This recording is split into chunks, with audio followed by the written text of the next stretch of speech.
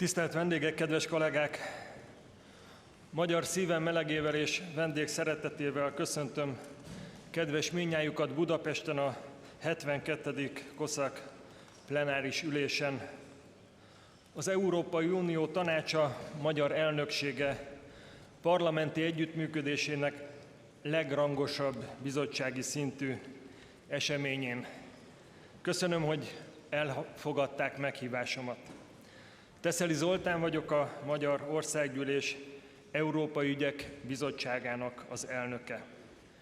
Megtiszteltetés, hogy most felkérhetem Kövér László urat, az Országgyűlés elnökét, hogy tartsa meg köszöntőjét innét a pulpitusról.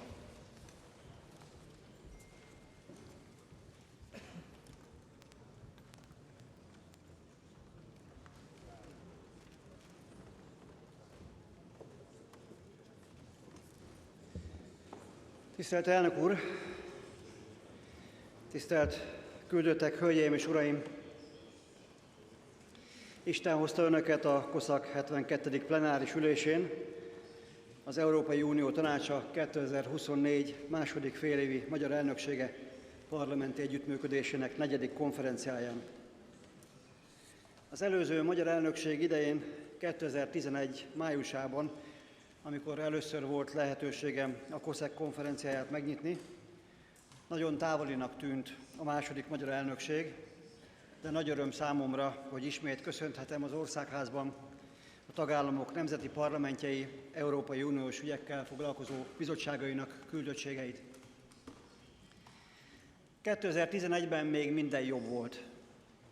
Nem csak azért, mert mindannyian 13 esztendővel fiatalabbak voltunk, hanem azért is, mert az Európai Unióban akkor csak egyetlen kihívás, a 2008-as pénzügyi világválság hatásait kellett kezelnünk.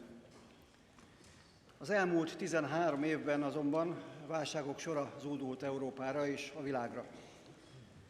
Illegális migráció, világjárvány és európai földön egy világháború veszélyével fenyegető regionális fegyveres konfliktus. Mindezen válságok magukkal hozták annak veszélyét is, hogy az Európai Unió a béke, a demokrácia és a jólét tervéből a háború, a diktatúra és az elszegényedés valóságává válik. Önök is pontosan ismerik a gazdasági folyamatokat és adatokat. A téves brüsszeli szankciópolitika hatására a tavalyi évben az Európai Unió GDP-je 0,2%-kal emelkedett, míg az orosz GDP 3,6%-kal. Az Unió vezetésének téves gazdaságpolitikája miatt az Európai Unió részesedése a világ GDP-jéből évről évre csökken. Az Európai Unióban az elektromos áram ára 2-3-szor, a földgáz ára 4-5-ször nagyobb, mint az Egyesült Államokban. Ez az európai ipar súlyos versenyhátrányához vezet. Az Unió brüsszeli vezetésének téves migrációs politikája társadalmi destabilizációt eredményez Nyugat-Európában, ami társulva az Unió gazdasági destabilizációjának hatásaival veszélybe sodorhatja az Európai Uniónak, mint szervezetnek a létét. Meggyőződésem, hogy napjainkban a hazáját és Európát szerető és szolgáló minden felelős európai politikusnak a legfontosabb feladata, hogy ezt a veszélyt elhárítsuk, hogy az Európai Uniót megőrizzük annak az érték és érdek közösségnek, amelynek az alapítói létrehozták. 2011 óta jelentősen kibővült a COSAC résztvevői köre, elsősorban a tagjelölt országok számának növekedése miatt, és bízom benne, hogy majd a harmadik magyar elnökség idején már az Európai Unió tagországainak száma miatt lesz nagyobb a konferencia résztvevőinek száma. Örömmel tudatom önökkel, hogy a mostani elnökségi fél évben eddig megvalósított 3 konferenciánk, a COSAC elnökeinek júliusi tanácskozása, a szeptemberi közös biztonsági és védelempolitikai konferencia és az október eleji gazdaságpolitikai konferencia sikeres volt. A Magyar Országgyűlés által megszervezett elnökségi eseményeken több száz képviselő vett részt tagállami, tagjelölt és egyéb meghívott országok parlamentjeiből, illetve az Európai Parlamentből, akik nyitottak voltak az EU-t érintő aktuális kihívásokról való eszmecserére, egymás akár azonos, akár különböző álláspontjának megismerésére. Az idei fél év kiemelkedő parlamentközi eseménye az egyetlen, az uniós alapító szerződésekben is elismert és nevesített állandó parlamentközi konferencia, a 72. plenáris COSAC megszervezése. Eseményünk első és legfontosabb napirendi pontja a magyar elnökség programja és eredményei. Engedjék meg, hogy tolmácsoljam önöknek Orbán Viktor miniszterelnök úr üdvözletét, aki személyesen szerette volna tájékoztatni önöket az elnökséggel kapcsolatos eddigi fejleményekről, azonban Georgiába kellett utaznia. Így ma őt a kormány európai ügyekért felelős minisztere, Bóka János úr fogja helyettesíteni. Tisztelt Hölgyeim és Uraim! Ahogyan az elnökségi program is rögzíti, Magyarország rendkívüli körülmények és kihívások idején vette át az elnökséget. A kontinensünket és az Európai Uniót komoly próbatétel elé állítja a szomszédságunkban zajló háború, az illegális migráció, a demográfiai folyamatok, a sérülékeny biztonsági helyzet, a nemzetközi ellátási láncok sebezhetősége, a globális versenytársaktól való leszakadás, illetve a klímaváltozás hatásai és a természeti katasztrófák. Bízunk abban, hogy a magyar elnökség alatt sikerül közelebb kerülni a megfelelő közös válaszok megtalálásához e kihívásokra. Elnökségünk egybeesik az intézményi átmenet időszakával, és alig több mint egy hónap múlva egy jelképes évfordulóhoz érkezünk. December 1-én lesz 15 éve, hogy hatályba lépett a Lisszaboni Szerződés. A Lisszaboni Szerződés által bevezetett reformok közül kiemelendő a nemzeti parlamentek szerepének megerősítése az Európai Uniós döntéshozatali folyamatokban. Pontosabban annak szándéka, amely azonban nem ért célt, elsősorban a bizottság illegitim, a tagállami hatásköröket elvonni akaró politikája miatt. 15 év távlatából érdemes áttekinteni a szubszidiaritás vizsgálati eljárások hatékonyságát is. Önök, mint a téma szakértői, ezt meg is tehetik a konferencia második szekciójában. A Lisszaboni Szerződés újításai közül hadd tegyek említést az európai polgári kezdeményezésről, amely a demokratikus véleménynyilvánítás fontos eszköze lehetne. A legfrissebb statisztikai adatokból az látszik, hogy 2012 és 2024 között 116 kezdeményezést vettek nyilvántartásba, azonban ezek közül csak 10 jutott el addig, hogy hivatalos választ kapjon az Európai Bizottságtól. Miért nincs egyelőre értékelhető eredménye ezeknek a kezdeményezéseknek?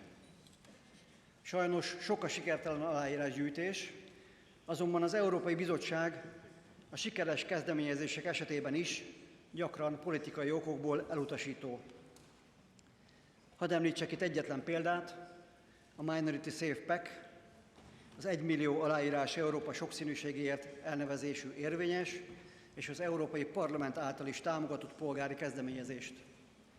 Érthetetlen módon az Európai Bizottság a kezdeményezés által felvetett, részletesen kidolgozott intézkedések egyikében sem tartotta szükségesnek jogalkotási javaslat előterjesztését, holott több mint 40 millió nemzeti kisebbségi élethelyzetben lévő európai ember, nem utolsó sorban európai választópolgár és adófizető jogegyenlőségi igényéről van szó. Bízom abban, bár erre őszintén szóval semmi jel nem utal, hogy az újonnan felálló Európai Bizottság hozzáállása változni fog a jövőben, és hatásköreit nem önkényesen, hanem az uniós szerződésekkel összhangban gyakorolja majd. A konferencia harmadik szekciója az európai demográfiai folyamatokkal foglalkozik. Vitathatatlan, hogy a demográfiai változások mélyreható hatással vannak nem csak az Európai Unió gazdaságára, jóléti rendszereire, gyarapodására, ellenálló képességére és versenyképességére, hanem összességében az európai civilizáció fennmaradásának hosszú távú esélyeire is. Tisztában vagyunk azzal, hogy a demográfiai kérdések kezelése alapvetően tagállami hatáskörbe tartozik, azonban az Európai Unió népessége csökkenésének és folyamatos előregedésének megállítása érdekében uniós szinten is foglalkoznunk kell ezekkel a kérdésekkel. A megoldást nem a migráció ösztönzése jelenti, hanem az európai családok gyermekvállalási szándékának támogatása. A parlamentközi események szinte állandó témájává vált az európai biztonság és védelem. Magyarország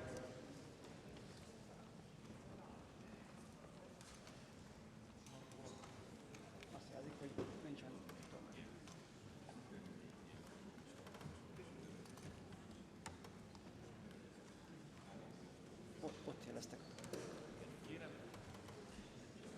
Kérem jelezze, akinek problémája van a tolmácsgéppel. Kérem jelezzék, hogy ha valakinek problémája van a tolmácsgéppel, hogy lássuk, hogy hol lehet a gond.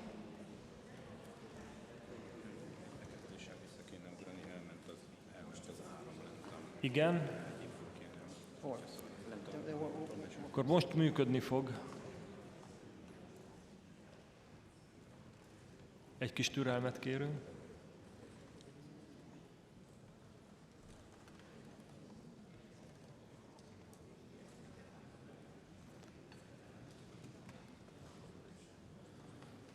Elnök úr, parancsoljon, önt illeti a szó, elméletileg már működnek a gépek.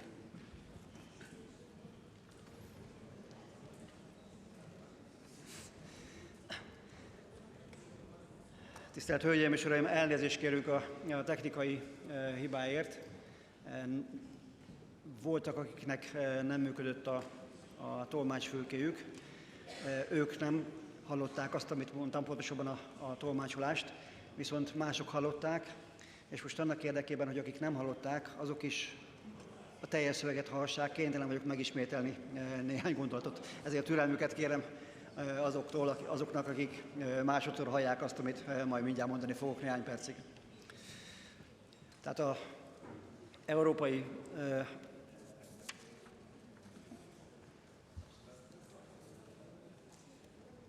aláírásgyűjtési kezdeményezésekről szólva, miért nincs értékelhető eredménye ezeknek a kezdeményezéseknek?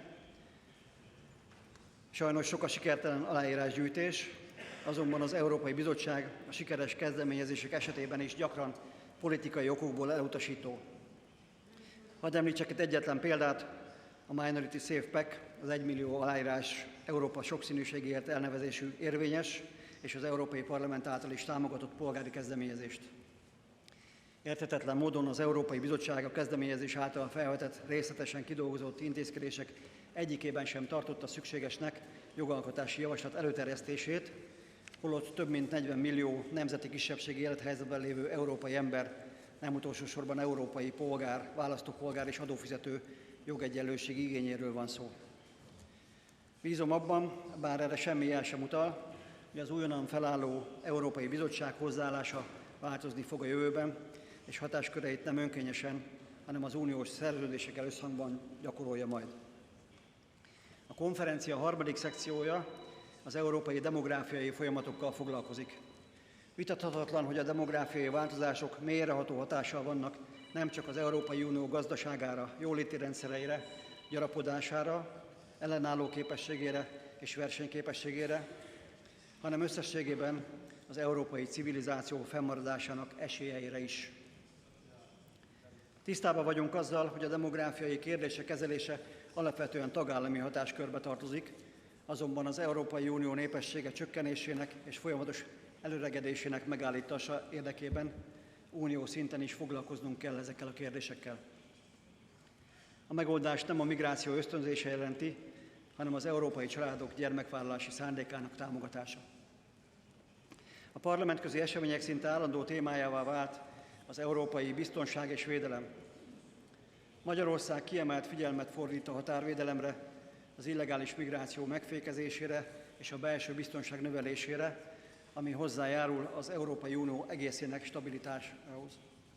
A biztonság és stabilitás szempontjából nem feledkezhetünk meg az Európai Unió bővítéséről sem, amely kapcsán nem győzzük elégszer hangsúlyozni, hogy most már valóban érdemi előrelépésre lenne szükség.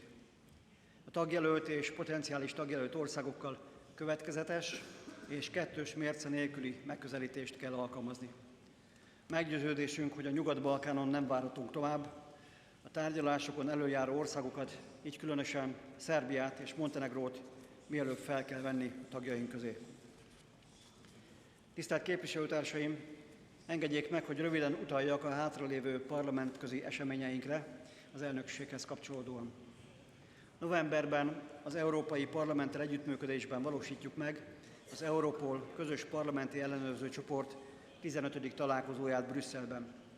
December elején itt, Budapesten egy külön konferenciát szánunk a kontinensünk jövője szempontjából kulcsfontosságú kulturális örökség és nemzeti identitás témaköreinek megvitatására.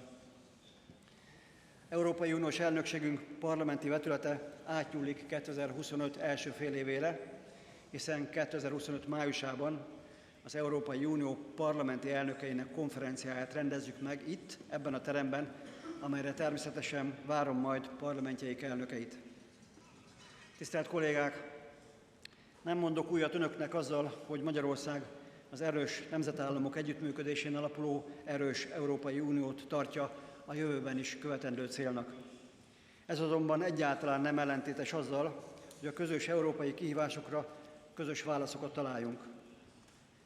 Ehhez azonban csak nyílt, őszinte, demokratikus vitán keresztül juthatunk el, nem pedig az eltérő véleményt képviselők megbélyegzése és kirekesztése révén. Egy igazi kereszténydemokrata politikus, Robert Schuman idézve, Európa a kiteljesedést hozta meg az emberiség számára, neki kell hát új utat mutatnia a mások leigázására irányuló törekvések helyett, a kultúrák sokféleségének elismerése révén, mely kultúrák minden egyes képviselője kölcsönös tisztelettel viseltetik a többiek iránt. Magyarország ezt a tiszteletet tanúsítja mindenki felé, és várja el mindenki részéről. Tartalmas eszmecserét kívánok, érezzék jól magukat nálunk!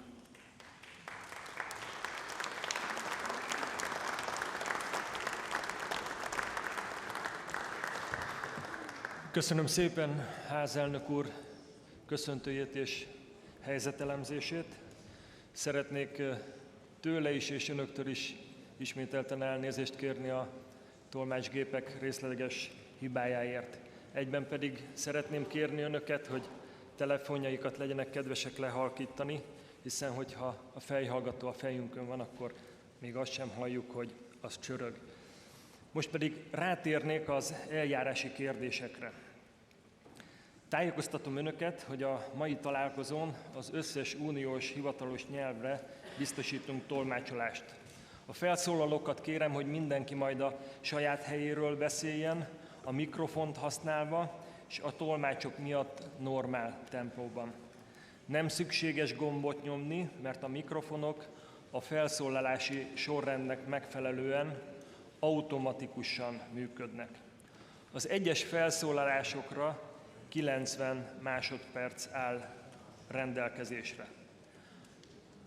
Az ülésterembe a házszabály szerint ételt, italt behozni nem szabad, a folyosókon állandóan van víz és kávé. Történelmi falak között vagyunk, így elektromos készülékeik töltésére a terem bejáratánál van lehetőség. Most pedig ismertetném a COSAC plenáris ülés tervezetét, amelyet már önök is korábban megismerhettek, és amelyet a Trojka a tegnapi ülésén jóváhagyott. Az első szekció az Európai Unió Tanácsa magyar elnökségének programjával és eredményeivel foglalkozik. Az előadó itt Bóka János Európai Uniós ügyekért felelős miniszter lesz, akit ezúton is külön nagy tisztelettel köszöntök körünkben. A második szekcióra ebéd után kerül majd sor, amelynek elején a COSAC állandó titkára ismerteti a féléves jelentés eredményeit. A délutáni témakör az intézményi átalakulás éve és a Lisszaboni Szerződés alkalmazásának 15. éve lesz. Ennek keretében Maros Sefcovic, az Európai Bizottság ügyvezető alelnöke videóüzenetben köszönt bennünket, majd rövid előadást tart Zsigmond Barna Pál, miniszterhelyettes, Sven Simon, az Európai Parlament Alkotmányügyi Bizottságának elnöke, és Alexandro Giglio Vigna, az olasz képviselőház Európai Uniós politikákkal foglalkozó bizottságának az elnöke is. A délutánt pedig a bizottsági elnökök ülése zárja a záró dokumentumok elfogadásának előkészítése érdekében. A holnapi napra pedig szintén 2 témakör kerül megtárgyalásra. Az európai demográfiai folyamatokról Koncz Zsófia, a Kulturális és Innovációs Minisztérium államtitkára tart majd előadást, az Európai Bizottság és Védelem témakörben pedig Esteban González Pons, az Európai Parlament alelnöke, és Sztáray Péter, a Külgazdasági és Külügyminisztérium államtitkára. A plenáris ülés a záró dokumentumok elfogadásával zárul. Kérdezem, hogy van-e észrevétel a program tervezetével kapcsolatosan? Nem látok ilyet, így azt elfogadottnak tekintem. Most pedig röviden beszámolnék a tegnap esti trojka üléséről. A trojka ülés megfelelően előkészítette a plenáris ülést, és a záró dokumentumok tervezete kapcsán is jelentős előrelépésre jutott. Emlékeztetem a képviselőket, hogy az október 15-én megküldött elnökségi tervezethez a megadott október 21-i határidőig 17 tagállam és az Európai Parlament delegációja nyújtott be számos módosító javaslatot. A tegnapi trojka ülés alapján elkészült a záró nyilatkozat kompromisszumos változata, amely a módosító javaslatok jó részét beépítette az eredeti dokumentumba. A trojka kompromisszumos változatát tegnap este megküldtük a delegációknak. Amennyiben még lenne módosítási szándék, arra még ma délig írásban nyílik lehetőség. Kérem a javaslatokat pontosan megfogalmazva, szövegszerűen benyújtani. Kérem a szavazó elnöktársaimat, hogy ismerjék meg mélységében az írásban benyújtott módosító javaslatokat, esetleg személyes egyeztetéseket is kezdeményezzenek a javaslattevőkkel, hogy a szavazás gyorsabban lefolytatható legyen. Most pedig rátérnénk az elnökséghez érkezett levelekre. Megfigyelőként Andorra, Örményország, Koszovó, Monaco, Norvégia, Svájc és az Egyesült Királyság parlamentjei vesznek részt a COSAC plenáris ülésen. Izland végül nem lesz jelen belpolitikai okok miatt. Az ősz folyamán beérkezett leveleket és kérelmeket a trojkával egyeztetve hagytam jóvá.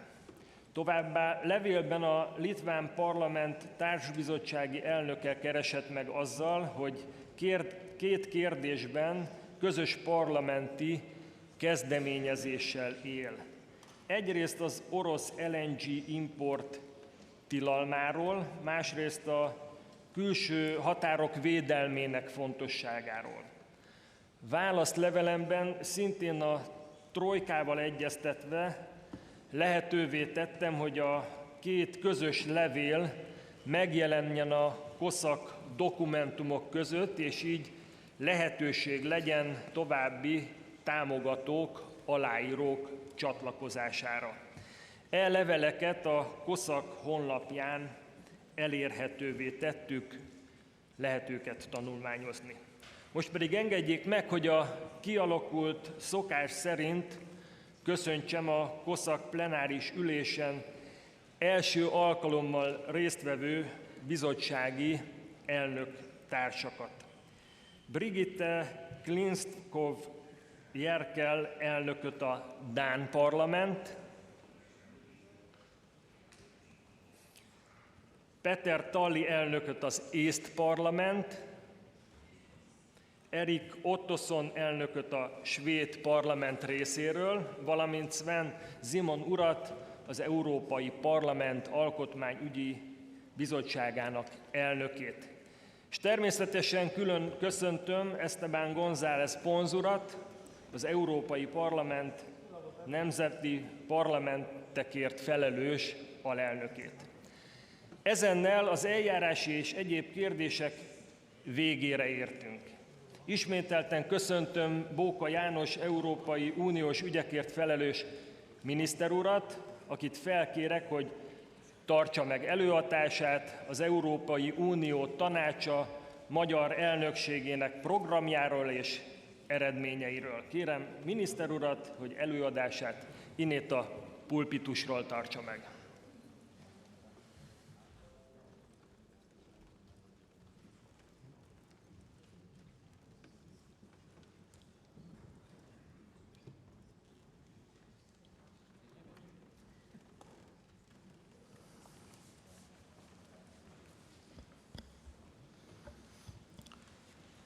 Honorable Speaker of the House, Honorable Chairman, dear members and observers, Your Excellencies, ladies and gentlemen. It is an honor and a pleasure to address you today in the House of the Hungarian National Assembly, a house that is a matter of national pride, a symbol of our history and achievement, a house where St. Stephen's crown is on display, an embodiment of our 1,000-year-old statehood, national sovereignty, and our unbreakable determination to survive as a nation and a country against all odds and under all circumstances. Pride and responsibility. They are also relevant for Hungary's current presidency of the Council of the European Union. It is the second time that we assume this role after 2011. In 2011, the European Union was also hit by crisis. Our presidency was called on to manage the aftermath of the financial and economic crisis, the impact of the Arab Spring, and the Fukushima disaster. We promised a stronger Europe, and we delivered. We adopted the first EU-level Roma strategy and the Danube strategy.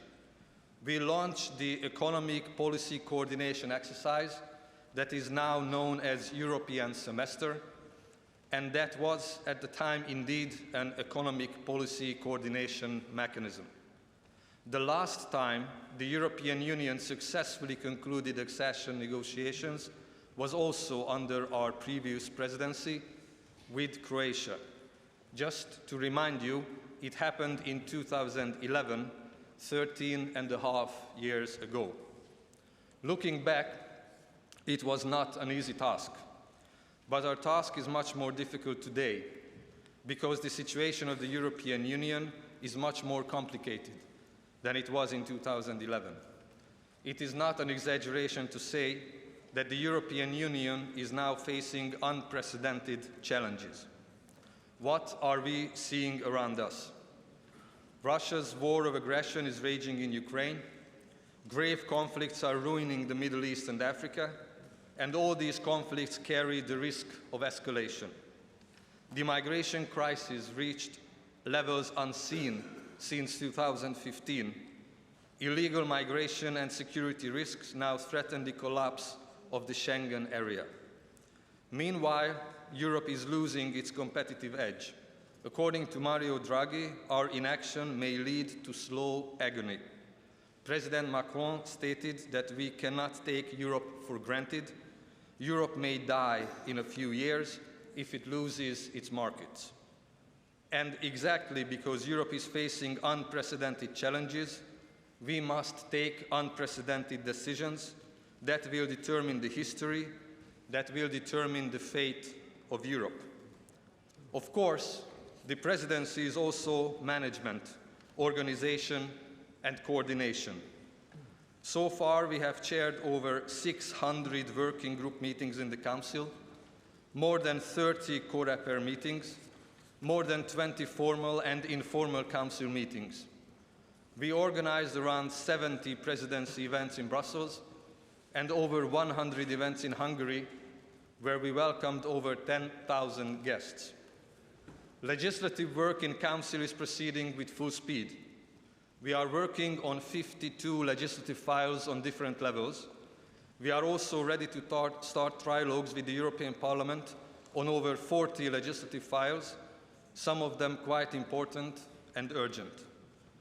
But the presidency is not only and not primarily management. The presidency, over and above management activities, has a political responsibility. It must have something to offer for Europe that is beset by crisis. And our offer to Europe is change. The Hungarian presidency strives to be the catalyst of change.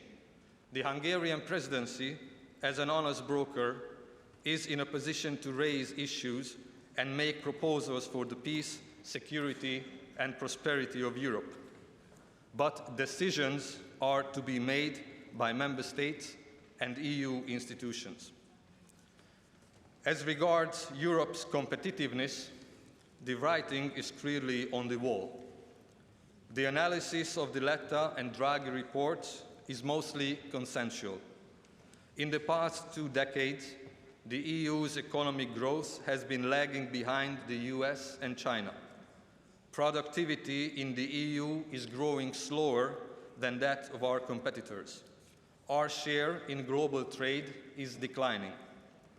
Companies in the EU face electricity prices 2 to 3 times higher than in the US and 4 to 5 times higher natural gas prices.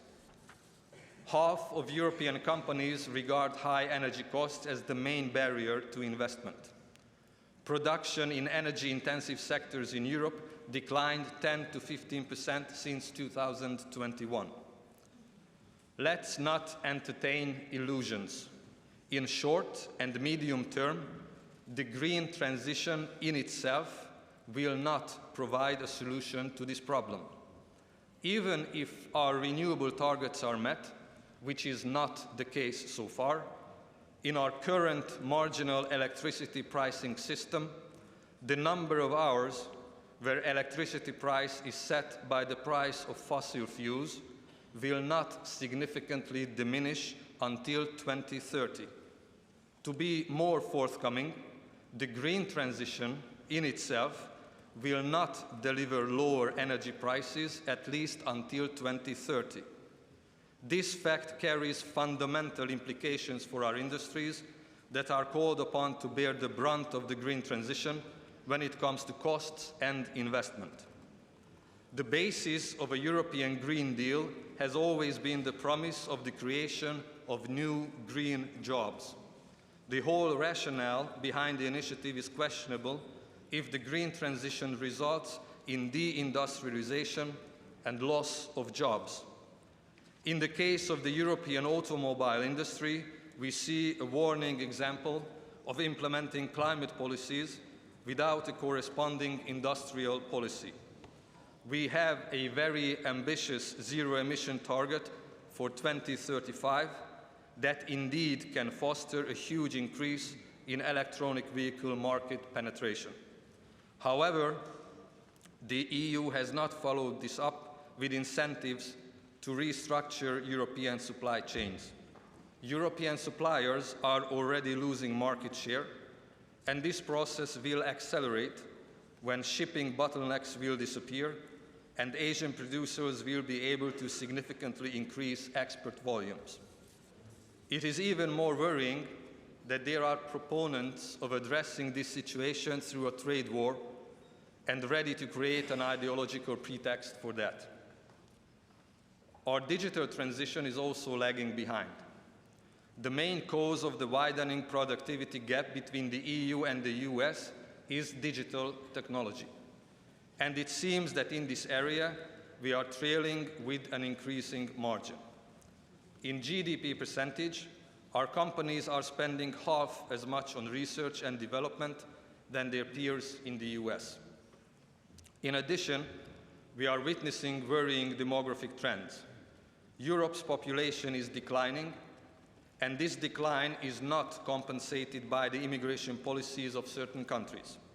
For the first time in its modern history, Europe will enter a period when its GDP growth is not supported by a growing workforce. As we are in the 24th hour, immediate action is required.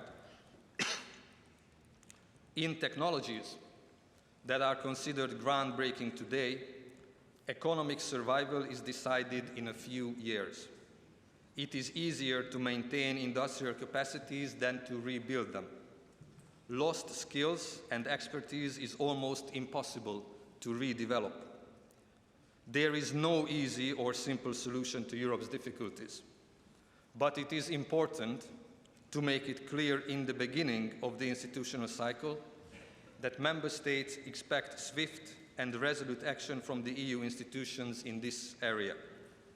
For example, by easing administrative burden and over-regulation, providing affordable energy, implementing a clean industrial policy, strengthening the single market, advancing the capital market union, enhancing connectivity, and revitalizing our trade policy. We need solutions that are feasible in Europe. Europe is not the US and not China either. And I believe it should not become neither the US nor China. The objective of the Hungarian presidency is to adopt a new European competitiveness deal on the occasion of the informal meeting of the European Council scheduled for the 8th of November in Budapest. We expect this deal to reflect the urgency of the situation, to show political commitment and ownership on the highest political level, to signal the intention of the leaders to remain seized of the matter, and regularly follow up progress and delivery to make sure that competitiveness as a horizontal issue is mainstreamed into EU activities in all policy areas. Competitiveness must remain in the focus of our activities for the whole of the next EU institutional cycle. The migration crisis is an equally urgent challenge. We are witnessing a major policy shift in Europe, which provides a new impetus for our work. We need to embrace this increasing convergence of positions and be even more active in our coordination, cooperation, and global outreach. The sovereign decision about who crosses our borders must be for our governments to take and not for organized crime groups. This is even more important when both state and non-state actors exercise pressure on our borders by the means of instrumentalization of migration, undermining our security. Improving cooperation on returns and readmission is in our interest, and that should be an important part of our relations with partner countries. We should ensure solid mechanisms for effective returns, especially for the removal of those who pose a serious threat to public order or internal security. We should also continue to explore innovative solutions as possible ways forward, including the idea of developing return hubs outside Europe and also other extraterritorial options. Illegal migration and security concerns have now led to widespread and effectively permanent reinstatement of internal border controls in the Schengen area. I believe that the situation now calls for a discussion on the highest political level to see whether the political consensus needed for the effective functioning of the Schengen area can be re-established.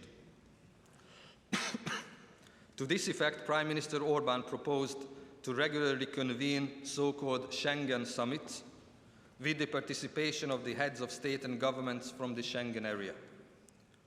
An important part of our response to the 2008 economic crisis has been the establishment of the system of Eurozone summits. Its success is highlighted by the fact that it was institutionalized by an international treaty in 2012. Now the Schengen area is in similar crisis situation and in similar need for political commitment and guidance. Similarly to the Euro Summit, the arrangement for the Schengen Summit should be laid down in an international treaty, a treaty on the governance of the Schengen area. Our proposal to establish the Schengen Summit in an inclusive format, engaging the heads of state or governments from all EU member states, including those not participating or partially participating in the Schengen area, as well as from Schengen-associated countries. Meetings would take place at least twice a year on the margins of the European Council meeting in Brussels. The Schengen area must not only be reinforced, it needs to be expanded as well. The Hungarian presidency works to find consensus for the full membership of Bulgaria and Romania before the end of the year. Besides migration, Europe faces a number of security challenges. We will discuss these security challenges during the 5th summit of the European Political Community on the 7th of November in Budapest, building on the results of our previous summits in Prague, Chisinau, Grenada, and Blenheim. In addition to plenary sessions devoted to security challenges in general, breakout sessions will be organized on the topics of migration and economic security. When it comes to security and defense, the European Union also has a role and responsibility. Today, Europe cannot provide for its own security. Therefore, the Hungarian presidency wants to strengthen the European security and defense policy and turning it into a policy with relevance. We propose to start by reinforcing the European defense industrial and technology base. We also need successes in our enlargement policy. The EU's enlargement policy must remain merit-based, balanced, and credible. It is a priority for our presidency to accelerate the accession process of the Western Balkans. The EU is not complete without the integration of the region that would bring economic, geostrategic, and security benefits for the EU as a whole. As we speak, a number of candidate countries already fulfill the technical requirements to progress in the accession process, but political consensus among member states is missing. The European Union promised a European perspective to the region more than 20 years ago. It is time to deliver on our promise. The EU Western Balkans Summit to be organized in December provides a good opportunity to reinforce this political commitment. A few words on the common agricultural policy. Food security in Europe is an issue of strategic importance. The competitiveness of European agriculture is now weakened by extreme weather conditions, over-regulation, and imports from third countries with less strict standards.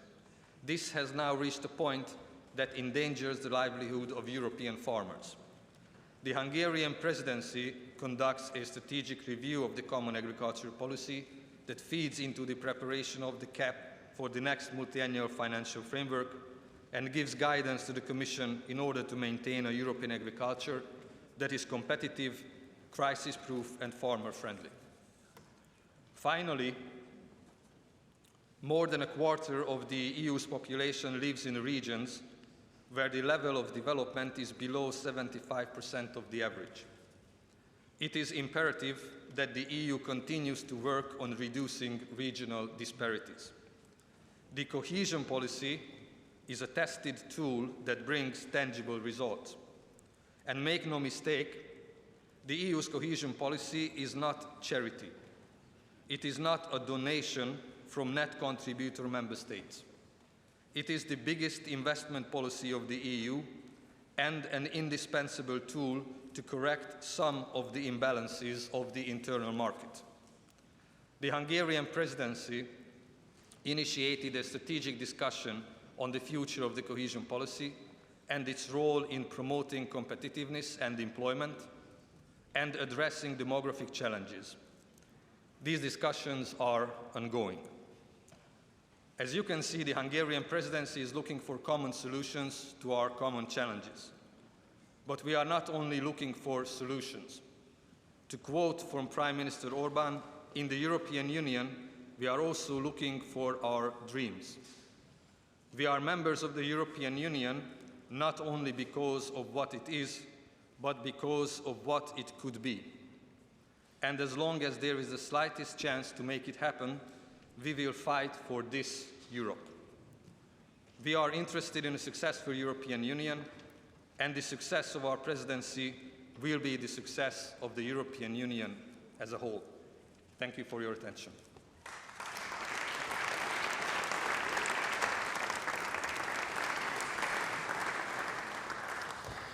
Köszönjük szépen miniszter úr előadását a magyar EU elnökségi félévről és annak eredményeiről, és a mögöttük meghúzódó érveinkről is. Engedjék meg, hogy külön köszöntsem körünkben megjelent Zsigmond Varga Pál miniszter helyettes urat, a második szekció, a délutáni szekció kormányzati előadóját. Örülünk, hogy itt van velünk. Az eddigi jelentkezések alapján 45 felszólalási igény érkezett. A helyszínen már nincs lehetőség további felszólalási igények jelzésére ehhez a napirendhez. A felszólalási időkeret 1,5 perc, 90 másodperc. Kérem, ezt vegyék figyelembe. A kis harang kongatását követően 10 másodperccel a gép automatikusan el fogja venni a hangot.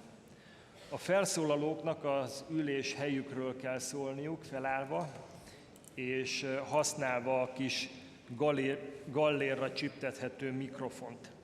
Elsőként a trojka tagok kapnak szót, így jelesül de Rouwer úr, a belga képviselőház elnökét illeti a szó, parancsoljon.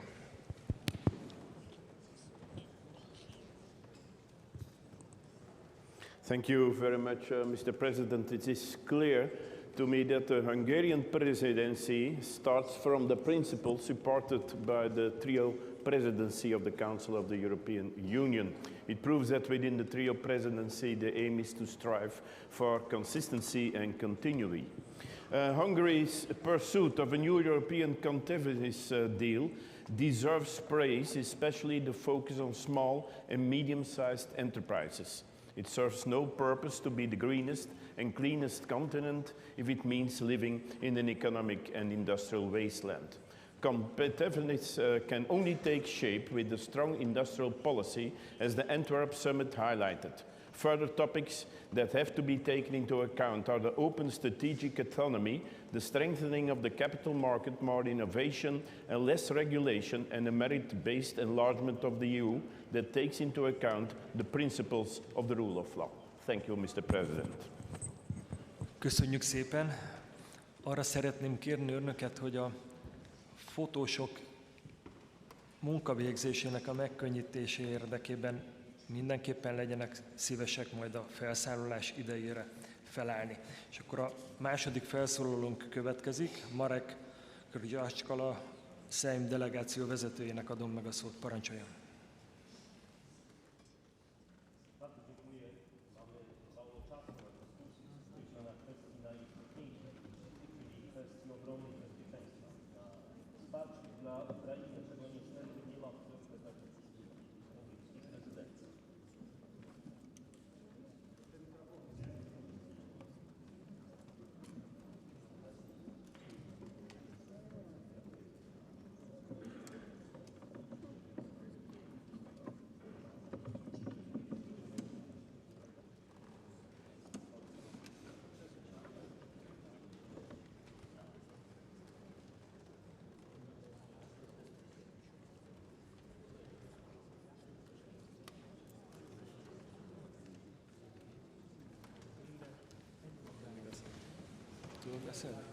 Minden kezdet nehéz, ezért addig, amíg a mikrofonnak a megjavítása megtörténik, vagy éppen a képviselő úr jó helyre ül, igen, addig szeretném kérni még egyszer nyomatékkal, hogy legyenek kedvesek felállni, aki éppen a felszólalást teszi.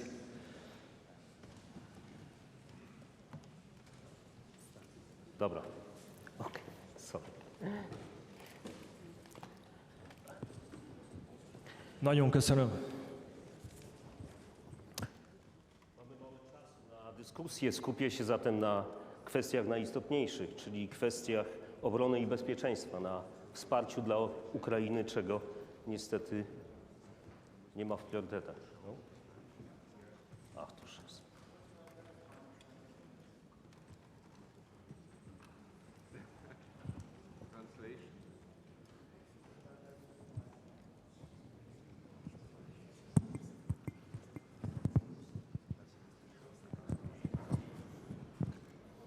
Csak hogy könnyebb legyen értelmezni, azt még szeretném kérni még egyszer, hogy mindenki az eredeti saját helyéről legyen kedves beszélni, ahol a táblája kint volt.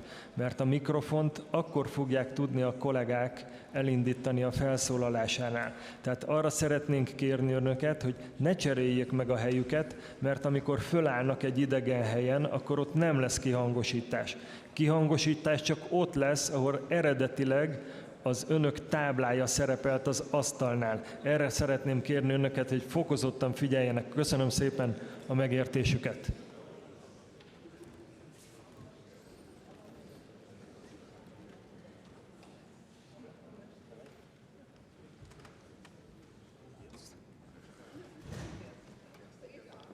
Kann ich jetzt sprechen?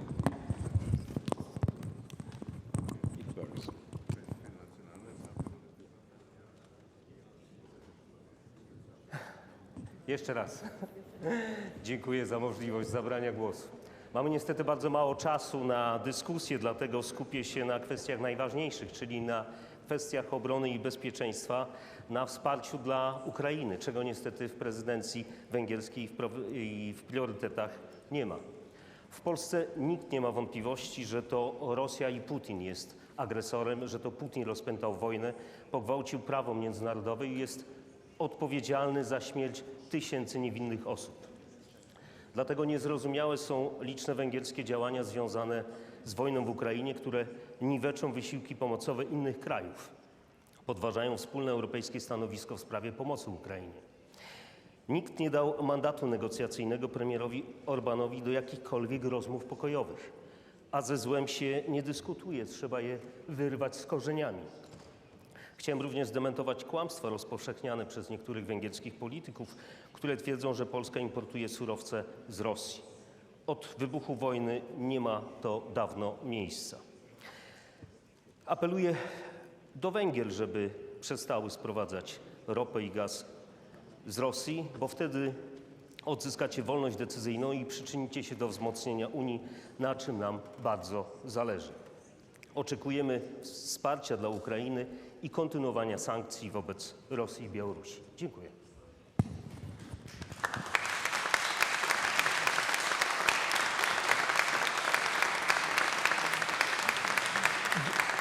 Grzegorz Szetina urat illeti a szó, a Lengyel Szenátus Külügyi Bizottságának az elnökét. Parancsoljon!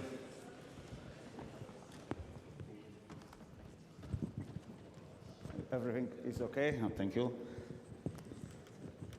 Mówiąc o tym, kontynuując to, o czym mówił mój poprzednik, pan poseł Marek Krząkała, to kwestia zasadnicza. To, co dzisiaj mówimy i myślimy o wsparciu dla walczącej Ukrainy, ale mówimy to także w kontekście rozszerzenia Unii Europejskiej. To, co miało być i ciągle mamy nadzieję, że jest ważne, czy najważniejsze dla prezydencji węgierskiej, to było w jej planie i w tym projekcie. Chcemy mówić o Ukrainie, chcemy mówić o Mołdawii, mówimy o ich drodze do Europy, mówimy o negocjacjach, które zostały rozpoczęte. Ale mówimy także, że tutaj trzeba dużo więcej. I teraz jako politycy, parlamentarzyści z Polski mówimy, będziemy te sprawy przyspieszać, kiedy Polska rozpocznie prezydencję za 2 miesiące. Mówimy także o kontekście aspiracji europejskich Gruzji i Armenii. To kraje dzisiaj, Gruzja po ostatnich wyborach przechodzi przez bardzo trudne dni. Wspieramy Gruzinów i społeczeństwo obywatelskie w ich aspiracjach europejskich. Podobnie myślimy o Armenii. Mówimy także o Bałkanach Zachodnich, mówimy o aspiracjach europejskich Serbii, o tym, że sprawa wydaje się być otwarta i na dobrej drodze do realizacji aspiracji europejskich. Zrobimy to w czasie naszej prezydencji, to jest nasze polityczne zobowiązanie. Dziękuję bardzo.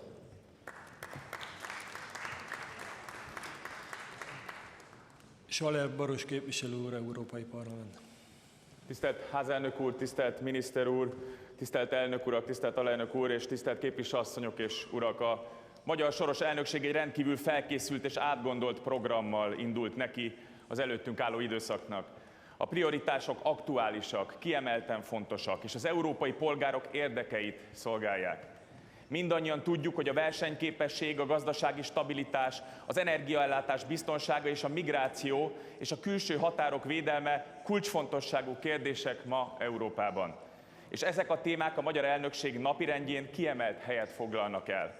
Sajnos szomorú volt megtapasztalni az elnökség prioritásainak európai parlamenti bemutatásokkor, hogy egyes képviselők egy politikai vitát generáltak ahelyett, hogy az elnökség által meghatározott valódi prioritásokra összpontosítottak volna. Ez a hozzáállás semmiképp sem szolgálta, és semmiképp sem fogja szolgálni Európa érdekeit, és sajnálom, hogy a lengyel kolléga ebben a stílusban folytatja. A mostani COSAC ülés azonban remek alkalom arra, hogy végre arról beszéljünk, ami igazán fontos. Itt nem politikai manőverekről kell szólni a diskurzusnak, hanem arról, hogyan hozhatunk olyan döntéseket, amelyek a nemzeti érdek és az európai polgárok jóléte mentén születnek. A magyar elnökség elkötelezett ebben, és bízom benne, hogy együtt sikerül előre mozdítani a közös céljainkat. Ahogy Charles de Gaulle mondta, a nemzetek Európája mindig erősebb és szabadabb lesz, mint a központosított bürokráciák Európája. A magyar elnökség alatt is ezen elv mentén dolgozunk, annak érdekében, hogy a nemzetállamok ereje és függetlensége megerősödjön, és közösen tudjuk Európa jövőjét formálni. Köszönöm szépen a szót! Juhász Hajnalkát illeti a szó a magyar delegáció részéről, az Európai Ügyek Bizottsága tagja, Külügyi Bizottság alelnöke, parancsoljon. Thank you, Mr. Chair. Honored colleagues, I think today we have to focus on what we bound us. Enlargement process is one of the most important values of the European Union. Integration process cannot be complete without a successful enlargement process. The European Union itself pledged the EU countries to join the European Union in 2003. 20 years have left, and during our first presidency, Hungary was very proud of that. We successfully closed the last chapters of Croatia, and Croatia has become the member of the European Union. And I'm glad to share with you that one of the most important priorities of the Hungarian presidency is the enlargement process, and the EU can start the negotiation process with Albania. It's a very important next step to the enlargement process. The EU itself has a global strategy from 2016 which highlights that investing in enlargement process means investing in peace, security, and also a very sustainable future. This is which bound us, and we have to very committed to this issue because this is the future. Thank you very much indeed. Markus Nöns urat illeti a szó, Bundestag delegáció vezetője, parancsoljon. Herr Präsident, vielen Dank für diese Konferenz und auch für die Themen. Ich würde gerne über 2, 3 Dinge sprechen, die aus unserer Sicht wichtig sind. Wir haben heute schon über Migration und die Migrationskrise gesprochen. Ich glaube, es gibt einen Weg, den die Europäische Union gefunden hat. Und den sollten wir jetzt auch konsequent weiter vertiefen. Das ist das gemeinsame europäische Asylsystem. Es soll reformiert und erneuert werden. Und dazu gibt es einen Kompromiss, den wir gefunden haben. Diesen weiter zu verfolgen, halte ich aus unserer Sicht für geboten und richtig. Ein zweiter Punkt, der aus meiner Sicht richtig ist, die Erweiterung. Aber die Erweiterung steht in einem engen Zusammenhang, ob wir Europäer in der Lage sind, auch uns zu reformieren. Ob wir die Europäische Union moderner und auch schlagkräftiger aufbauen, weil wir Mitbewerber in der Welt haben, die eben nicht demokratisch sind und die auch nicht so naiv sind, uns nicht auch zu bekämpfen. Ich rede hier unter anderem von China. Wir sollten nicht naiv sein, was die Chinesen betrifft. Und ich finde, ein dritter Punkt ist aus meiner Sicht nochmal wichtig. Das ist der Punkt, wir müssen unsere Wirtschaft stark aufstellen. Dazu brauchen wir im Übrigen in Europa eine Industriestrategie für die Zukunft. Davon hängt unser Wohlstand ab. Mit diesem Wohlstand schaffen wir den Ausgleich innerhalb der Europäischen Union. Und das ist aus unserer Sicht wichtig. Danke.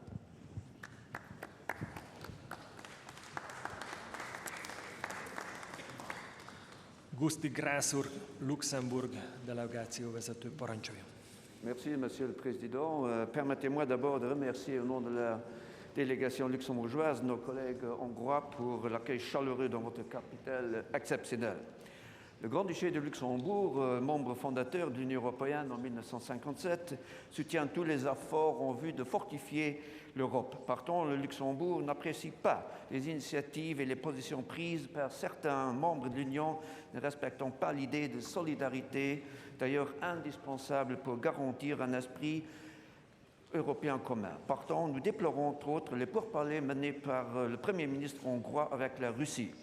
Pendant les temps qui courent, il est indispensable que l'Union européenne parle avec une seule voix.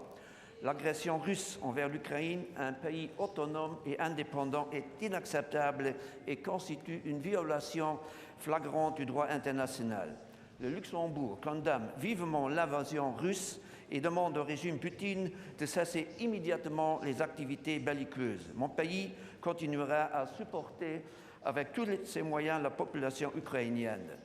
Nous invitons donc la présidence hongroise à s'associer davantage aux efforts déployés depuis le 24 février 2022 par une large majorité des États membres de l'Union européenne pour que l'Ukraine sorte vainqueur de la guerre inutile. Cette crise nous fournit un excellent exemple que nous avons besoin de plus de l'Europe et pas moins. Partant, le Luxembourg est en faveur d'un élargissement, mais seulement pour des pays respectant les critères de Copenhague. Je vous remercie.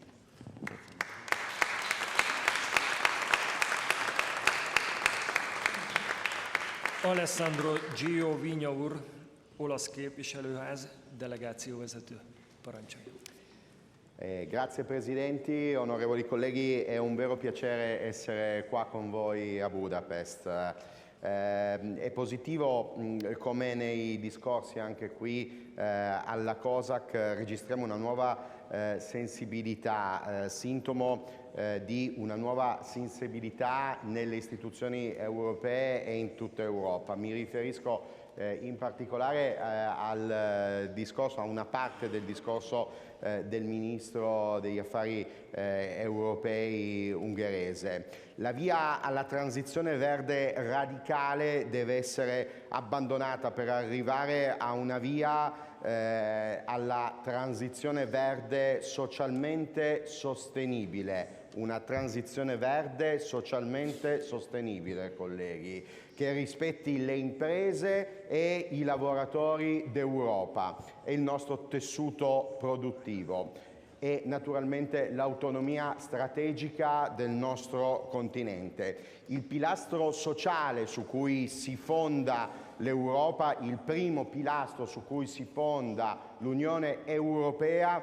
non deve essere più compresso, non deve essere più schiacciato dal pilastro ambientale. Andare nell'obiettivo di un continente a emissioni zero sì, ma contemporaneamente, contestualmente andare verso un continente a disoccupazione zero e io sono contento che c'è una nuova sensibilità e che si sta andando in questa direzione. Grazie Presidente, grazie onorevoli colleghi.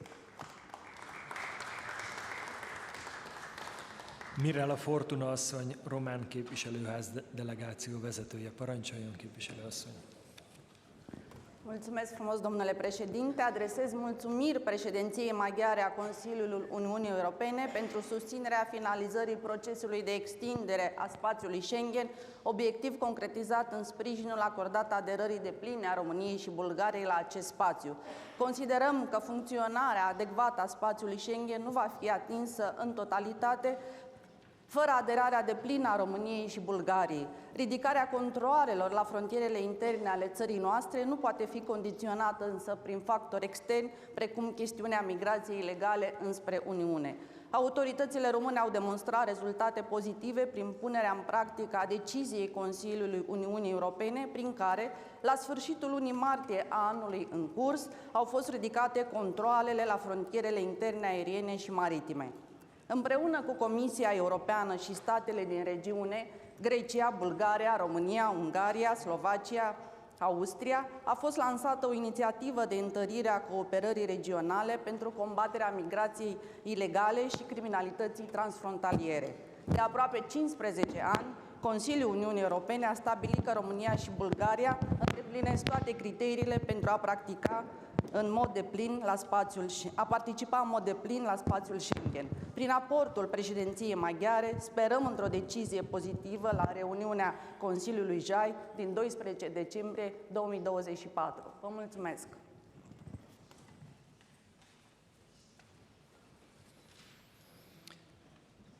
Bastian van Apeldoorn úr következik, holland delegáció vezetője. Parancsoljon! Dear Chair, if you do want to make Europe great again, then the most important thing surely must be that our core values and principles are respected. For many of us, and certainly also for most parties, if not all, from the Dutch Senate, these are the values laid down in Article 2 of the EU Treaty. That is the values of respect for human dignity, freedom, democracy, equality, the rule of law, and respect for human rights. And we all know that the country that is now hosting COSAC has been seriously and persistently in breach of these values and principles, which is why Hungary is subject to Article 7, Article procedure since 2018. Unfortunately, however, in spite of this and other rules of law instruments that have been activated in the case of Hungary, this has not led to any improvement when it comes to key areas of judicial independence, media independence and freedom, and civil liberties, as we could also read in the latest country report for Hungary, rule of law report from the European Commission. Indeed, as the Speaker of the National Assembly also said in his introductory remarks, the EU is a community of values. But then, if we do not respect these values in our national practices, we erode this European community from within. So we'd like to ask the Minister for European Affairs of this country whether he agrees with this, and if so, what his country is prepared to do to indeed help make Europe become truly great again, that is a region which is great respecting the principles of the rule of law, democracy and human rights. Thank you, Chair.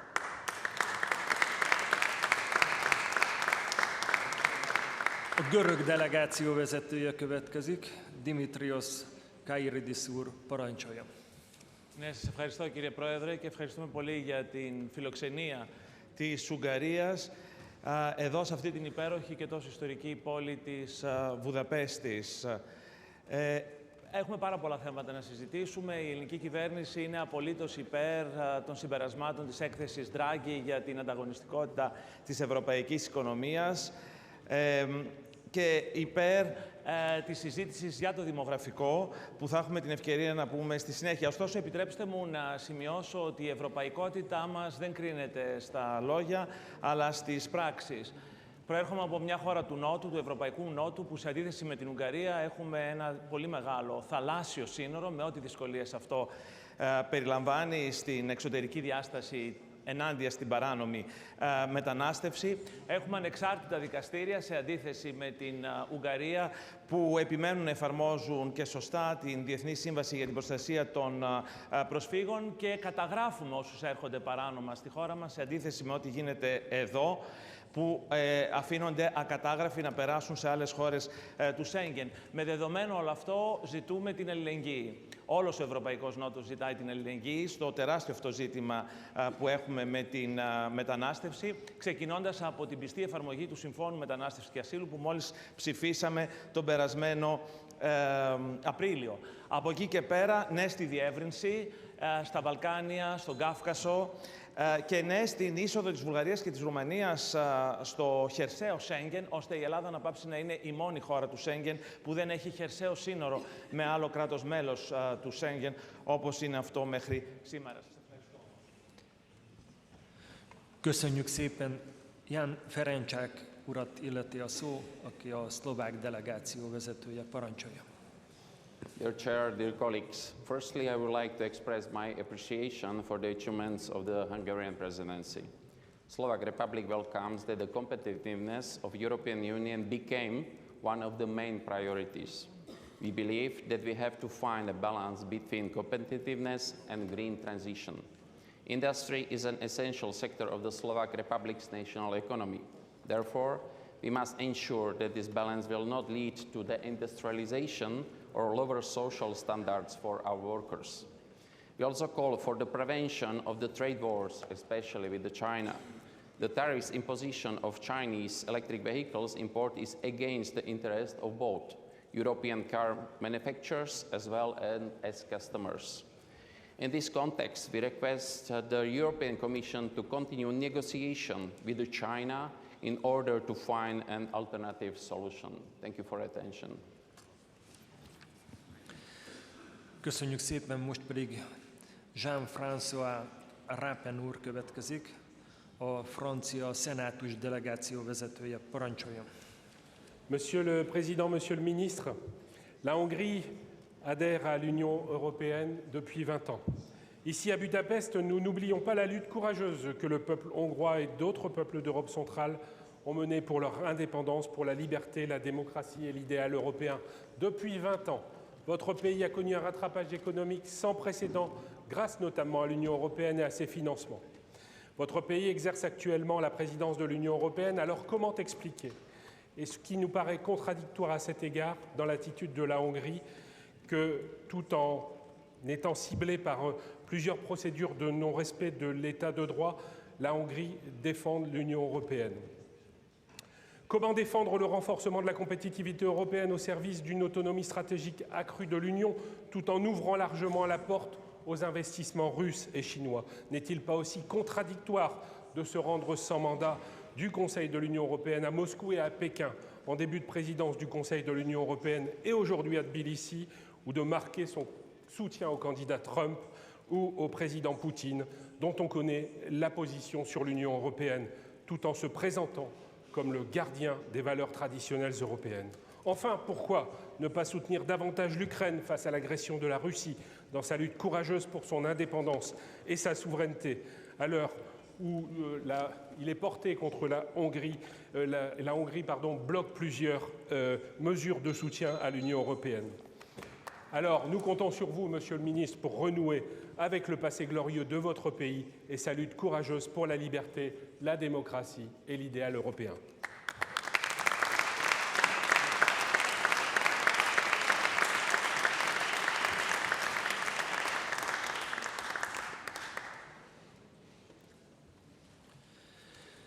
Heikki Autto úr következik, a finn delegáció vezetője. Parancsoljon elnök. Mr. Speaker, dear European colleagues, Russia has continued its brutal war almost 3 years now.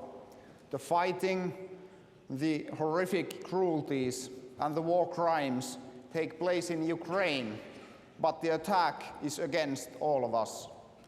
Ukrainians are fighting for the values we believe in. They are really fighting for all of us. That's why it's unacceptable that we don't do more to support Ukraine. Russia alone is to blame for the war, but we are all to blame that we let Russia to continue the war. I'm very sorry that the Hungarian presidency has failed to prioritize our support for Ukraine. More time we give Russia to escalate the war, more dangerous the situation becomes. Can you imagine North Korean soldiers attacking Europeans. Now you don't have to imagine anymore. It has been said that for the evil to prevail, it only takes for the good to stay silent. That's why I strongly urge us all to speak up for Ukraine. Ukrainians' cause should be on top of the agenda as long as it takes for us to help Ukraine to defeat the evil.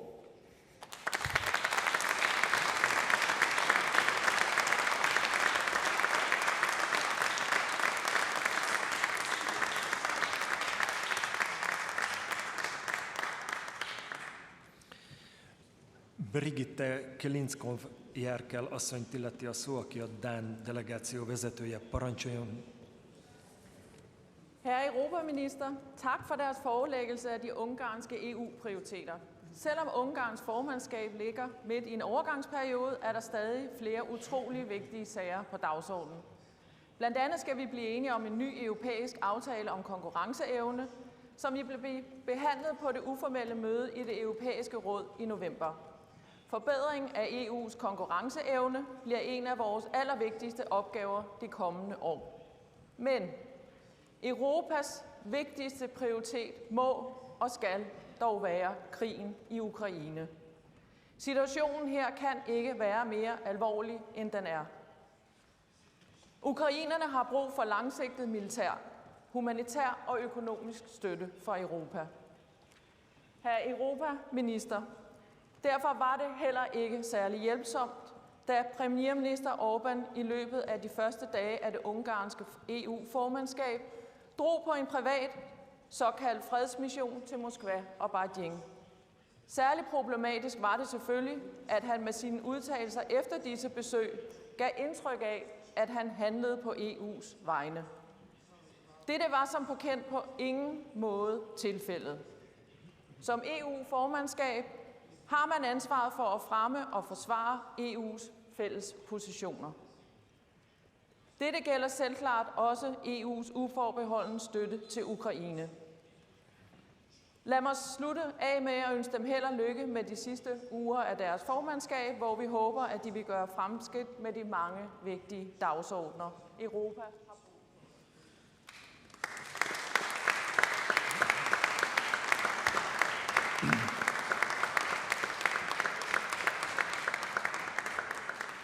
Tisztelt Hölgyeim és Uraim, engedjék meg, hogy igyekezve nem túllépni a levezető elnöki szerepkörömet, de hogy arra kérjem Önöket, hogy legyenek olyan kedvesek a napirenddel kapcsolatosan felszólalni. Ennek az az oka, mert folyamatos ismételgetéseket hallunk egy témáról, ami nem szorosan kapcsolódik ehhez a napirendhez. Van olyan napirendi pontunk ebben a 2 napban, amelyhez sokkal szorosabban kapcsolható volna, mint a magyar elnökség programjához és eredményeihez. Én maximálisan értem azt, hogy a COSAC-nak 10 éve vagyok tagja. A legfontosabb vívmánya az, hogy itt valós eszmecserét tudunk folytatni. Ezért kérem Önöket, hogy valós eszmecserét folytassunk arról a témáról, ami napirenden van. És azok a felszólalásokat, amelyek nem a napirendhez kapcsolódnak, pontosabban pontosítak, nem ehhez a napirendhez kapcsolódnak. Lehetséges, hogy holnapi napon, akik ma felszólaltak, esetleg már nem lesznek itt, és ezért gondolták, hogy akkor felszólalnak abban a témában, amiről máskor tárgyalunk, de arra kérem Önöket, hogy tartsák tiszteletben azt, hogy valós eszmecserének akkor van értelme, hogyha a napirenddel kapcsolatosan cserélünk eszmét. És akkor ezek után következik Haris Georgiadis úr, a ciprusi delegáció vezetője. Parancsoljon! Thank you, Mr. President. Now, I will comment on something that was said by the speaker, so I hope that I am within the framework as you have said it. And the speaker spoke of our common values and interests, but he also criticized our sanctions policy against Russia. So I will ask, what are these values and how can we defend them? Are we defending our values and interests when we turn a blind eye to aggressors and to authoritarian regimes? Are we defending our interests when we buy oil and gas from Putin and sell fighters and submarines to Erdogan? Colleagues, I know that sanctions sometimes will hurt also those imposing them. In Cyprus, for instance, we terminated all flights and stopped receiving tourists from Russia. And believe me, this was economically painful. But as a country which knows firsthand what it means to face invasion and occupation, we also know that defending our values and interests comes at a cost. And let us never prioritize our short-term economic benefit over our long-term strategic interest and common values. Thank you very much.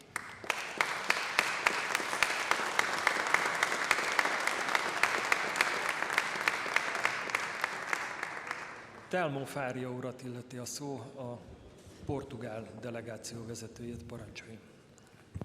Mr. Chairman, Mr. Minister of European Union Affairs, we are living in an extraordinary period, a very, very extraordinary period dominated by aggressions and geopolitical disputes. The idea of European Union is first of all an idea of peace and security in Europe. To be strong, Europe should be united and keep the peace inside our borders and keep it away. But, Mr. Minister, we have an aggression in Europe near the borders of the European Union and inside a European member candidate, Ukraine. Besides this situation, Hungary established their priority in this policy in the Western Balkans, and the Council decided to open the first cluster of the accession negotiations of Albania. And a 6 billion reform and growth facility was decided as an approval of the reform agendas of Albania, Kosovo, Montenegro, North Macedonia, and Serbia. Allow me to ask you, Mr. Minister, besides this reform and growth facility, what do you think about speed up the process in Ukraine and Moldova? After the important steps of preparations phase in the Belgian presidency, and what do you think if Poland in the next semester could give a stronger impulse and accelerate the accession of those two countries? Thank you.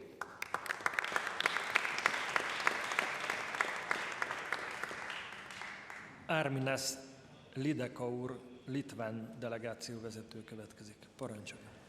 Merci, Mr. President, chers collègues.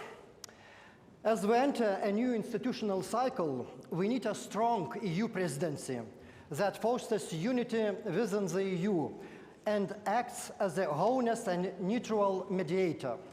Unfortunately, this time the story was different. Today, we are discussing the results of the presidency, whose working program was quite ambitious and contained especially relevant topics such as enlargement, competitiveness, migration, and the defense industry. However, one critical issue upon which everyone agrees was missing: how to help Ukraine win the war. Ukraine has shown remarkable commitment not only in defending Europe and its values, but also implementing necessary reforms. Its victory, economic stability, and success with reforms are in our interest. Ukrainian victory is an essential condition for the EU's future success. Ukraine must see that the EU stands in solidarity and is open to its accession. We must stand united and demand full accountability from Russia. This is what we should have expected from the EU presidency. And what did we have? Ukraine has sidelined and Hungary's behavior went beyond our worst expectation. Disunity, defense of EU positions, meetings with the aggressor, terroristic Russian leaders, and against Ukraine, whose victory is key to our security. Sometimes it was hard to tell who wrote the talking points.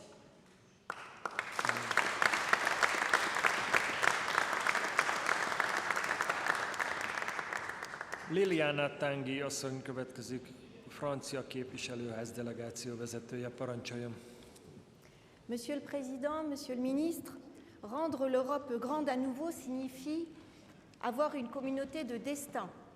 L'identité de l'Europe ne réside pas seulement dans le choix d'un destin économique, celui de la construction européenne, mais également celui d'un destin politique, celui du partage d'une communauté de valeurs, d'une histoire et d'un passé commun, comme se plaît à le rappeler l'écrivain français Georges Steiner dans Une certaine idée de l'Europe.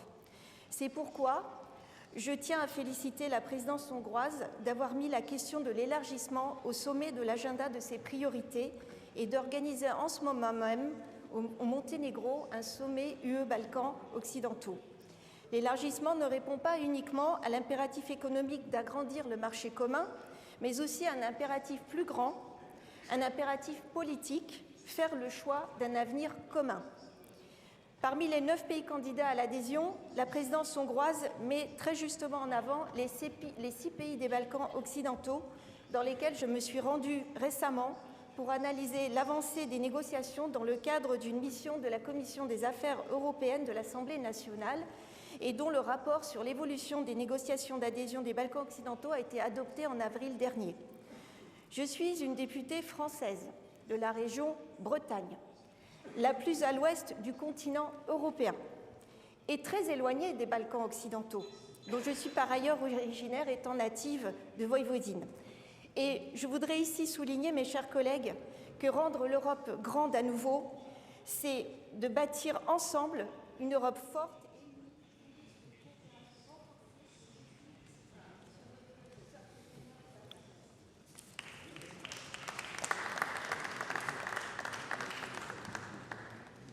Dagmar Belakovics asszonyt illeti a szó, az osztrák nemzeti tanács delegáció vezetőjét, parancsoljon. Herr Präsident, Herr Minister, ja, Österreich bedankt sich zunächst bei Ungarn für die Vorsitzführung. Österreich verurteilt den Angriffskrieg Russlands, aber auf der anderen Seite steht Österreich auch dafür, dass man jeden Friedensversuch wahrnehmen soll, denn es ist wahrscheinlich die einzige Möglichkeit, um Stabilität auf diesem gesamten Kontinent zu bringen. Österreich bedankt sich auch bei Ungarn für den Kampf gegen die illegale Migration. Und wir haben in den letzten Wochen gesehen, wie schwierig es ist, wenn die Bevölkerung nicht mehr mitgenommen wird, wenn EU-Bestimmungen sich dahingehend auswirken auf die Bevölkerung, dass die Teuerung explodiert, dass wirtschaftliche Folgen so weit führen, dass die österreichische Bevölkerung und die europäische Bevölkerung im weiteren Sinne das ausbaden muss. Und dann wird es irgendwann zu einer Situation kommen, dass die Bürger nicht mehr mitgehen. Und das ist zu verhindern. Und daher, glaube ich, ist es ganz dringend notwendig, diesen Kampf gegen die illegale Migration fortzuführen. Und da steht Österreich an der Seite Ungarns im Kampf gegen diese illegale Migration, die eines der ganz großen Probleme am europäischen Kontinent ist. Und in Österreich gab es vor wenigen Wochen Wahlen und es hat gezeigt, dass weit mehr als die Hälfte der österreichischen Bürger sich für Parteien entschieden haben, die nicht zur Migration stehen, die diese Migration einstellen wollen. Ich glaube, da hat Ungarn sehr vieles geleistet und dafür möchte Österreich sich auch bei Ungarn bedanken. Köszönjük szépen, delegációvezető asszony. Most pedig Péter Táli úr következik, az észt delegáció vezetője. Parancsoljon. Distinguished Chair, several priorities of the Hungarian presidency have been and are very important for Estonia, particularly competitiveness, enhancement of European defense capabilities and enlargement policy. However, Estonians' main priority, uninterrupted and strong support for Ukraine in all areas, is unfortunately not on a Hungarian list of priorities. Estonia will continue to stand with Ukraine and to support Ukraine unconditionally.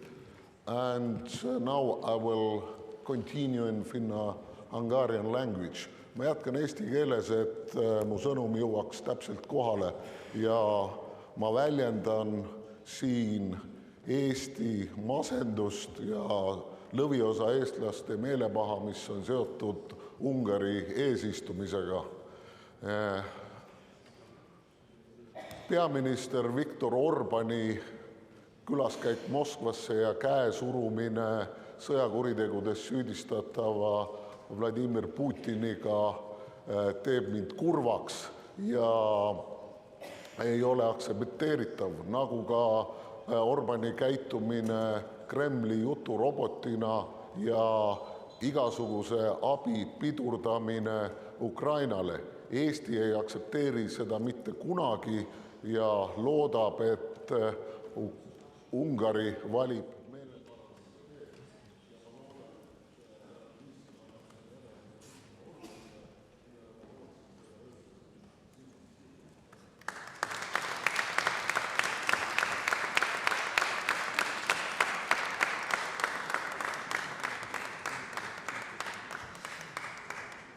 Köszönöm, hogy igyekeznek betartani az időkeretet, de azt kérem, hogy ne nehezteljenek rám, én időben jelzem, és utána pedig a gép elveszi a mikrofont.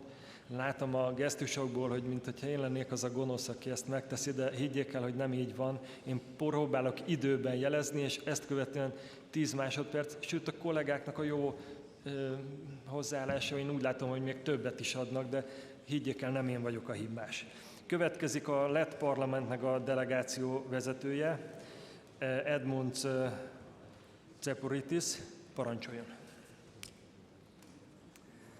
For many years, I always appreciate coming to this beautiful country, but somewhat less so this time. We live in a time when the enemies and rivals of the EU challenge us by testing which breaches of law will be tolerated and which will be accepted as the new norm. Currently, Russia wants to see a world where no rules exist for the powerful.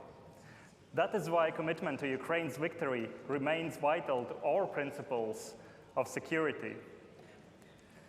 Viktor Orban has shamefully shared this specific approach by trying to test the limits of breaching the rules agreed within the EU. By visiting dictator Putin in Moscow as an opening of the presidency, Orban has asked us if misrepresenting the foreign policy of the EU can become the new norm. Our response should be that it cannot. This has been and continues to be a presidency that undermines the joint position of the EU and making it weaker at the time when we need strength. Our rivals and enemies can only appreciate that. We expect member states to always see their rotating presidency according to our rules and principles, not the way it has been done by the current Hungarian government. So no, the presidency has not been successful so far, and all of us, including Hungarian society, are losing because of that. We can do better in the future, and I believe we will.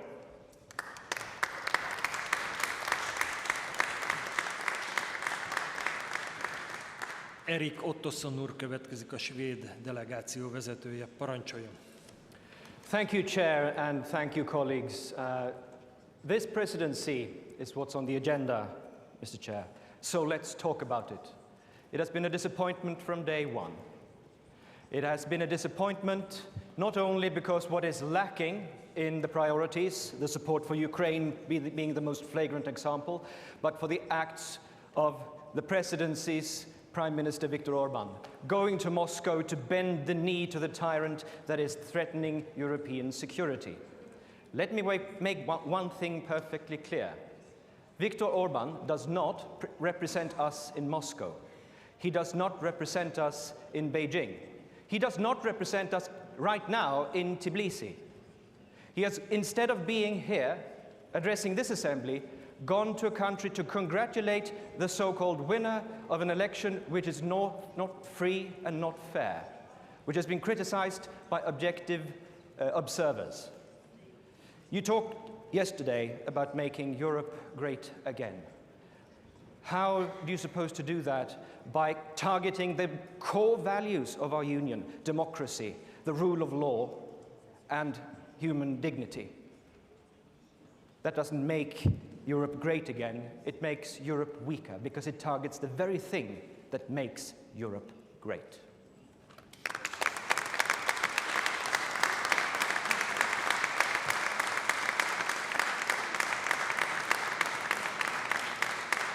Az olasz szenátus delegáció vezetője következik, Giulio Terzidi Sant'Agata, parancsoljon.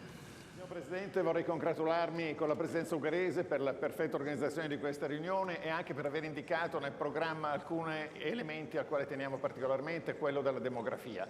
Vorrei notare con enfasi che la posizione dell'Unione Europea nel suo insieme, il Consiglio Europeo del 17 ottobre, ha proclamato ancora una volta il suo unwavering support, il suo sostegno incrollabile all'Ucraina per tutto il tempo necessario sino a che si raggiunga una pace giusta e la ricostruzione dell'Ucraina. La ricostruzione dell'Ucraina anche su leve fatte sui fondi congelati e sulla necessità di aiutare il grande popolo ucraino vittima di un'aggressione russa. E qui vorrei un secondo punto. Abbiamo parlato di allargamento. L'Italia tiene moltissimo all'allargamento ai Balcani occidentali, all'Albania e allargamento anche allo status di paese candidato dell'Ucraina e della Georgia. E qui è necessaria una precisazione. Il Parlamento europeo nella sua ultima risoluzione di ottobre ha dichiarato, così come il Consiglio europeo, il grande pericolo costituito dalla disinformazione, dall'interferenza, dalle pressioni russe, dalla corruzione russa nei processi elettorali. Attenzione che la Georgia non sia una dimostrazione di quello che può accadere nel seguito del processo di allargamento per anche gli altri paesi dei Balcani occidentali. E guardiamo anche al risultato che deve essere investigato in tutte le cose che sono emerse come irregolarità nelle elezioni in Georgia. Grazie Presidente.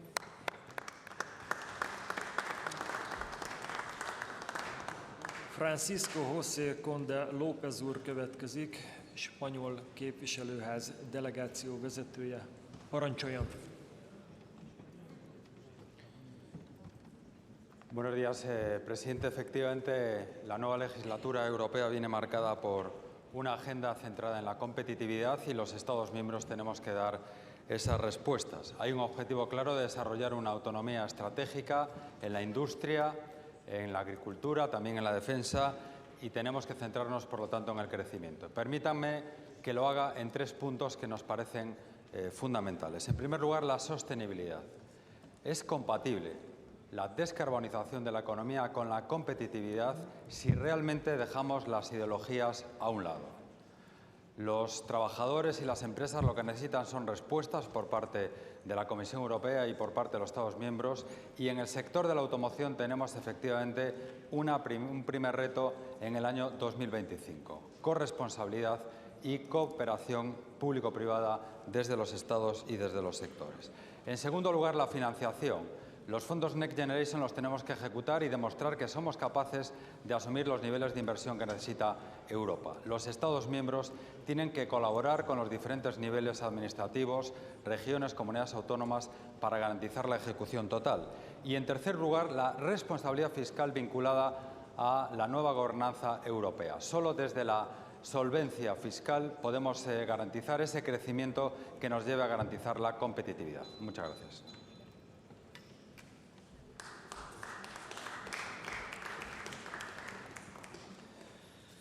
Thomas Hacker úr következik, a német Bundestag delegációs tagja, parancsolja.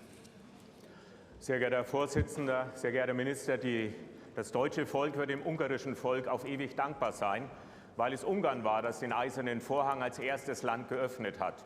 In diesem Sommer, in diesem Herbst vor 35 Jahren hat die Freiheit in Europa gesiegt, haben wir die Europäische Union weiterbauen können. Es waren glorreiche Tage, es waren freudige Tage, es waren Tage des Taumels in einem neuen Bewusstsein, dass dieser Kontinent zusammenwachsen kann, zusammengehört.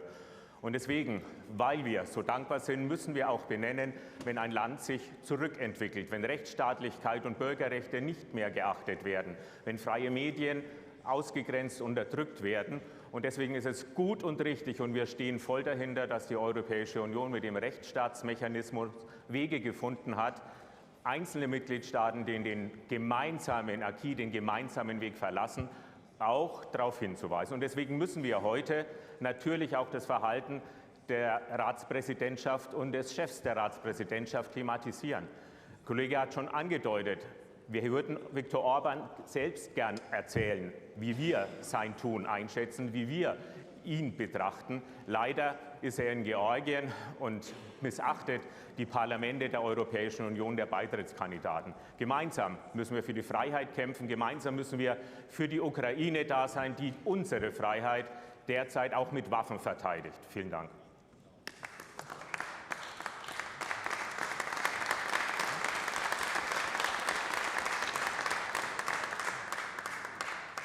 Az osztrák Bundesrat delegáció vezetője következik, Christian Buchmann úr, parancsoljon. Herr Präsident, geschätzte Kolleginnen und Kollegen, der ungarische Ratsvorsitz findet in herausfordernden Zeiten statt. Herausfordernde Zeiten, weil wir Putins Angriffskrieg, völkerrechtswidrigen Angriffskrieg auf die Ukraine haben, weil wir eine sehr angespannte Lage im Nahen Osten vorfinden, weil wir den Klimawandel haben und die jüngsten Naturkatastrophen, die Ungarn und Österreich getroffen haben, verlangen entschlossenes Handeln. Die Basis für eine starke Europäische Union und ein starkes Europa war immer ihre Wirtschaft und ihre Wettbewerbsfähigkeit. Ich werbe daher dafür, dass wir die Reindustrialisierung in wichtigen Gesellschaftsbereichen vorantreiben, nicht nur in der Verteidigungsindustrie, dass wir die Lieferketten entsprechend schließen, dass wir den Zugang zu wichtigen Rohstoffen entsprechend sichern und gerade für die kleinen und mittelständischen Betriebe, die in Europa eine ganz große Rolle spielen, auch den Bürokratieabbau nicht nur auf nationaler Ebene, sondern auch auf europäischer Ebene vorantreiben. Das wird Europa gemeinsam wieder zu jener Stärke führen, die wir, glaube ich, alle gemeinsam wollen.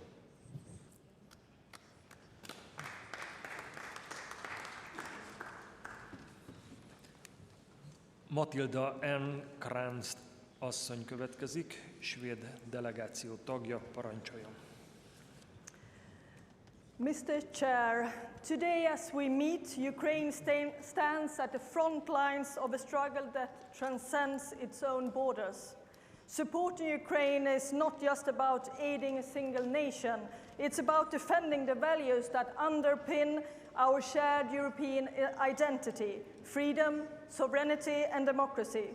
This is why continued support from every European country, including Hungary, is crucial.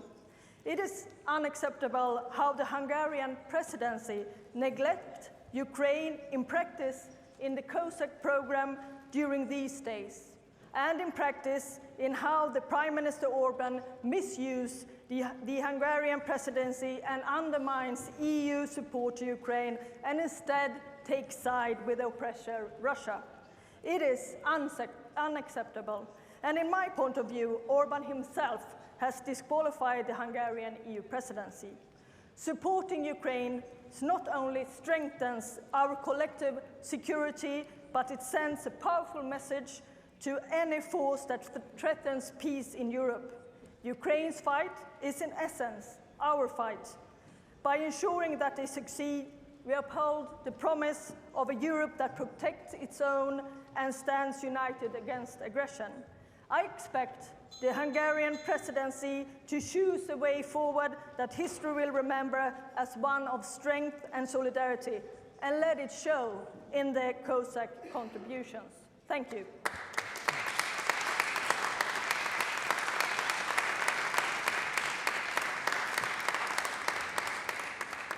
Most pedig a szlovén nemzetgyűlés delegációs tagja következik, Lucia Tácer asszony, parancsoljon.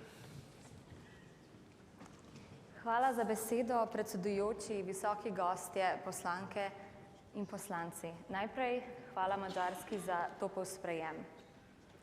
Slogan tega predsedovanja se mi ne zdi primeren in ne bom ga ponovila. Menim, da če želimo zasledovati cilje, do katerih se bomo opredelila v govoru in za katere mnoge mislim, da so pomembni za Evropo, bomo morali biti bolj inovativni, kot da kopiramo problematične politične slogane države čez Atlantik. Mnoge prednostne naloge torej menim, da so dobre in ključne, da o njih diskutiramo. Konkurenčnost gospodarstva EU, prihodnost kohezijske politike in kmetijstva, širitev EU, to je tema, ki je za Slovenijo še posebej pomembna, da se države v naši soseščini približujejo evropskim vrednotam in ne njenim alternativam. Ampak ko govorimo o širitvi, predvsem na Zahodni Balkan, moramo ob tem jasno in kritično razmišljati o svojih demokracijah, kako jih krepimo in kako res živimo vrednote, ki smo jih kot evropske članice, katerim smo se zavezovali. Temeljna izmed njih demokracija. In tukaj želim izpostaviti, da demokracija ni samo postopkovna ureditev, ampak je tako postopkovna kot vsebinska in to smo se morali naučiti po drugi svetovni vojni in s temi vrednotami moramo nadaljevati naprej. Köszönjük, képviselőasszony. Tobias Winkler úr következik, a német Bundestag delegációjának a tagja. Parancsoljon. Ja, sehr geehrter Herr Vorsitzender, liebe Kolleginnen und Kollegen, ich trage heute die Krawatte der ungarischen Ratspräsidentschaft von 2011. Sie haben sie vorhin angesprochen. Europa hat sich seit 2011 stark verändert. Auch Ungarn hat sich seit 2011 stark verändert. Und was die Mitwirkung an der europäischen Einigung betrifft, leider nicht zum Guten. Die kurzfristige Absage des Ministerpräsidenten heute ist sehr, sehr bedauerlich. Wir hätten ihm gerne geantwortet, wir hätten ihm gerne kommentiert, was wir davon halten, wenn er ohne ein Mandat nach Kiew, nach Russland, nach Peking reist. Die Antwort Moskaus auf seine Friedensreise, seine Friedensmission, war die Bombardierung eines Kinderkrankenhauses im Herzen Kiews. Das ist die Antwort gewesen eines russischen Diktators auf den Versuch zu sprechen. Das sollte allen denen auch eine Mahnung und Warnung sein, die denken, Dialog ohne Stärke wäre der Ausweg aus diesem Konflikt. Und wenn er heute in Georgien ist, dann lässt es uns nur vermuten, was dieser Besuch auswirkt. Wahrscheinlich eine versuchte Legitimierung dieses Wahlergebnisses. Das können wir nicht für gut heißen. Make Europe Great Again heißt, dass wir zusammenarbeiten müssen. Eine Chance, die der ungarischen Ratspräsidentschaft leider bisher nicht gelungen ist, sie zu erfüllen. Danke. Stefan Szanák úr következik, az osztrák Bundesrat delegációs tagja. Parancsoljon. Danke sehr, Herr Präsident, liebe Kollegen und Kolleginnen. Wir haben heute enorm viel Kritik an der Europäischen Union, an der Kommission gehört, aber relativ wenig Selbstkritik. Ich denke, die ungarische Präsidentschaft hat ganz, ganz wichtige Fragen hier auf den Tisch gelegt, aber verbaut sich selbst jegliche Mitwirkung durch politischen Aktionismus und Provokationen. Und das kann nicht der Weg eines Europas sein, in dem wir miteinander Wege und Dialoge und Lösungen finden. Wichtig ist es vor allem, wenn wir den ungarischen Slogan hernehmen, dass Solidarität und Verpflichtungen erfüllt werden. Solidarität etwa in der gemeinsamen Bewältigung der Migration- und Asylfragen. Und Verpflichtungen, wir sind eine Gemeinschaft von Werten und da hat man Verpflichtungen, diese Werte auch zu erfüllen, auch wenn man glaubt, sie nicht erfüllen zu müssen. Ich bin hier direkt aus Tiflis angereist und ich saß in einem Wahllokal und es waren noch keine Stimmzettel ausgezählt und es kam plötzlich die Meldung, Orbán gratuliert dem Sieger. Es war kein einziger Stimmzettel ausgezählt. Er muss hellseherische Fähigkeiten haben. Das ist nicht der Weg. Und ein letzter Satz noch, weil hier viel über die Erweiterung gesprochen worden ist. Vorrangig ist Mazedonien, Montenegro, Albanien und Serbien. Die warten seit über 10 Jahren und wir haben hier Verpflichtungen, die wir auch zu erfüllen haben.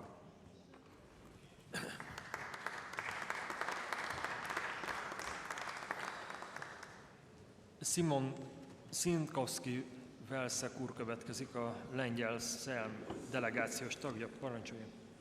Panie Przewodniczący, Panie Ministrze, Szanowni Państwo, dziękuję za gościnność węgierskiej prezydencji.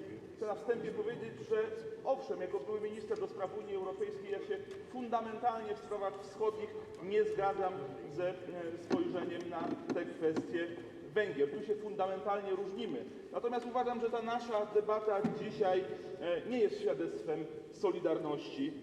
Uważam, że ona sprowadza się do tego, jakby Węgry były jedynym wyzwaniem i problemem Unii Europejskiej. Tak w oczywisty sposób nie jest. To jest pójście na łatwiznę. Dzisiaj przed Unią Europejską stoi o wiele więcej ważnych wyzwań niż tylko węgierskie spojrzenie na politykę wschodnią. Kwestie problemu migracyjnego, a to nie Węgry, przepraszam bardzo, w 2015 roku zawiniły złej polityce unijnej i od tego czasu mierzymy się z tym problemem. Kwestie braku konkurencyjności, wysokich cen energii, błędnej polityki klimatycznej, kwestie demograficzne, kwestia deficytu demokracji, kwestia deficytu suwerenności państw członkowskich. O tym wszystkim Państwo w większości tutaj nie mówiliście, a to są dzisiaj realne wyzwania stojące przed Unią Europejską. Skupmy się na tym, co dzisiaj rzeczywiście w krótkiej i długoterminowej perspektywie jest wyzwaniem dla Unii Europejskiej, a nie urządzajmy sabatu czarownic, bo te skończyły się na początku XIX wieku. Dziękuję bardzo.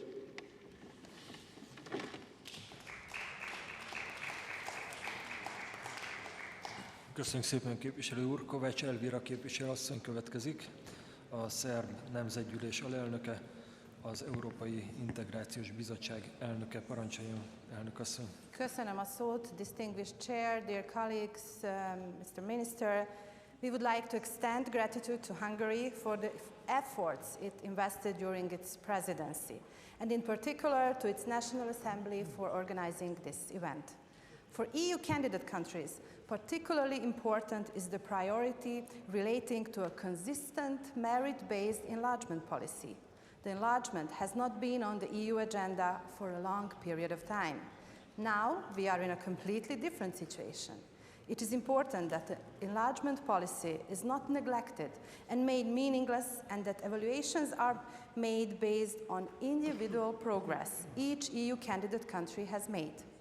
Although last negotiation clusters was opened with Serbia almost 3 years ago, Serbia is diligently working on preparing negotiation documents and benchmarks for opening and closing negotiation chapters.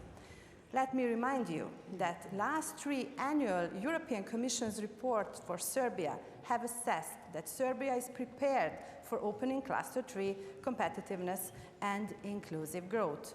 Through its reform agenda, being a central part of the EU growth plan for the Western Balkans, Serbia aims to speed up reforms and its social and economic approximation to the EU. For Serbia, there is no slowing down on its path towards reaching European standards. Thank you for your attention.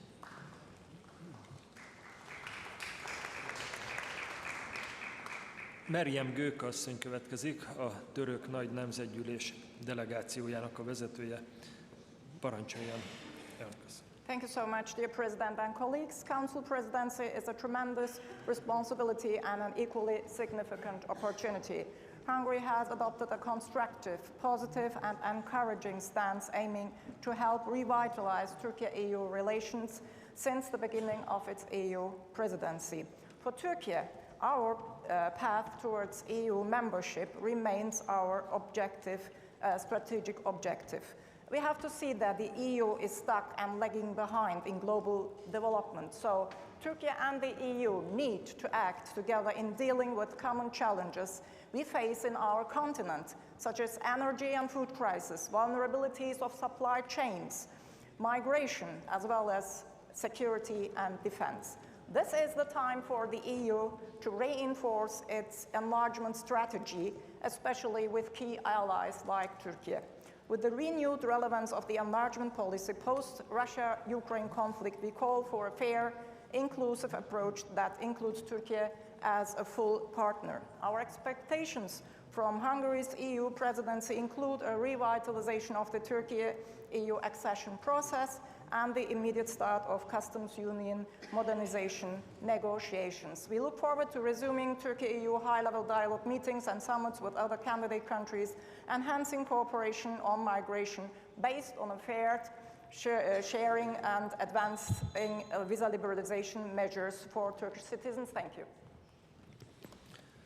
Köszönjük szépen, most pedig Kresnyik Csolak úr következik, az albán törvényhozás delegáció vezetője. Parancsoljon.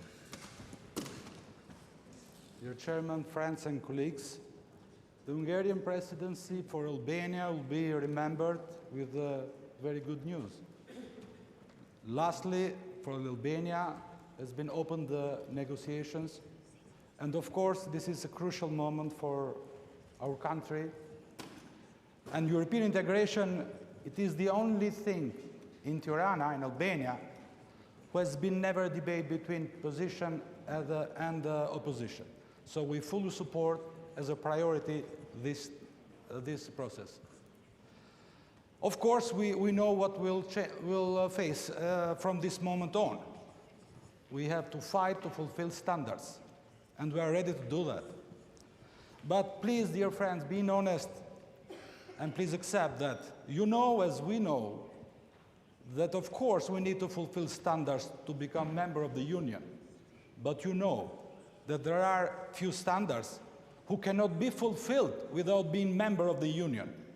And this is go for my country, for all our countries in Western Balkan area.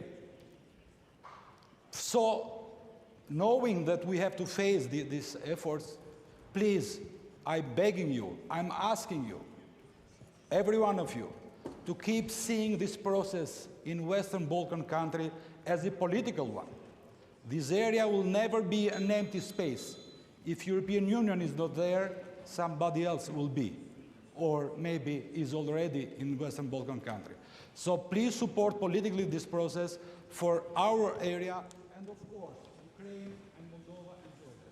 It is the only solution for being modern states, but safe and secure, freedom and democracy in those parts of Europe. Thank you.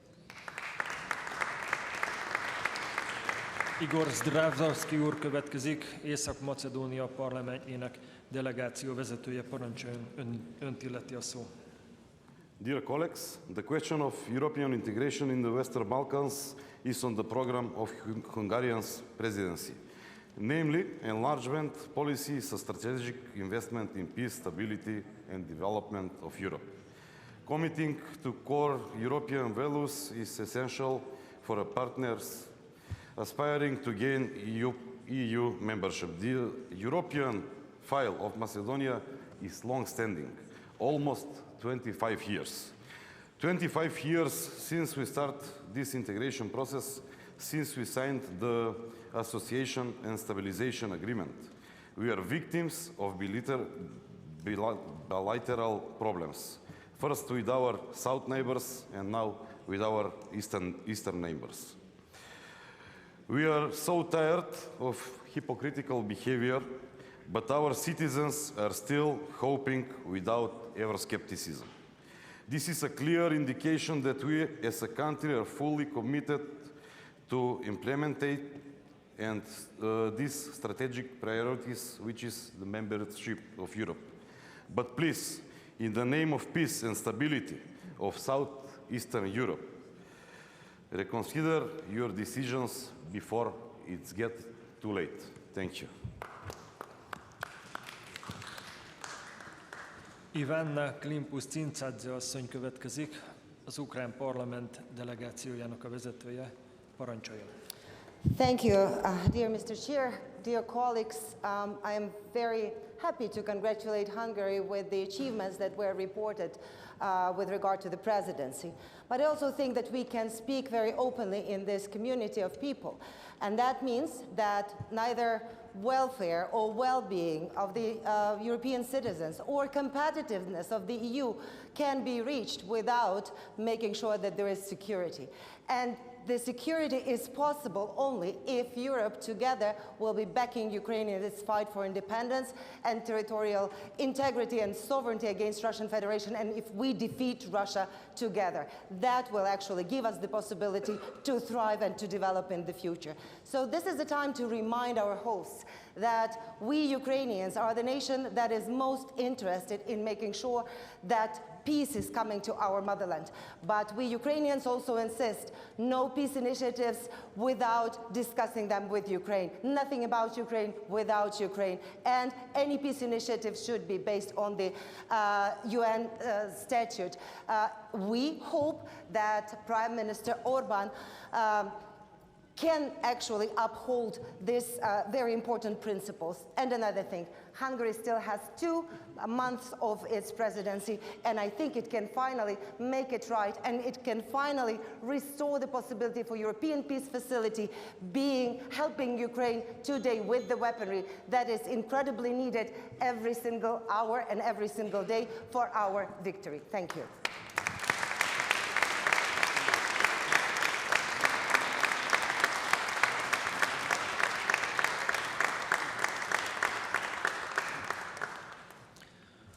Most pedig az észak-macedón törvényhozás 2 delegációs tagja következik. Elsőként Mile Levkov úr, parancsoljon.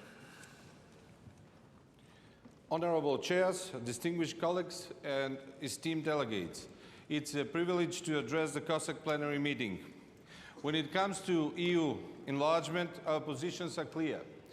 But it's time for the European Union to walk the walk. For the years we've spoken about unity, shared values and the strength of Europe that embraces its neighbors and allies. Now more than ever, these words must be matched with action. We are one of the countries at the Europe doorstep that aspire to uphold EU values and are ready to contribute at the European project. Speaking in the name of Macedonia's people, I can say we have made sacrifices, many sacrifices, just to get aligned with the EU standards, but faced many disappointments and new ultimatums. Walking the walk in this context means that EU help for eliminating unnecessary delays, supporting integration process, and ensuring that nation will uphold EU values and have a clear path forward. Walking the walk means upholding the very principles that unite Europe. One of these core principles guiding relation between participating countries is so-called the Decalogue of the Helsinki Final Act, and the first commandment is sovereign equality. This principle affirms that each state, regardless of size or power, have equal voice and equal right. Now it's time for the EU to show that it's not only committed to talking the talk or unity, equality and inclusion, but to walk the walk. Thank you. Ilir Hassani úr következik, parancsoljon.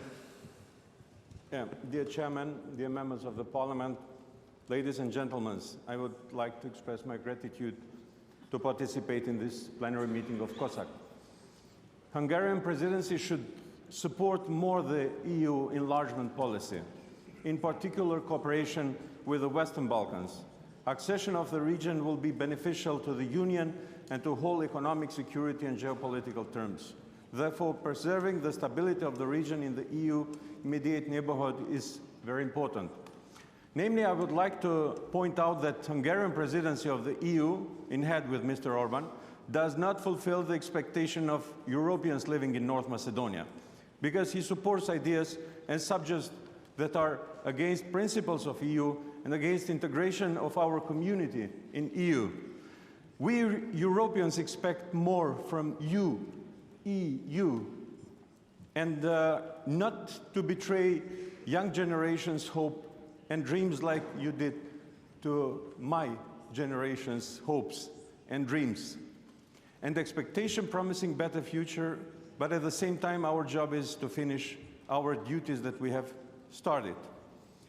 European Union has long been engaged in providing the European perspective for Western Balkans because the community cannot be complete without accession of this region. I will conclude that more than ever the enlargement of EU to the Western Balkans represent an investment in peace, prosperity and long-term security of the continent. Thank you for the attention. Most pedig Krasnicsi asszonyt illeti a szó, a koszovói parlament delegáció vezetőjét, parancsoljon. Dear Chairman, dear colleagues, we would like to thank you for the opportunity afforded to us. We would like to express our profound appreciation for your country, particularly for the presence of military troops with the KFOR and their contribution in ensuring a peaceful and secure environment for all citizens of the Republic of Kosovo. The state of Kosovo anticipates that the presidency will pave the way for achieving an integrated European perspective for our country. This may only be possible if EU takes decisive action towards Kosovo by removing the sanctions imposed a year ago and granted candidate status for the membership in the EU.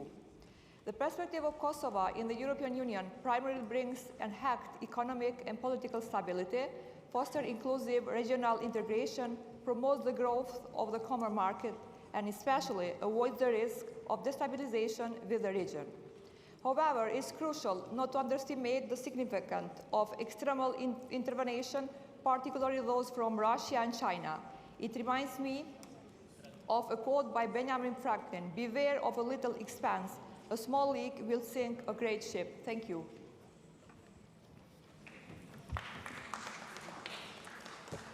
Köszönjük szépen. Lord Peter Ricketts úr következik, az Egyesült Királyság Lordok Háza delegáció vezetője. Parancsoljon.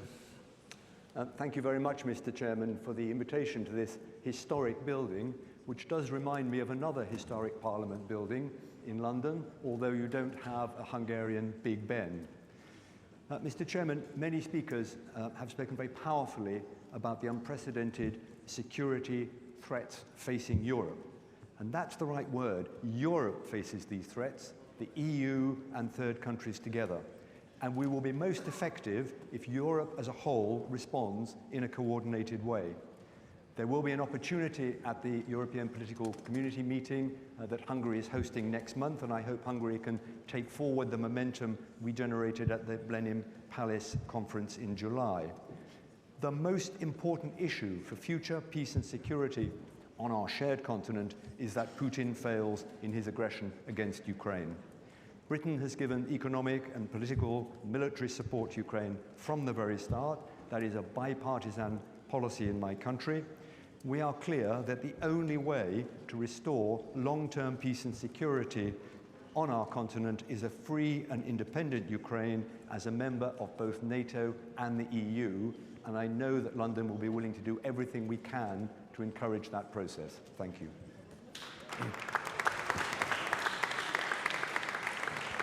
Köszönjük szépen, elérkeztünk az utolsó felszólalóhoz, tehát végül, de nem utolsó sorban, Harek Elvenec úr következik, a norvég törvényhozás delegáció vezetője. Parancsoljon. Thank you, Chair. We have recently seen rigged results in European election. Online disinformation is growing at an alarming rate. Fake videos, false reports and propaganda are on rise, not at least during election campaign. This is very serious. We have multiple examples of third parties trying to influence election. It's a grave threat to our democracy. In Europe, the independence of the courts, press freedom, and the fight against corruption are core values and important in their own right. But more than this, these values are also cornerstones in the internal market. If we erode them, we will directly affect the economy and our growth prospects. I am very pleased that in her political guidance, as well as in her mission letters to her new team, Commission President Ursula von der Leyen underlines the importance of protecting democracy and the rule of law. We must, as Member of Parliament, must also do whatever we can to secure these values. Thank you. Köszönöm szépen mindenkinek az aktivitását. Ezennel a kérdések végére értünk. Kérem miniszter urat, hogy válaszoljon a feltett kérdésekre innét a pulpitusról. Parancsoljon, önt illeti a szó.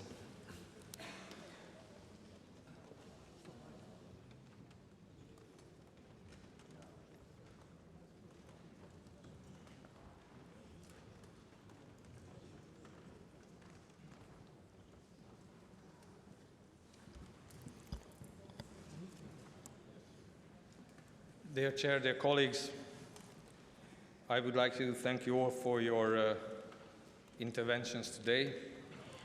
I understand it was a frank and open discussion in some areas and frank and open statements in some other areas.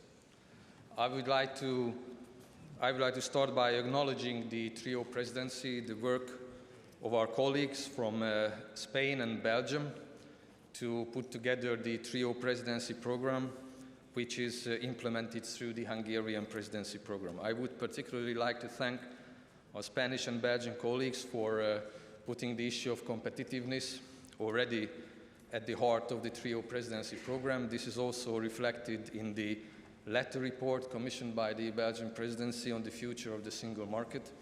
This report, to a large extent, also deals with issues of competitiveness and is feeding into the activities of the Hungarian presidency, and also the Draghi report, which is explicitly focused on issues related to competitiveness. When reflecting on your statements, I will start with Ukraine, because this has been mentioned by quite a few of the speakers. There's a huge temptation to enter into exchange of statements on this issue. I would propose another approach. This, of course, entails also for me moving out of the comfort zone. Since you've been kind enough to share with me your position, I assume that you did so in expectation of sharing my position and with the understanding of engaging of a discussion for a better understanding of what we stand for and what we represent.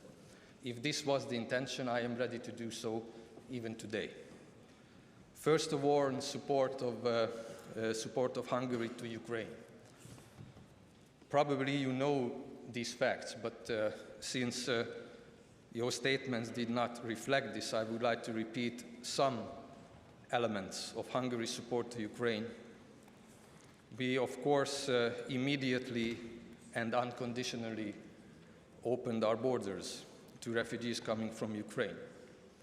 And as we speak today, more than 1.5 million Ukrainians came to Hungary directly from Ukraine or through Romania, looking for protection.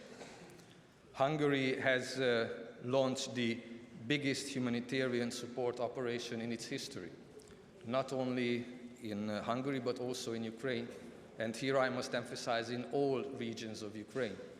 We are there through humanitarian organization providing support on the ground.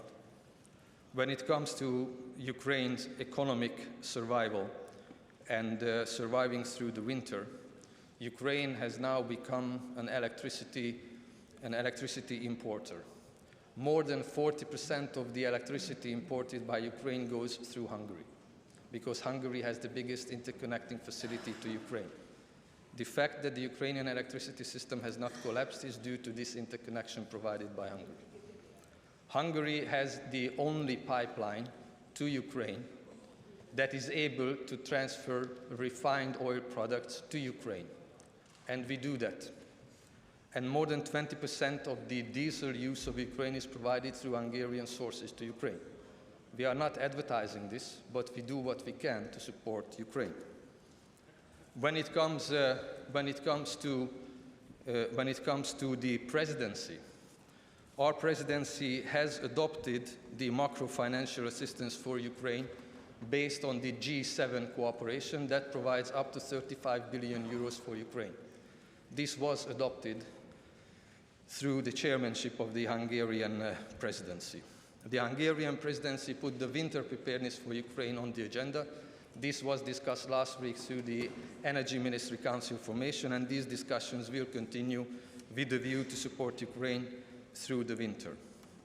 The European Peace Facility was also mentioned. There is now a proposal by the European External Action Service, so it is not a proposal by Hungary. It's a proposal by the European External Action Service on changing the structure of the peace facility to be based on voluntary contributions that would solve the outstanding issues for the EPF in the past and for the future as well. This is being discussed in the Council, and this proposal is supported by the Hungarian presidency. When it comes to the enlargement process, we believe that enlargement is and should remain a merit-based process. It also applies to the enlargement process of Ukraine, Moldova, and Georgia. We are expecting the Commission's enlargement report by the beginning of November, and of course the Hungarian presidency of the Council will work to adopt Council conclusions on enlargement. As regards Ukraine, the enlargement process is in the phase of the screening process, and we expect the first screening reports also in November. And as soon as we receive the screening reports from the Commission, the Hungarian presidency is ready to move the enlargement process further as required by the objective and merit-based process. I also would like to highlight that one of the Hungarian presidency's priorities is the strengthening of the European security and defense policy, and we would like to do this through the adoption of the European Defense Industrial Plan, which is currently discussed in the Council. The idea is to adopt the Council's common position before the end of the year, so the following Polish presidency can negotiate this with the European Parliament. Again, the adoption of the European Defense Industrial Plan would highly contribute to strengthening the European defense industry. That would give us a solid base to provide for our own security and for the security of our citizens. Here, I understand your statements were related to Hungary's position regarding the war against Ukraine from a higher or broader political perspective. Here I would like to say only a few things, acknowledging that this issue is both morally and politically complicated and intertwined, and maybe my intervention here would not be enough to address all aspects. When it comes to the moral position, I believe that our platform is identical.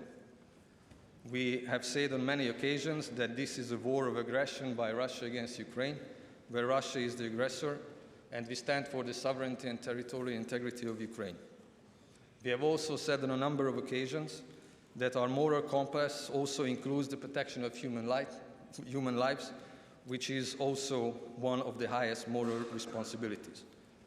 I must also say that this is a moral discussion, and we are here in this room not moralists, we are politicians. And I believe that the most difficult part of our job starts where morality ends. Politics does not end with morality, politics begins with morality. And we also need to be politicians in devising a winning strategy when it comes to Ukraine.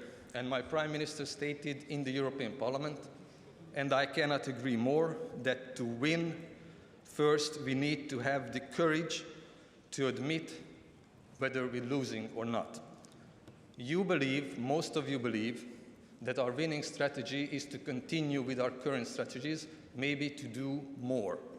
Here we disagree. I believe that in order to win, it's not enough that we do more, we need to do something different. And I believe that it is ample time for a discussion what and how to do differently. And I believe that for this we need an open political discussion and not only political communication designed for the large public. I heard that some of you made statements related to the relationship between the European Union and China. I believe that there is a possibility for a mutually beneficial trade and economic cooperation with China. I also believe that a different approach is possible compared to that of the United States vis-à-vis China, and I also believe that a different approach would be feasible for Europe, as our economic situation is not identical. This, of course, requires careful discussions and negotiations, also with a view to economic security. And I also believe that this would be one of the key challenges facing the next institutional cycle, whether we indeed manage to find a mutually beneficial trade and economic cooperation with China in the future. Some of you also mentioned rule of law related issues. Here I would like to start by saying we are fully committed to the European values. I have been dealing with different rule of law related procedures since 2018. At that time I started my activities as State Secretary at the Ministry of Justice, and I have been there following these procedures from the very beginning, since 2018. This is 6 years, a long time. I fully agree with you that the functioning of the European Union and the cooperation between member states rests on, besides common interests, also on common values. My experience from the past 6 years, which I would be happy to share with you at an appropriate time and moment, is that these discussions are politically driven discussions. The Article 7 procedure was started by the European Parliament in 2018 for political purposes, and the course of this action has been determined by political purposes ever since. We are in discussion in Council with the European Parliament and with the Commission in all open issues, including judicial independence, where we adopted a reform package that was acknowledged by the Commission of complying with all standards related to the obligations under the Charter of Fundamental Rights of the European Union. We have been pointing out political bias and double standards in the process all along, and we hope that at some day the nature of these procedures can be changed in a way to be objective and credible. On one point, I would have to admit that I need to exercise self-criticism. It seems that I did not manage to drive through the basic message I wanted to do from the very beginning, that the European Union must change to remain relevant. It seems that my message didn't get through. It seems that we are very fortunate today because most of us believe that we have the luxury today of repeating statements, and you believe that by repeating statements we can take it for granted that we remain relevant. And I'm afraid this is not the case. In certain areas of the globe, we are no longer relevant. When it comes to geopolitical developments in the Far East or in Africa, we are no longer relevant. And the Middle East crisis has shown that we are no longer relevant in the Middle East either. Nobody cares, they couldn't care less what we think about the situation in the Middle East, Africa, or the Far East. There are some areas in the globe, in our close vicinity, where we still matter.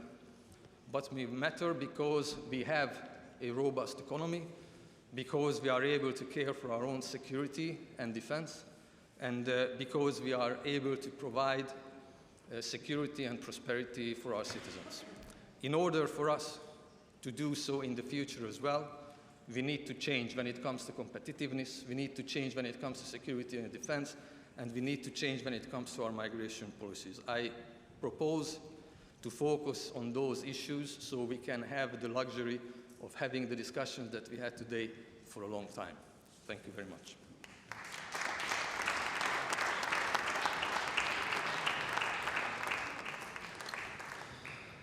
Köszönöm szépen miniszter úr válaszait és személyes jelenlétét az egész szekció során.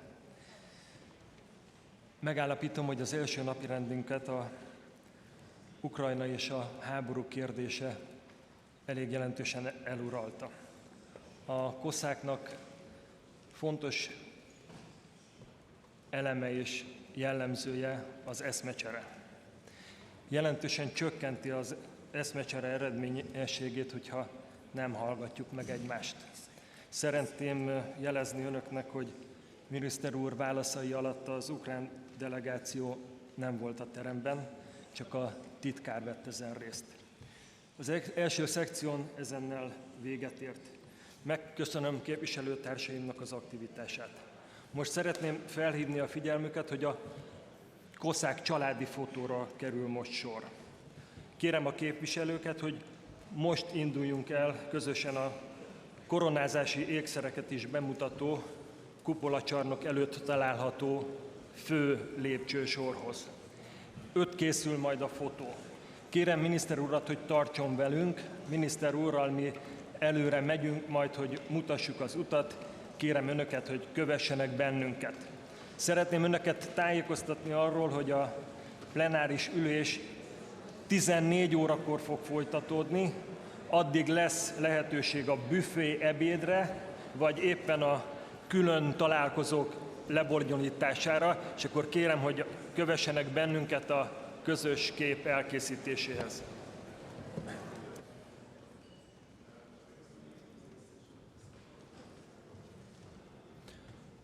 Folytatjuk a COSAC plenáris ülést, kérem képviselőtársaimat, hogy foglalják el helyeiket.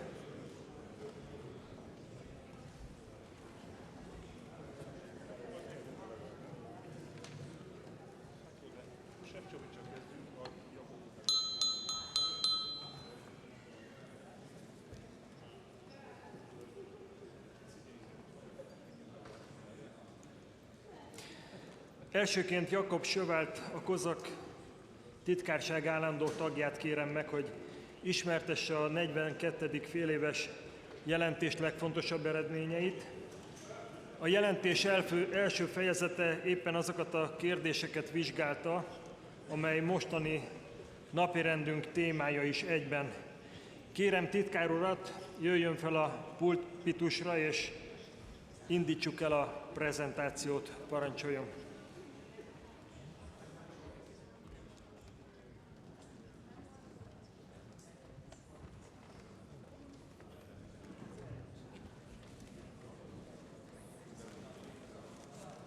Honourable Chair, honourable members of Parliament, it's a great honour, of course, for me to be able to present the 42nd biannual report of COSAC today to you here in this, I dare say, world-famous Parliament building, a truly remarkable piece of neo-Gothic architecture.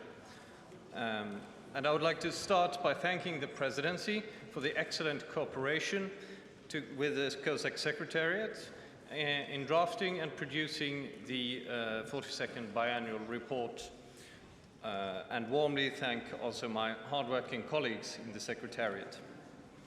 I will, as usual, try to be brief in my presentation of the findings and concentrate on some highlights.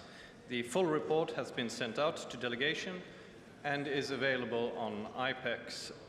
And I should also just note that, as you know, the report is based on responses gathered from all national parliaments and chambers and the European Parliament. The first chapter of the 42nd biannual report deals with the topic of the next session on today's agenda, namely the special characteristic of a transitional semester, and also takes stock of the 15 years since the application of the Treaty of Lisbon and its implication notably for national parliaments. And here I will make a few comments on the findings in this chapter of different character. First set of questions in this chapter, parliaments and chambers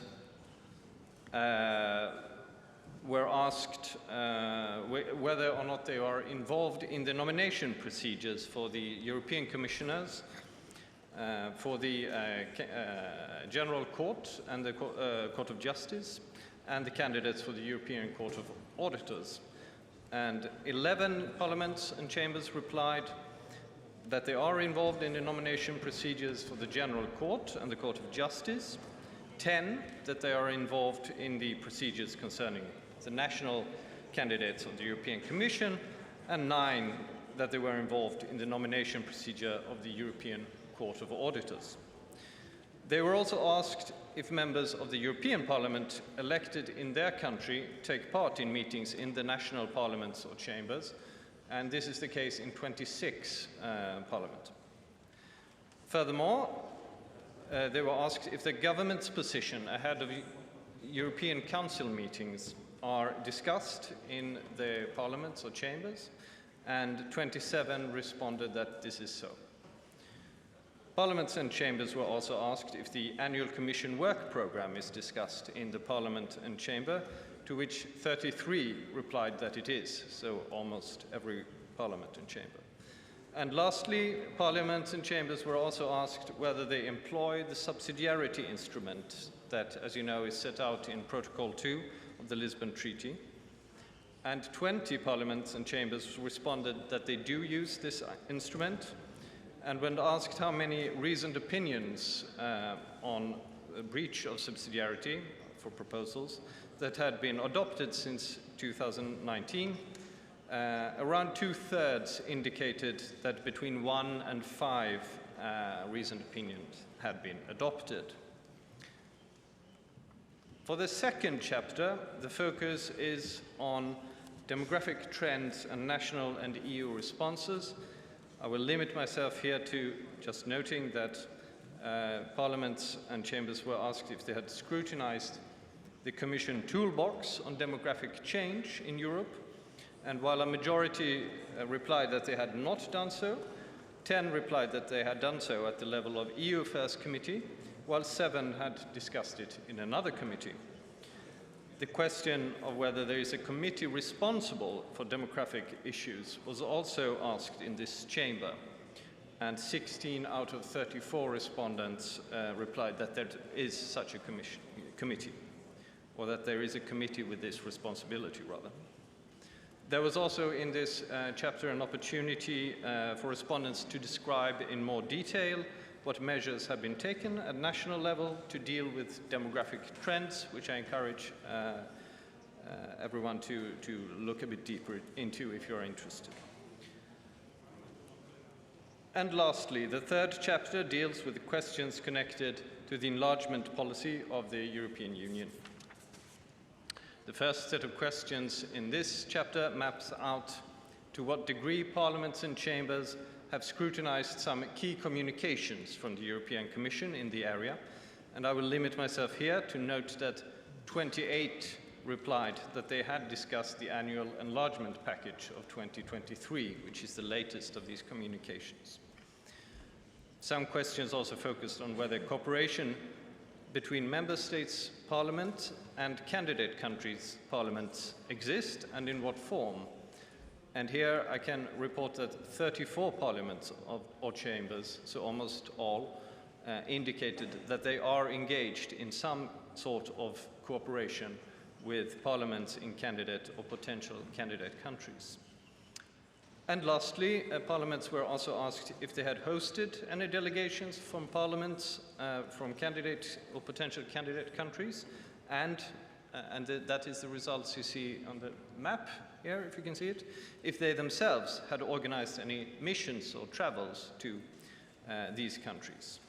And the highest number of outgoing missions of this kind were to Ukraine, with 16 missions there since the 1st of January 2023, closely followed by 14 to Moldova and 12 to Georgia.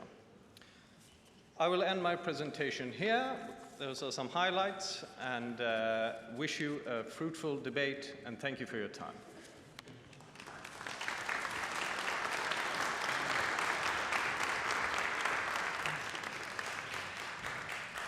Köszönjük szépen Sjövált úrnak, a COSAC titkárság állandó tagjának, hogy ismertette a 42. féléves jelentés főbb megállapításait. A második szekció témája az intézményi átalakulás éve és a Lisszaboni Szerződés 15 éve.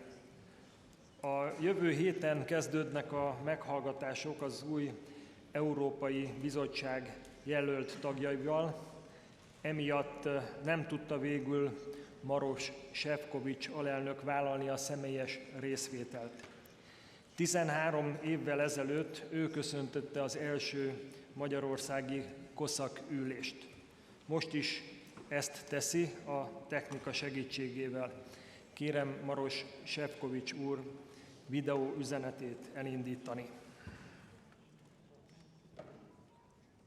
Dear chairpersons, honorable members of national parliaments, distinguished members of the European Parliament.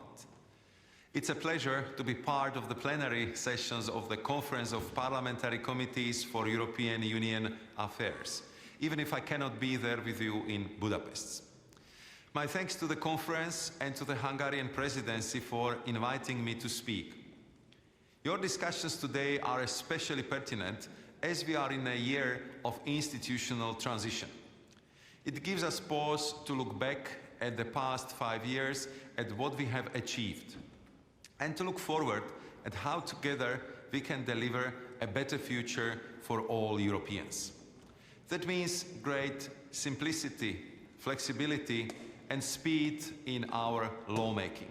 And it means boosting our sustainable prosperity and the competitiveness of our economy, while navigating the evolving and challenging geopolitical and economic context and leveraging our standing globally. The political guidelines for the next Commission highlight these tasks that we must take on together, and national parliaments will of course continue to play a leading role. The Treaty of Lisbon changed how the European Union and national parliaments interact, and more generally, how the EU exercised its powers. In the 15 years since its application, the treaty has been put to the test in a number of crises, from the sovereign debt crisis to the COVID pandemic to the conflicts in Ukraine and the Middle East. But the Lisbon Treaty framework has helped us adapt to unforeseen circumstances and take swift decisions when necessary, while at the same time ensuring high level of parliamentary scrutiny and democratic accountability in the European Union. The Commission very much appreciates the active engagement of national parliaments and their suggestions in the hundreds of political dialogue opinions we receive each year. They form a valuable part of our policy making and ensure that the voices of those in national parliaments are properly heard. Likewise, the meetings we have with national parliaments and the exchanges in interparliamentary fora like COSAC further strengthen our mutual cooperation and complement the subsidiarity scrutiny mechanism. We also see growing interests among national parliaments to engage in the EU decision-making process at an earlier stage. We welcome such strategic engagement, and we stand ready to further strengthen the mutually beneficial dialogue we have with national parliaments through the well-established channels of communication and cooperation. We need to continue developing and using the full potential of the instruments we have in place for intensive cooperation. This will be of crucial importance for strengthening our democratic resilience and effectively tackling key strategic, political and institutional challenges. I look forward to continuing to working closely with all of you, including in the next Commission mandate if I'm confirmed as a Commissioner. Thank you. Köszönjük alelnök úr videó üzenetét, megtiszteltetés volt. Most pedig felkérem Zsigmond Barna Pál miniszter helyettes urat, hogy tartsa meg előadását innét a pulpitusról.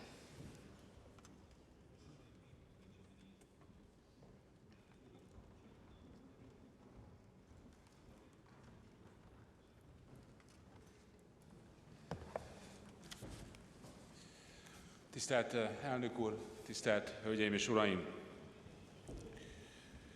A Magyar Uniós Elnökség lehetőség arra, hogy véleményt formáljunk az Európai Unió jövőjéről szóló vitákban, azokat alakítsuk, és a szükséges a változás hangját is képviseljük. Amellett, hogy képviseljük Magyarország érdekeit, és közvetítő szerepet töltünk be a tagállamok között, ebben az időben mérleget is érdemes vonnunk. Erre a feladatra különösen alkalmas a nemzeti parlamentek közötti párbeszéd, hiszen Európa nem csak Brüsszelben, hanem a fővárosokban is rejlik. Magyarország egy különleges helyzetben vette át az uniós soros elnökségét, amikor az európai parlamenti választásokat követően egy intézményi átmenet is zajlik, év végén pedig a Lisszaboni Szerződés 15. évfordulója is elérkezik, ami önmagában is jó alkalom lenne arra, hogy elgondolkodjunk az Európai Unió szerkezeti kérdéseiről. Adódik tehát a kérdés, hogy a folyamatban lévő intézményi átmenetből milyen intézményi átalakulás vagy átalakítási kísérlet következik, és ezek a változások hogyan formálhatják át az Európai Unió hétköznapi működését. A magyar elnökség, ahogy minden uniós intézmény és tagállam abban érdekelt, hogy a jelenleg már 6 hónapja zajló intézményi átmenet mielőbb sikeresen lezáruljon, és folytatódhasson az uniós jogalkotási munka. Engedjék meg, hogy egy rövid helyzetértékeléssel kezdjem a felszólalásom. Mára szinte minden releváns szereplő számára egyértelmű, hogy az Európai Unió lemaradt a globális versenytársakhoz képest. Ennek több oka is van. Többek között a gazdasági válság, az energiaválság, az elhibázott szankciók, a migrációs válság félrekezelése, a koronavírus járványra adott rossz válaszok, és persze az orosz-ukrán háború. Még az európai lemaradást kiváltó okokkal kapcsolatban eltérőek is a vélemények, Az biztos, hogy a lemaradás tényét ma már senki sem kérdőjelezi meg, az erről szóló gazdasági mutatók is magukért beszélnek. Abban viszont már eltérőek az álláspontok, hogy milyen megoldási javaslatokkal érdemes kezelni a versenyképességi válságot. A Magyar Uniós Elnökség képviseletében úgy látjuk, hogy létfontosságú az Unió és tagállamai termelékenységének és ezáltal versenyképességének javítása és a növekedés ösztönzése. Meggyőződésünk, hogy kontinensünk ragját és súlyát vissza kell állítani a világban. Ehhez illeszkednek a miniszter úr által említett elnökségi prioritások is, csak említés szintjén egy új európai versenyképességi megállapodást tervezünk elfogadni, koncentráljunk az európai védelempolitika megerősítésére, egy következetes és érdemeken alapuló bővítéspolitika érdekében járunk el, fellépünk az illegális migráció megfékezése érdekében, részt veszünk a kohéziós politika jövőjének az alakításában, fókuszba helyezzük a gazdagközpontú uniós agrárpolitikát, és kiemelt figyelmet szentelünk a demográfiai kihívásoknak a kezelésére. A Magyar Uniós Elnökség alapvető célkitűzése, ha úgy tetszik, horizontális célkitűzése, hogy javítsunk a versenyképességi helyzeten. Ezért célunk egy új versenyképességi megállapodásról szóló budapesti nyilatkozat elfogadása az állam, illetve kormányfők informális ülésén 2024. november 8-án. Minden szakpolitikai területen próbálunk olyan kihívásokat azonosítani, amik az Európai Unió versenyképességét korlátozzák, vagy az Európai Unió versenyképességét rontják, és azonosítani olyan intézkedéseket, amelyekkel javítani tudunk Európa versenyképességén. Tisztelt Hölgyeim és Uraim! Magyarország Európai Uniós tagságát nemzeti konszenzuson alapuló történelmi sikerként éltük meg 20 éve, és a nehézségek ellenére így gondolunk rá ma is. A csatlakozásunk egy olyan döntés volt, amelynek akkor sem volt és ma sincs alternatívája. Meggyőződésünk volt és maradt, hogy az európai integráció által Magyarország csak nyerhet. Az európai integrációval nem nemzeti önrendelkezésünket és függetlenségünket kívántuk feladni, éppen ellenkezőleg. A régió nemzetei a csatlakozást úgy képzelték el, hogy egyes hatáskörök átruházása, illetve közös gyakorlása révén együtt erősebbek lehetünk, mint külön-külön. Nem a nemzetállamok meghaladása, hanem azok megerősítése volt a célkitűzésünk. Mi azért dolgozunk ma is, hogy az Európai Unió olyan lehessen, amilyennek az alapító atyák elképzelték. Napjainkban azonban egyre inkább egy központosított és átpolitizált intézményrendszer terül el a tagállamok felett, ami szembe megy a korábbi elképzelésekkel. Franciaország és Németország tavaly szakértői munkacsoportot hozott létre az unió bővítését elősegítő intézményi reformokra vonatkozó ajánlások megfogalmazása céljából. A munkacsoport előállt egy jelentéssel, amelyet az AÜT-ön, általános ügyi tanácson mutattak be, melyben a szakértők a két ország kormányától hivatalosan függetlenül az Európai Unió föderalista jellegét erősítő intézményi és döntéshozatali reformjavaslatokat tettek. A dokumentum 3 fő területen fogalmaz meg javaslatokat. A jogállamiság védelmére vonatkozóan, az intézményi reformok tekintetében, illetve az Európai Unió mélyítésének és bővítésének lehetséges forgatókönyvei kapcsán. A szerzők létrehoznának egy társult tagstátuszt, amelyben a tagállamok részt vennének az egységes piacban, de a mélyebb politikai integrációban nem, és az egyre szorosabb egység elve sem kötné őket. Egyre több ilyen típusú, a szerződések szellemiségével szembe menő dokumentum születik, és abszurdnak tekinthető, hogy Brüsszelben ezeket valódi népképviseleti felhatalmazás nélkül egyre jobban és egyre többen komolyan veszik, megkerülve ezzel a nemzeti parlamenteket is. Zajlik egy vita arról is, hogy alkalmazzuk a szerződések azon rendelkezéseit, amelyek a szubszidiaritás elvéről szólnak. A szubszidiaritás elvének tényleges alkalmazásáról nagyon komoly ellentét alakult ki a szuverenisták és a föderatív Európában gondolkodók között. A szubszidiaritás régóta szerepel a szerződésekben, de sem a jogalkotásban, sem az Európai Unió bíróságának a gyakorlatában nem igazán látjuk.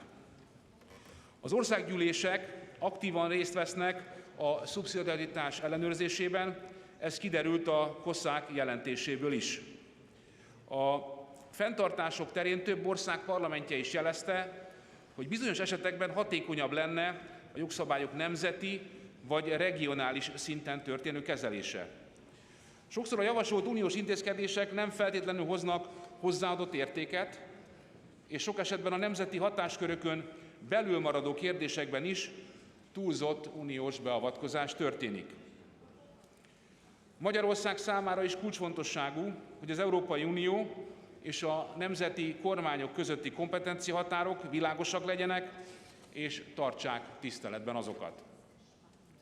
Köszönjük a nemzeti parlamentek uniós bizottságainak munkáját, amely nagyban hozzájárul az Európai Unióról szóló nemzeti vitákhoz és a magyar uniós elnökség sikeréhez is. Tisztelt Hölgyeim és Uraim, tisztelt hallgatóság! Európa versenyképességéről komoly párbeszéd indult meg a magyar uniós elnökség alatt, például a sokat emlegetett Draghi jelentés is foglalkozik a kérdéssel. Azonban alapvetően hibás, ha azt mondjuk, hogy az Európai Unió csak akkor lesz versenyképes, ha a jelenleginél sokkal több nemzetek fölötti elemet tartalmaz. A Draghi jelentés helyzetértékelésével a legtöbb ponton egyetértünk. Európa komoly változások előtt áll, a világkereskedelem lassul, a geopolitika töredezetté válik, a technológiai változások felgyorsulnak, a régóta bevált üzleti modellek megkérdőjeleződnek, átalakulnak a függőségi viszonyok, az olcsó orosz energiáról történő leválás után Európában a legdrágább az energia, növekszik az infláció, és demográfiai válsággal is küzd a kontinens. Ami a megoldási javaslatokat illeti, azok egy részével egyetérthetünk, egy másik részével, amelynek elemei egy föderális Európai Uniót feltételeznek, nem tudunk azonosulni. Bizonyos gazdaságpolitikai megoldási javaslatokkal nem értünk egyet, ilyen például a közös hitelfelvétel, vagy a szuverenitásunkat sértő egyhangú döntéshozatali eljárás feladása. Az Európai Unióban az alapító atyákhoz szűen éppenséggel a politikai konszenzuskeresés kultúrájának a megerősítésére lenne szükség. Nem a vétó eltörlésében kellene gondolkodni, hanem azon, hogy még azokban az esetekben, ahol egyébként az egyhangúság nem szükséges, hogyan lehet konszenzus vagy konszenzus közeli döntést hozni úgy, hogy a tagállamok közötti politikai, gazdasági nézetkülönbségeket feloldják. Összességében sajnos, ha mérleget vonunk, akkor azt láthatjuk, hogy a brüsszeli intézmények egyre nagyobb hatásköröket szereznek maguknak a nemzetállamok, a nemzeti parlamentek kárára. Sokszor ez egyfajta ideológiai nyomásgyakorlásra vonatkozó igénnyel is társul a részükről. Tisztelt Hölgyeim és Uraim! Az Európai Parlament feladata kezdettől fogva a konzultáció, a tartalmas és előremutató viták lefolytatása az unió szempontjából kulcsfontosságú kérdésekben, emellett az uniós intézmények demokratikus felügyelete transzparens és nyomon követhető módon.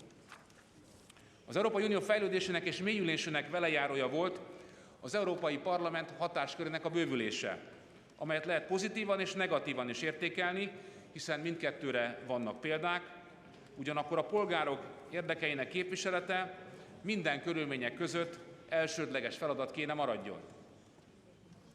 Egyértelmű, hogy a hatáskörök szélesedése nem hozta magával a demokratikus legitimitás növekedését. Az Európai Parlamentre ma jellemző vádaskodó, gyakran személyeskedő hangvételt megengedő, a konstruktivitás nélkülöző viták szembe mennek az intézmény azon alapvető funkciójával, hogy becsatornázza a polgárok akaratát az uniós döntéshozatalba, és garantálja a többi intézmény szerződések szerinti működését. Az Európai Parlament jogkörének bővülése ráadásul sok esetben a nemzeti parlamentek kárára valósul meg. Az Európai Parlament ilyen értelemben hatásköröket is von el a nemzeti parlamentektől. Azt látjuk, hogy az Európai Bizottság is egyre inkább politikai aktórá vált. A szerződésekben rögzített szerepe szerint a bizottság az unió politikailag semleges végrehajtó szerveként kellene, hogy előmozdítsa az Európai Unió érdekeinek érvényesülését azáltal, hogy jogszabályjavaslatokat dolgoz ki, érvényt szerez a már elfogadott uniós jogszabályoknak, végrehajtja a szakpolitikákat és az uniós költségvetést.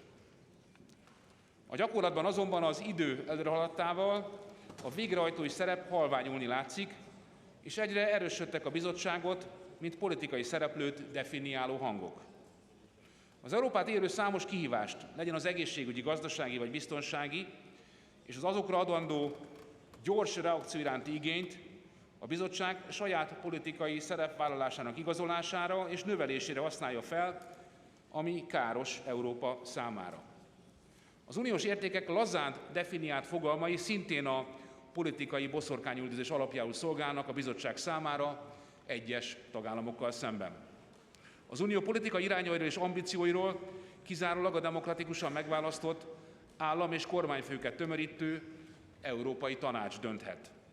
Az Európai Bizottságnak a vezetők által megszabott irányokat szolgáló jogszabályok révén kell segíteni az uniót, nem pedig önálló politikai napirendet követve. A jelenlegi geopolitikai kihívások sem hatalmazzák fel a bizottságot az önálló politikai cselekvésre, ahogy a közös értékekre hivatkozva sem lehet elfogult kampányokat indítani egyes tagállamok ellen. Jól példázza a politikai bizottsági megközelítést, mint von der Leyen elnök, a magyar miniszterelnök elnökségi programbemutatót követő strasbourgi beszéde, mind az a tény, hogy a biztosok központi döntés alapján nem vesznek részt a magyarországi informális elnökségi programokon.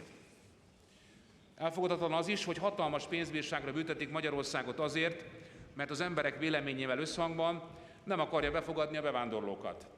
Az ilyen típusú intézkedések párosulva a rossz döntések által kiváltott schengeni rendszerben keletkező problémákkal erősen rombolják a polgárok unióba vetett általános bizalmát. Az Európai Unió csak akkor lehet sikeres, ha mindannyian a közösen felállított szerződéses szabályokat követjük. Tisztelt Hölgyeim és Uraim! Végezetül szólnék néhány szót az Európai Unió jövőjéről. Az Unió esetleges intézményi reformjairól az elmúlt másfél évben élénk vita zajlott mind a tanácsban, mind a tágabb nyilvánosságban. Magyarország a viták során mindig azt hangsúlyozta, hogy a megújításnak azt a célt kell szolgálnia, hogy az Európai Unió jövőállóvá váljon. Ehhez szorosan kapcsolódik a magyar tanácsi elnökség említett versenyképességi célkitűzése is. Nem értünk egyet azokkal a véleményekkel, hogy a szerződések sürgős módosítására lenne szükség, mint ahogy azokkal sem, amelyek a belső reformokról való gondolkodást a szerződés módosítás kérdésére korlátozzák. A reformokról szóló vita gyakran az uniós értékekre és a döntéshozatali folyamatokra fókuszál, azonban először is az uniós szakpolitikákkal és költségvetési kérdésekkel kell számot vetni, hiszen ezek erősen hatnak az Európai Unió globális versenyképességére, amelynek javítása minden tagállam közös célja. Erről a közös célkitűzésről a magyar elnökség által a különböző tanácsi formációkban szervezett tematikus eszmecserék keretében is megbizonyosodhattunk. Ezzel szemben a döntéshozatali reform kérdése jelentős mértékben megosztja a tagállamokat.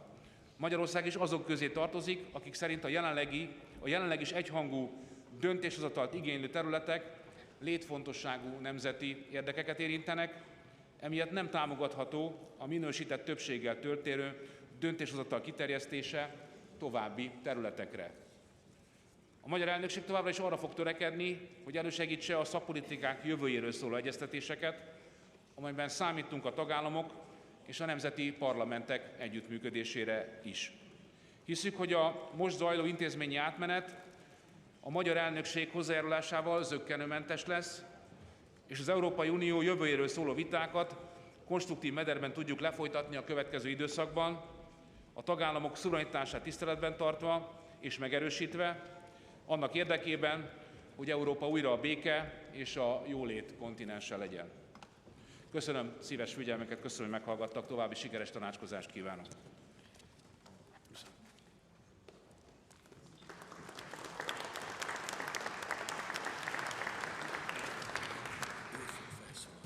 Köszönjük szépen Zsigmond Barna miniszterhelyettes úrnak az előadását. Most pedig a COSAC delegáció 2 tagja következik. Elsőként Sven Simon urat szólítom a pulpitusra, aki az Európai Parlament Alkotmányügyi Bizottságának az elnöke. 5-7 perc időkeretben kérem tartsa meg előadását. Parancsoljon!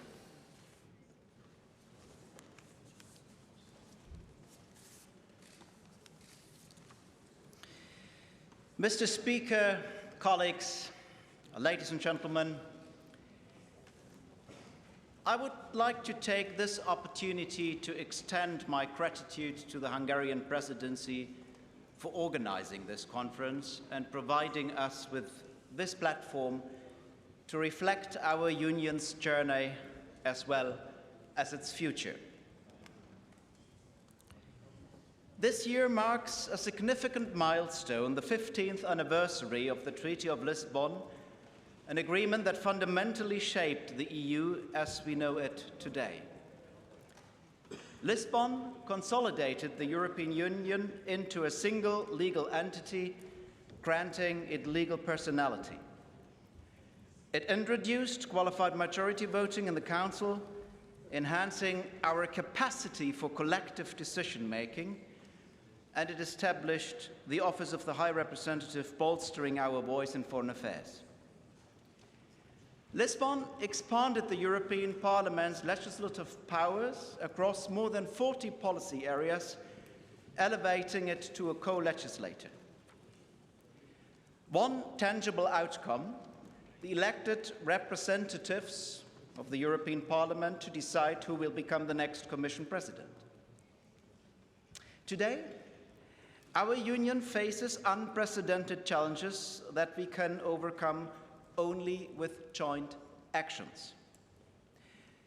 Colleagues, we need to create a union that is more capable to act and to deliver on the expectations that our citizens rightly hold. On the key questions of our time, we already discussed some of them. How to overcome the migration crisis, how to secure Europe against threats from imperialist neighbors and enable our own defense, how to restore European competitiveness and energy independence, how to become a center of technological innovation again. No single member state holds the power or the capacity alone. Yet it is crucial, at a crucial moment, we are struggling with bureaucracy and perceived over-regulation, with slow processes and lowest common denominators. Many of these issues are structural in nature, and some are connected to the treaties itself. In some cases, we would simply need to use the possibilities that the Lisbon Treaty already grants us. The de facto right of initiative for the European Parliament under Article 225 is functioning. Last term, the von der Leyen Commission has followed up 24 out of 25 proposals of the European Parliament. However, these were solely new proposals for regulation. We need to start in the European Parliament using Article 225 to amend and revoke existing legislation to reduce the bureaucracy and the burden, which sometimes means regulation for our companies. We can envision greater involvement of national parliaments in the legislative process on European level. I think it's easy to say that the current procedures on yellow and orange cards have room for improvement. During the last term, we in the Constitutional Affairs Committee made extensive efforts to propose treaty reforms that would at least address some of these issues. We proposed creating a more agile union with expanded use of qualified majority voting and a stronger say for national parliaments through green cards and stronger subsidiarity enforcement. And here, Mr. State Secretary, I must say, unfortunately, Council has so far refused to even consider these proposals for a debate. And when you mentioned that on the subsidiarity principle, we should do better to enforce it, then I want to see examples. You can bring a case to the court, but member states usually don't do that. Why not, colleagues? Why in the national parliaments you don't use your right? It is in the Lisbon Treaty. And when you say, Mr. State Secretary, that you don't want us to expand the use of qualified majority voting, I disagree with you that this means that we, when we expand it, attack the sovereignty of the member states. Do you really think that Hungary is sovereign nowadays? That any member state is sovereign when we speak about defense? Of course not. Do you really think that member states are sovereign in energy supply? Of course not. Do you think that one member state alone can solve the migration crisis? Of course not. Like the Czech Constitutional Court rightly said once, we pool our sovereignty to a European sovereignty to fight back for sovereignty. I think it was Jean-Claude Juncker who once said that we have two kinds of states in Europe. We have small states and those who don't know yet they are small. I'm coming from Germany. I come from a small member state, maybe not from the perspective of Slovenia in Europe, but when we compare to China, India, Southeast Asia, all three more than 1 billion people. We are all small, but we must recognize that. Regardless whether we agree on every single proposal which we proposed with this treaty reform, I believe that we need to debate on the future of our union. And when you said, Mr. State Secretary, that you don't like that Ursula von der Leyen is acting on foreign policy, I also disagree. You know why?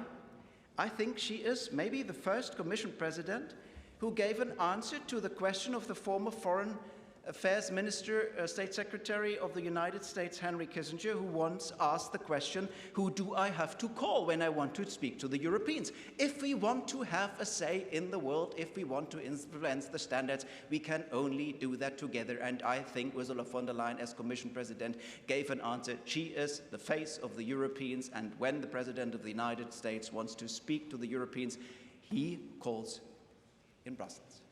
Of course, then she has to communicate with the member states. On migration, you mentioned that you don't like the fines coming from a court. Yeah, but that is a court decision. And when we don't, as politicians, like a court decisions, then we have to amend or revoke the law, but not criticize the court, since it was a court decision. It is true that the Lisbon Treaty has also Article 4, Paragraph 2 of the Treaty on the European Union, which says that the European Union has to accept national identity. Yes, of course. But that is a very small part. When we speak about migration and all the other things you mentioned, that is about policy which you might not like. But I would also like to wish one thing in the rhetoric. When we think that a regulation which comes from Brussels we don't like, or we think that it is politically wrong, please don't blame in political speeches the EU. Simply say it is the wrong majority in the European Parliament. Next European elections, you can change that. It was the wrong majority in the Council, and also that can be changed. But when we continue in policy as politicians to always blame what we politically don't like, that it is the EU's fault, then we harm the institution in itself, and we need it more than ever before as Europeans. I think that we need the European Union is self-evident. If I just mention 4 policy fields: defense, border protection, energy, innovation. If we don't stay together, if we don't share data together, we won't make it with artificial intelligence. The Chinese will do it, the Americans will do it. We won't do it if we don't work together here. We must much better use the common market. For some, it appears as if European policy is about who can push through most of their presumed national interests in Brussels, but that it is a zero-sum game of nations. And I think that this is a misguided assumption. The common European interest is far more than the intersection of 27 national interests.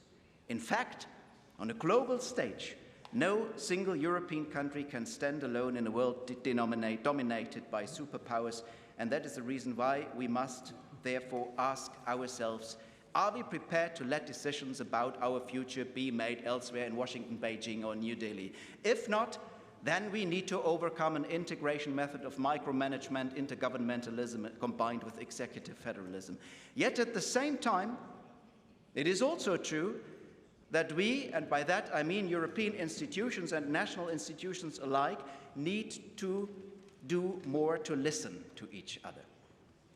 I think trusting the institutions that are mandated by the people, parliaments, to guide future steps on integration would be a potential solution, and that is the right place to do that. The majority in the European Parliament is convinced that we must strengthen the Union and reform our institutions. That also means, I would agree with you, that the European Commission, after the Lisbon Treaty, the European Union became a political union. And it is right that we would make a mistake if we would take political decisions in Brussels in an apolitical mode. That is the reason why we, in this Article 48 report, ask the Commission to be elected and voted out of office, which is not the case today. I think it is up to us to take the next steps in the history of this greatest endeavor of all, to make this union more robust and more capable of delivering for its citizens. We have the opportunity to think boldly here. Only then we can build a union that strongly protects our interests and upholds our values. Thank you very much.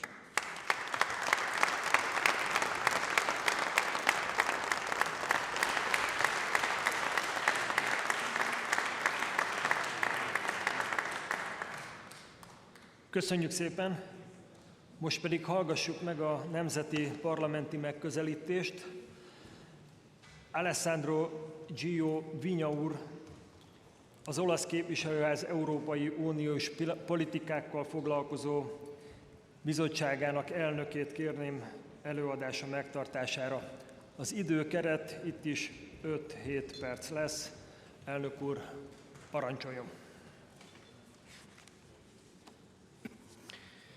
Signor Presidente, onorevoli colleghi, ci troviamo in un momento cruciale per l'Unione Europea. L'anno della transizione istituzionale coincide con un bilancio che segna 15 anni dall'entrata in vigore del Trattato di Lisbona. Questa congiuntura costituisce un'occasione unica per riflettere sugli sviluppi e sui fallimenti di una Europa che nel corso degli anni si è progressivamente allontanata dal progetto originario di integrazione per avvicinarsi sempre di più ad una logica centralista. Il Trattato di Lisbona è stato promosso come un passo avanti verso una maggiore democrazia ed una maggiore trasparenza dell'Unione Europea. Dobbiamo però tuttavia ammettere, colleghi, che alcuni obiettivi dichiarati sono stati disattesi, dando luogo ad una crescente centralizzazione del potere nelle mani delle istituzioni europee a scapito delle sovranità nazionali. Anziché rafforzare il principio di sussidiarietà, l'applicazione del trattato ha portato ad un ampliamento delle competenze esclusive dell'Unione, riducendo in parallelo lo spazio decisionale degli Stati membri e aumentando la distanza tra Bruxelles e le esigenze dei cittadini, direi fra Bruxelles e i cittadini stessi dell'Unione. Uno dei segni più evidenti di questa tendenza, ed è su questo che verte il mio intervento, è l'eccessivo ricorso ai regolamenti europei, che sono diventati il principale strumento legislativo a discapito delle direttive. I regolamenti che entrano in vigore automaticamente ed uniformemente in tutti gli Stati membri hanno sottratto ai nostri governi nazionali la possibilità di adattare le normative europee alle specificità nazionali, ma questo ha portato portato anche ad un indebolimento dei parlamenti nazionali, delle istituzioni che noi qui rappresentiamo, ridotti sempre di più al ruolo di esecutori di decisioni prese a livello centrale, prese a Bruxelles. La diminuzione dell'uso delle direttive passate dal 43% nella sesta legislatura, per chi non se lo ricordasse la sesta legislatura è la legislatura 2004-2009, al 15% della nona legislatura, a solo il 15% della produzione normativa unionale nella nona legislatura, colleghi. Riflette chiaramente un allontanamento dal principio di flessibilità normativa. In questi anni abbiamo assistito inoltre ad una preoccupante crescita degli atti delegati, cioè a quegli strumenti normativi che consentono alla Commissione europea di prendere decisioni su aspetti essenziali della normativa, senza un effettivo controllo politico da parte dei parlamenti nazionali. Gli atti delegati, onorevoli colleghi, sono dentro i regolamenti e una volta votato, una volta il regolamento diventato legge, entrano automaticamente in vigore, danno alla Commissione altro spazio di agire su quella determinata materia. Questo trend preoccupante rafforza la percezione di una unione tecnocratica affetta da una sorta di disconnessione democratica, nella quale le decisioni cruciali vengono prese da organi non eletti e lontana dalla vita quotidiana dei cittadini. La centralità crescente della Commissione, unita all'incremento degli atti delegati, sottolinea il pericolo di una erosione della sovranità democratica dei singoli Stati membri. Al tempo stesso i dati quantitativi testimoniano sul piano procedurale la netta prevalenza dei cosiddetti triloghi interistituzionali che, se da un lato velocizzano l'iter legislativo, dall'altro limitano la trasparenza e la possibilità democratica di dibattito all'interno delle istituzioni unionali. Gli orientamenti prevalsi in questi tradiscono uno spostamento verso la centralizzazione delle decisioni. L'Unione Europea, che avrebbe dovuto essere una cooperazione fra Stati, fra Paesi sovrani, sta diventando una struttura tecnocratica, dove le leggi sono imposte dall'alto e non negoziate o discusse democraticamente. Va però ricordato che la flessibilità normativa non è una concessione, ma una necessità per rispondere alle realtà locali, non imponendo un'uniformità artificiale. L'Europa deve tornare ad essere uno spazio di collaborazione tra Paesi che condividono obiettivi comuni, ma che rimangono sovrani nelle loro decisioni interne.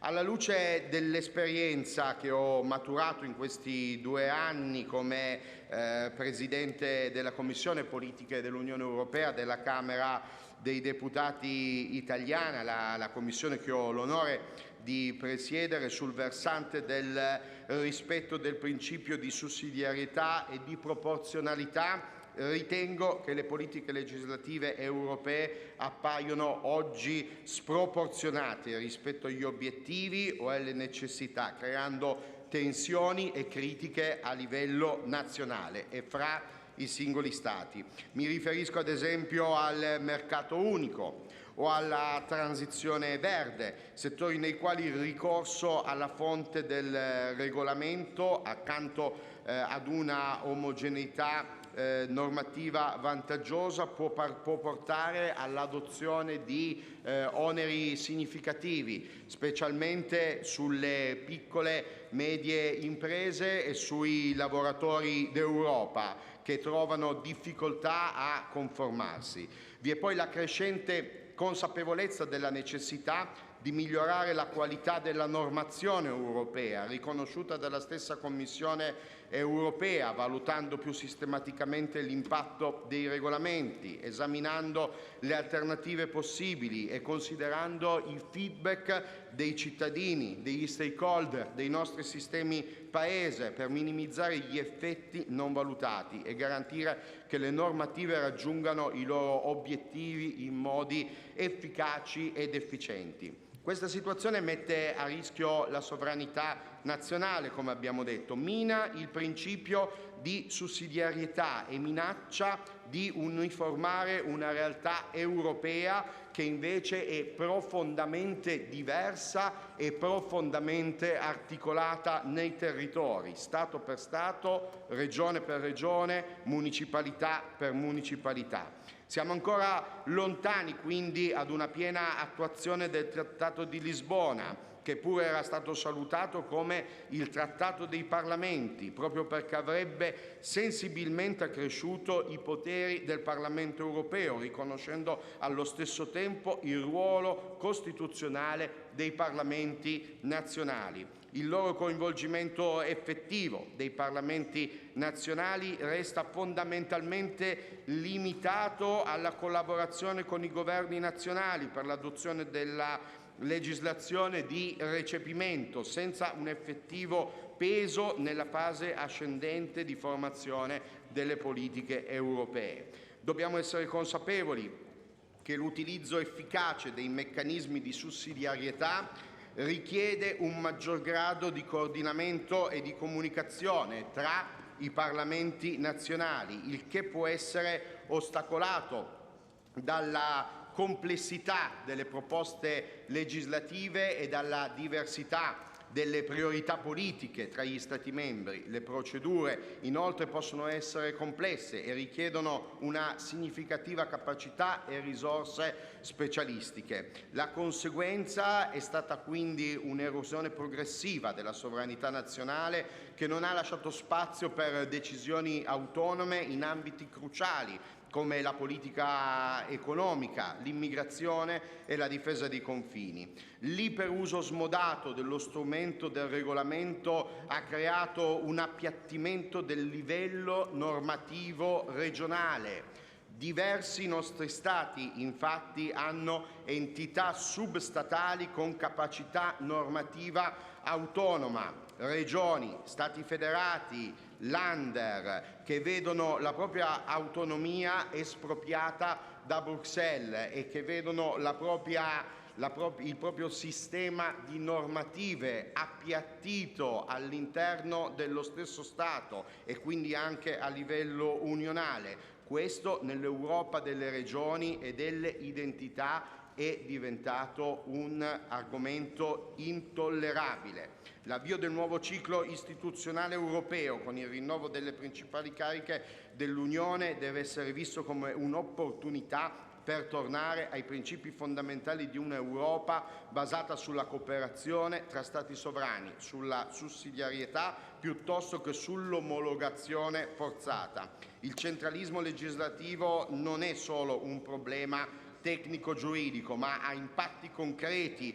sulla vita quotidiana dei cittadini. Basti pensare alle normative che incidono sulla nostra agricoltura, sulla pesca, sulle politiche ambientali, sulle abitazioni, sulle autovetture. Dobbiamo quindi riaffermare con forza il principio secondo cui le decisioni devono essere prese a livello più vicino possibile ai cittadini, perché solo così possiamo evitare di imporre soluzioni legislative lontano dalle esigenze delle nostre comunità, delle nostre imprese, dei nostri cittadini, dei nostri lavoratori, dei lavoratori d'Europa, colleghi. Dobbiamo preservare questa ricchezza anziché sacrificarla sull'altare della burocrazia europea e sull'altare del centralismo di Bruxelles a tutti i costi. Non si tratta di essere contro l'Unione Europea, ma di lottare per un'Europa che rispetti la volontà dei popoli, che valorizzi le identità degli Stati, le identità delle regioni d'Europa e che sia fondata sulla cooperazione paritaria. Concludo ricordando con le parole del grande patriota e statista magiaro Lajos Kossuth, che disse: l'Europa sarà davvero grande solo quando sarà un insieme di nazioni libere che cooperano nel rispetto reciproco, non una massa informe guidata da un potere centralizzato. Se perdiamo di vista queste radici, rischiamo di costruire un'Europa senza anima, una costruzione burocratica e fredda, incapace di rappresentare la volontà dei popoli che la compongono. Concludo con il motto della presidenza ungherese: Make Europe Great Again, la creazione di una Europa delle identità, cari colleghi, è ancora possibile. Grazie a tutti.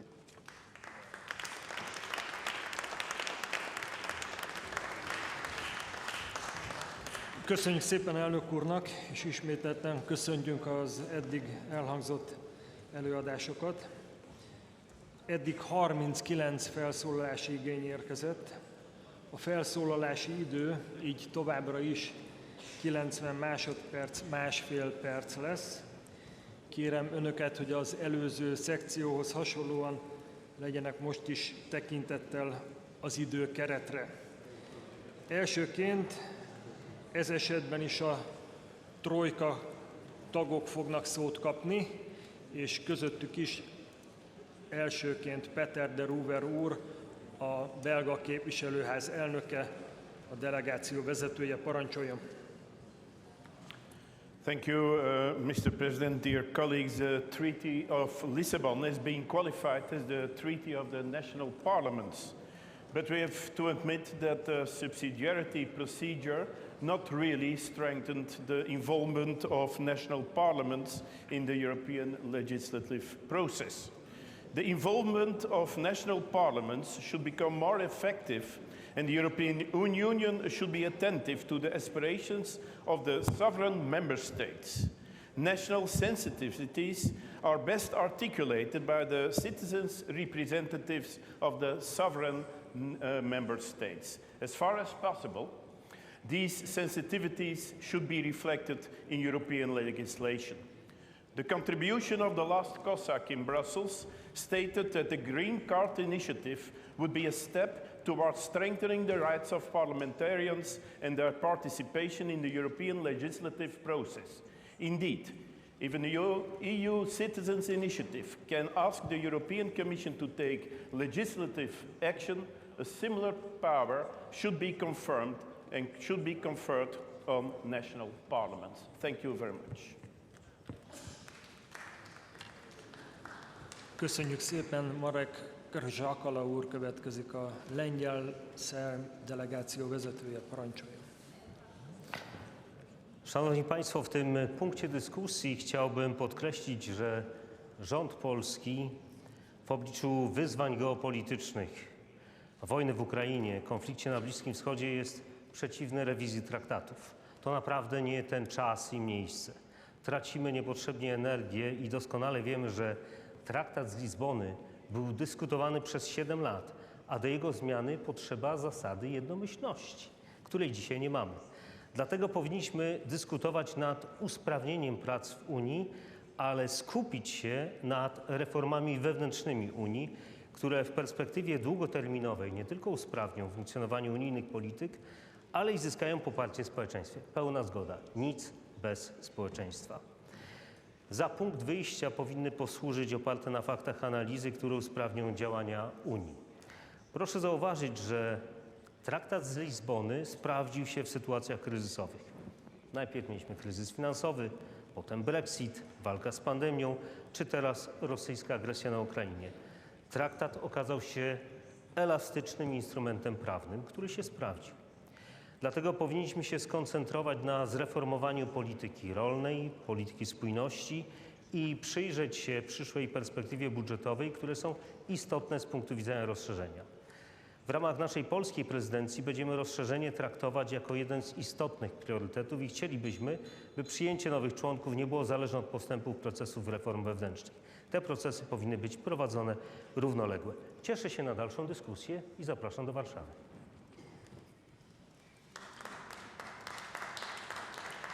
Vince Lóránt urat illeti a szó Európai Parlament. Köszönöm szépen a szót, elnök úr! Romániai magyar európai parlamenti képviselőként különösképpen hatalmas megtiszteltetés számomra a Magyar Parlament felsőházi termében felszólalni. Dear colleagues, the Lisbon Treaty institutionalized the EU role of the national parliaments, giving them both direct access to consultation documents and draft legislation and the right of direct control. Therefore, it can rightly be defined as the Treaty of the Parliament, but it is only as strong as it is its implementation by the national parliaments.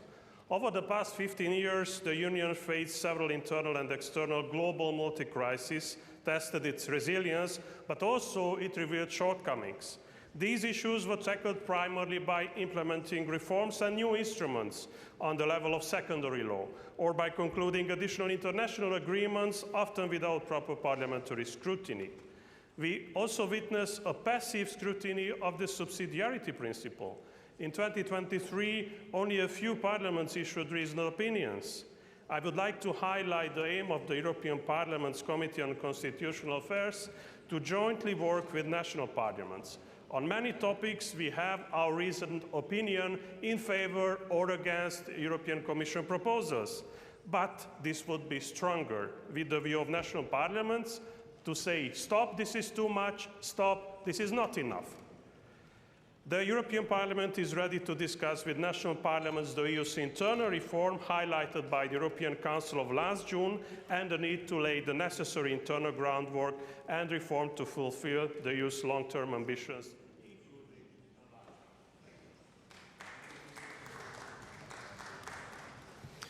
Köszönjük szépen, most pedig Balassa Péter következik, a Magyarországgyűlés Európai Ügyek Bizottságának ellenzéki alelnöke, parancsolja.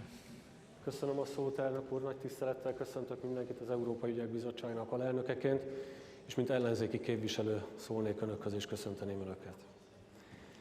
Az Európai Unió ma egy új kihívásokkal teli korszakba lépett. Az intézményi átalakulások éve, amelyet most megélünk, nem csak az EU belső struktúráját, de az európai polgárok bizalmát is próbára teszi. Az Európai Unió önálló tagországok együttműködésének intézményesített formája. Az alapszerződések is ennek szabályait rögzítik, és nem teszik lehetővé egy nemzetek feletti Európai Egyesült Államok létrehozását, bármennyire is létezik erre irányuló szándék. Ha valóban demokratikusabbá akarjuk tenni az Európai Uniót, akkor a nemzeti parlamenteknek kell nagyobb beleszólást biztosítani az unió működésébe. Így a jogalkotásba is. Tartsuk szem előtt a nemzetek Európája csak akkor lehet sikeres, ha minden tagállam és így minden polgár valóban partnernek érezheti magát az unió jövőjének alakításában. Ugyanakkor fontos elmondani, hogy az unió központi intézményei és a tagállamok közötti vitákat a megegyezésre való törekvése kell, hogy jellemezze.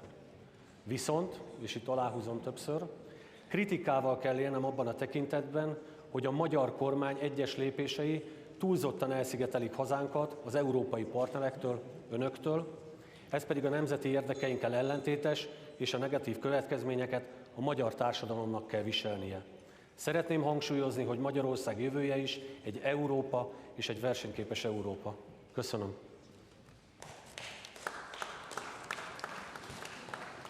Köszönjük szépen, alelnök úr, most pedig a görög delegáció vezetője következik, Dimitrios Kairidis, parancsolja.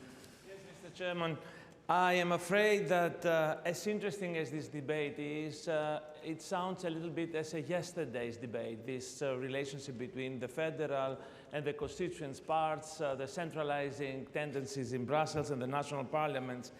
I'm afraid that we live in an age of a certain democratic malaise, and unless we recognize that problem, the problem which I would call, for lack of a better word, the problem of the algorithm, we should just go around circles. Churchill used to say that there is no public opinion, there is only published opinion. What does it mean in the age of the internet, the algorithm, the way that our citizens become captives of conspiracy theories or foreign autocrats who poison our news cycle? We are here gathered on the midst of a seismic election just across the Atlantic in a few days. I think we should do more to become more of a militant democracy, democracies that fight for themselves and recognize the enemies instead of passively discussing things of the past. The Lisbon Treaty was signed 15 years ago. So much has changed ever since. And by the way, since I was a member of the Conference on the Future of Europe, I wonder what happened with that esteemed project, the future of Europe. We spent 2 years discussing and discussing and discussing about the future of Europe and the future of European democracy, but it seems that it has been forgotten ever since, like so many other projects. Dagmar Belakovics asszonyt illeti a szó, az osztrák Nemzeti Tanács delegáció vezetőjét, parancsolja. Vielen Dank, Herr Präsident. Ja, seit 15 Jahren hat sich sehr vieles verändert in der Union. Wir haben jetzt eine Schuldenunion. Die Abschaffung des Vetorechts steht im Raum. Die Frage ist, wie wird der EU-Haushalt geleitet? Das sind alles Probleme, die auf uns zugekommen sind, die sich verändert haben in den letzten 15 Jahren. Und Europa hat sich verändert. Wir haben aber jetzt die Chance, und wir sollten sie als Europäer nutzen, und das sollte die Union auch nutzen, Europa wieder zu dem zu machen, was das eigentlich sein sollte. Ein Europa, das die Europäer unterstützt, das sich auch den Bürgern in Europa verpflichtet fühlt, denn sonst werden wir über kurz oder lang die Bürger auch verlieren. Und das beinhaltet, die großen Probleme zu erkennen und auch anzugehen. Und zu diesen großen Problemen gehören eine Krise der Wirtschaft in der Union, eine Krise auch der Innovation, eine Krise der Landwirtschaft innerhalb dieser Institution. Und man muss auch ganz offen und ehrlich mal die Ursachen ansprechen. Das sind natürlich ein viel zu rasch vollzogener Green Deal, der einfach zu einer wirtschaftlichen Problematik geführt hat, der zu Teuerungen geführt hat, die die Bürger teilweise nicht mehr stemmen können, und natürlich auch die illegale Migration. Und wir finden es tatsächlich ungerecht, wenn ein Land wie Ungarn hier den Außengrenzschutz ausbaut, hier keine Immigranten mehr aufnehmen möchte, dafür auch noch bestraft werden soll. Ich glaube, das muss die Union jetzt endlich auch leisten, dass es hier auch nationale Interessen gibt im Bereich der illegalen Migration, denn sonst verlieren wir die Bürger.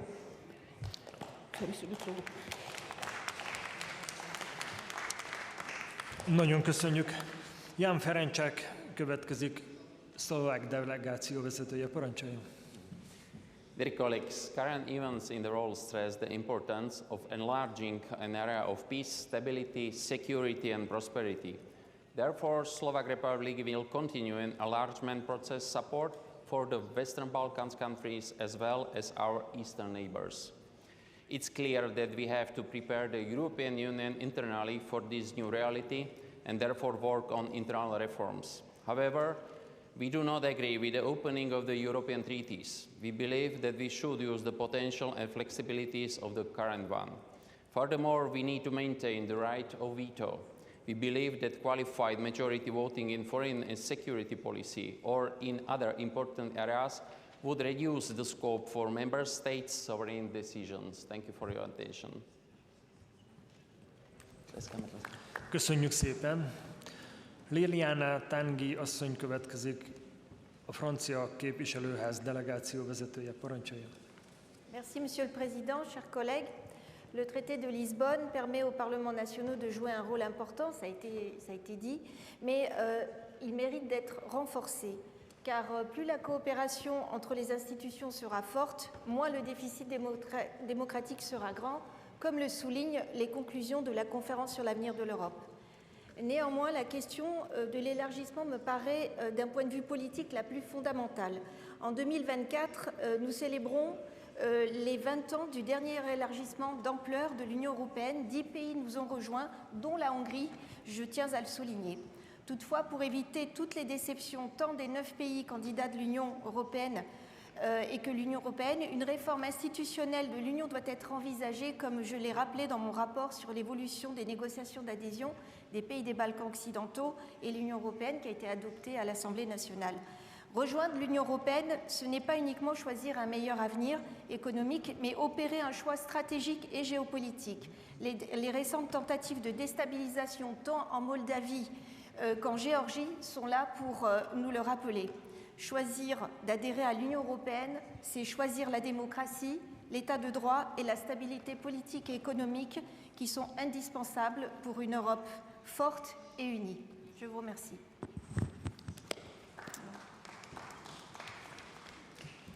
Sean Hofi úr következik, az ír parlament delegáció vezetője, parancsoljon. Mr. Speaker, as we've heard already, we are living in very uncertain times and we face many challenges such as the security and defence of Europe, a war on the continent of Europe, a war in the Middle East, the risk of recession including trade wars, energy price hikes and declining competitiveness, climate change, illegal migration, artificial intelligence, disinformation, as well as the rise of the far-right populism which threatens the rule of law and democracy. The report, Mr. Speaker, of Mario Draghi was a wake-up call for Europe. It found that the EU has fallen well behind the US and is facing increasing threats from China. But we have the tools to tackle these problems. We need to implement the goals of the strategic agenda and ratify free trade agreements. The provisions of the Lisbon Treaty are also very important, a treaty which was ratified by a public vote in Ireland. These provisions can and must be fully utilised. The right balance between the EU institutions has been arrived at in this treaty. And in my view, there is no need to consider treaty change at this time, particularly in the context of our enlargement agenda. So enlargement, I would suggest, is a good for individual nation states, but it's also good for Europe as a whole. So now let us continue together to implement this important agenda and bring about a strong and united Europe.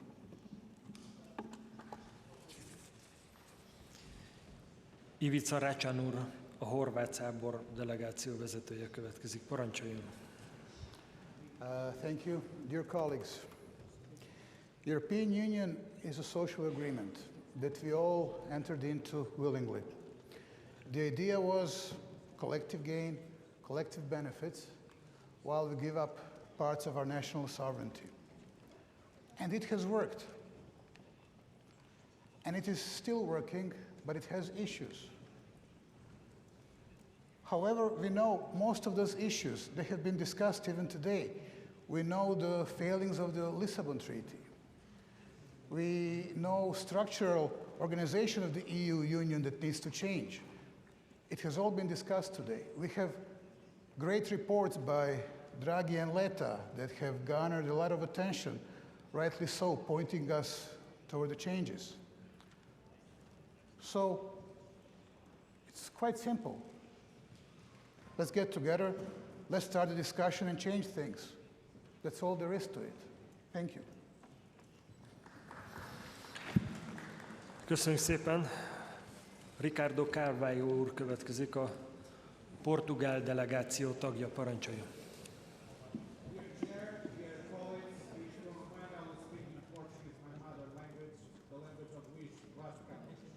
Iniciamos agora na União Europeia um novo ciclo institucional, provavelmente o mais importante e decisivo de todos os ciclos até aqui vividos. Enfrentamos grandes desafios coletivos, também cada um dos nossos Estados-membros, tem a ver com a necessidade, em termos de uma economia mais competitiva, de enfrentarmos o desafio da demografia e das migrações, da defesa do Estado Social Europeu e do modo de vida europeu, da necessidade de uma nova política de segurança e defesa. Urge, por isso, uma evolução na nossa arquitetura institucional. O Tratado de Lisboa consagrou mudanças significativas na estrutura institucional da União, reforçou o papel dos Parlamentos Europeus e nacionais no processo legislativo e de fiscalização. E afirmámos os valores europeus e criámos a cidadania europeia, reforçámos a participação dos cidadãos no processo de tomada de decisão europeia. Recordo o Ministro de Estado e dos Negócios Estrangeiros português, Paulo Rangel, Ex-eurodeputado que até junho de 2022 no Parlamento Europeu defendia a necessidade da criação do direito institucional em que tanto a Comissão como o Parlamento tinham ou têm um direito geral e um direito de iniciativa, por forma a tornar a União Europeia mais legítima do ponto de vista democrático, dando ao Parlamento um direito de iniciativa mais amplo e abrangente. A reforma dos tratados irá com toda a certeza tornar-se cada vez mais necessária e será inevitavelmente impulsionada pelo desejo de alargamento e deverá ser suficientemente ambiciosa, consagrando esse direito de iniciativa. Obrigado.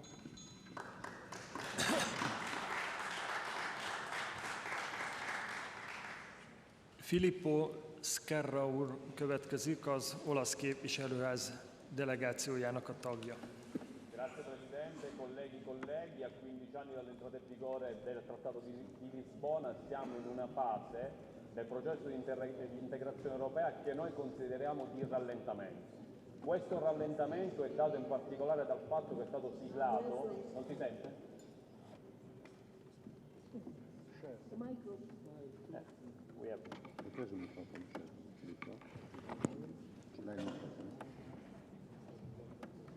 Hai preso quella là? No.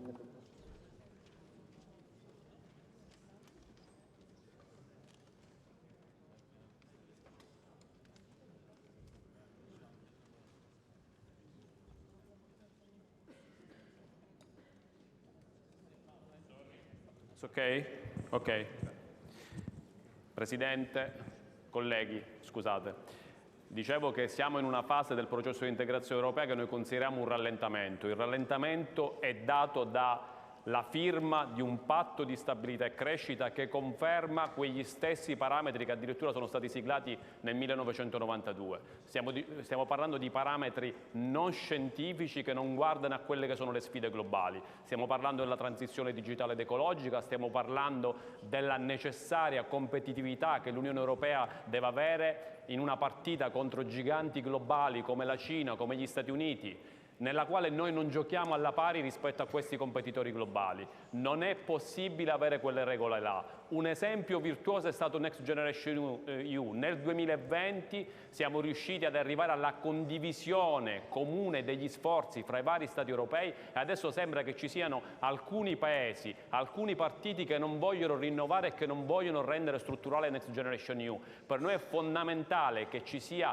una condivisione, un'emissione del debito comune a livello europeo per avere dei progetti comuni. Solo così possiamo affrontare la transizione ecologica, solo così possiamo affrontare la transizione digitale, solo così possiamo essere più competitivi e dobbiamo ovviamente eliminare quei parametri sbagliati del patto di stabilità e crescita che non fanno altro che indebolire la nostra economia e la nostra competitività. Grazie.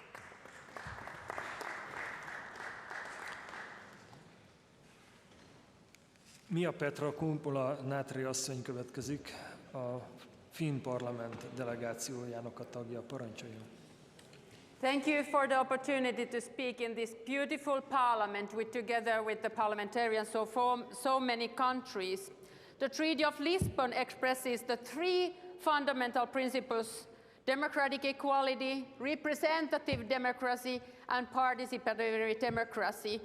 Article 7 talks have been taking place with Hungary because the need for clarify deficiency related to media freedom and pluralism, and need to clarify serious deficiencies related to functioning of the civil society. So the Treaty of Lisbon refers to common security and defense policy. It introduced a mutual defense clause which provides that all member states are obliged to provide help to member states under attack. Qualified majority voting could be taken with the help of the passerelle clause. There is one moment I cannot forget. Last December, all European countries except Hungary wanted to help Ukraine in its needs for this 50 billion euros. And now State Secretary here says it's a national interest. But what was the interest of the security of whole Europe? And what was the interest of the Ukrainians dying because of not being able to defend itself without the help from the allies? And all those deported children to Russia, we should have been blocking that to happen earlier with the help of all the nations, including Hungary, and not to postponing because of qualified majority voting not taking place.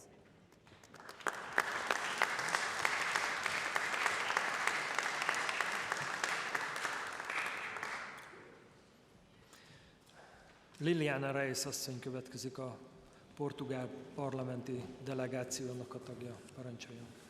Dear President, dear colleagues, the role of national parliaments in European Union affairs following the Lisbon Treaty is one of the fundamental questions presented by the current biannual report about European Union procedures and practices, and reveals to us the importance that we all present here have in the evolution and deepening of the European Union, even though if we have different commitments in each country for each area or policy.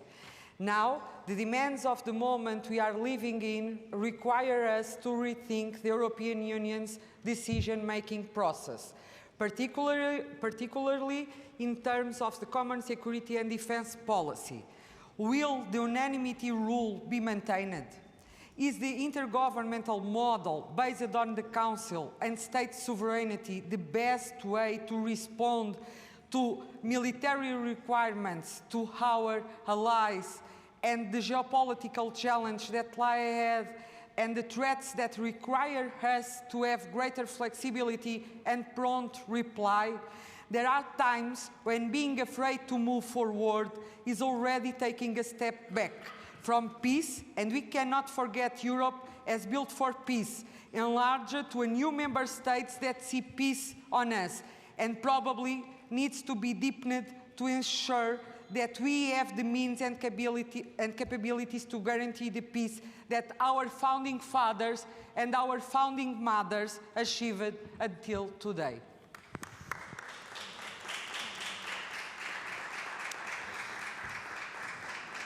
Most pedig a ciprusi parlament delegációjának a tagja, Mariana Nikolaou asszony következik. Parancsolja. Ευχαριστώ πολύ, κύριε Πρόεδρε. 15 χρόνια από τη συνθήκη της Λισαβόνας και είναι σήμερα ακόμη πιο έντονη η συζήτηση για το ποια Ευρώπη θέλουμε. Είναι φανερό και δεν μπορεί να συγκαλυφθεί με κανένα τρόπο ότι η Ένωση, την οποία έχουμε σήμερα, παράγει ανισότητες, αδιέξοδα, ανεργία, διάλυση εργασιακών σχέσεων και έχει δομικά δημοκρατικά ελλείμματα. Η συνθήκη της Λισαβόνας έφερε περισσότερη λιτότητα, απαγορεύοντας πλέον στα κράτη-μέλη να ασκήσουν τη δική τους οικονομική πολιτική. Το χρέος επιβάλλεται στους λαούς ως μέσο εξάρτησης, την ίδια ώρα που ενισχύεται το τραπεζικό και πολυεθνικό κεφάλαιο. Τίθεται λοιπόν επιτακτικά η ανάγκη για κατάργηση του Δημοσιονομικού Συμφώνου, της Συνθήκης για τη Σταθερότητα, Συντονισμό και Διακυβέρνηση και του Ευρωπαϊκού Εξαμήνου και αντικατάστασή τους με πολιτικές κοινωνικής σύγκλησης, απασχόλησης και βιώσιμης ανάπτυξης χωρίς αποκλεισμούς. Την ίδια ώρα η Ένωση είναι βουτυγμένη βαθιά στους πολεμικούς σχεδιασμούς του ΝΑΤΟ, όπως προνοεί άλλωστε και η Συνθήκη της Λισαβόνας και επιδίδεται σε συνεχή στρατιωτικοποίηση, ενώ παράλληλα αναπτύσσει και ενισχύει τις οικονομικές σχέσεις που διατηρεί με την Τουρκία, η οποία εξακολουθεί να καταπατά παράφορα τα κυριαρχικά δικαιώματα της δικής μου πατρίδας, της Κύπρου, από το 1974. Εμείς θέλουμε την Ευρώπη να είναι παράγοντας ειρήνης και υπεράσπισης του διεθνούς δικαίου. Για τη δική μου πατρίδα, αλλά και για όλους τους λαούς. Ειδικά για όλα όσα συμβαίνουν στην Παλαιστίνη εδώ και ένα χρόνο. Ευχαριστώ.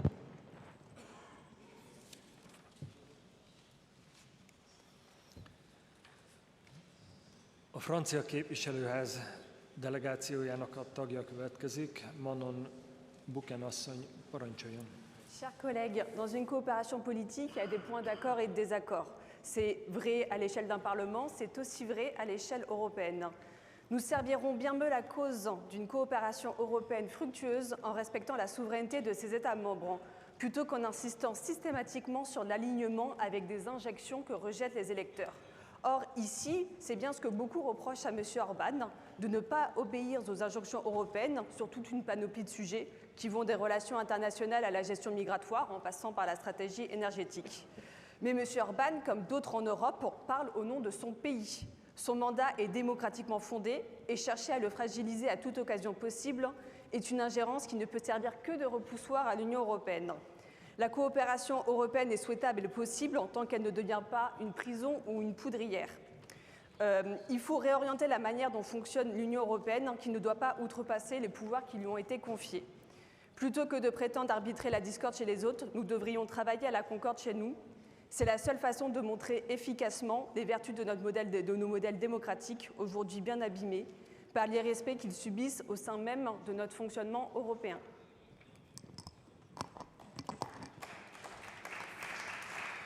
Köszönjük szépen!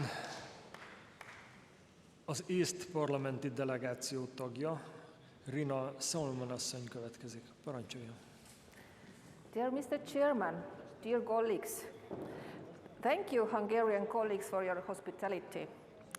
We live in a time of a great change, and the European Union needs to adapt to the challenges and opportunities that the present day holds.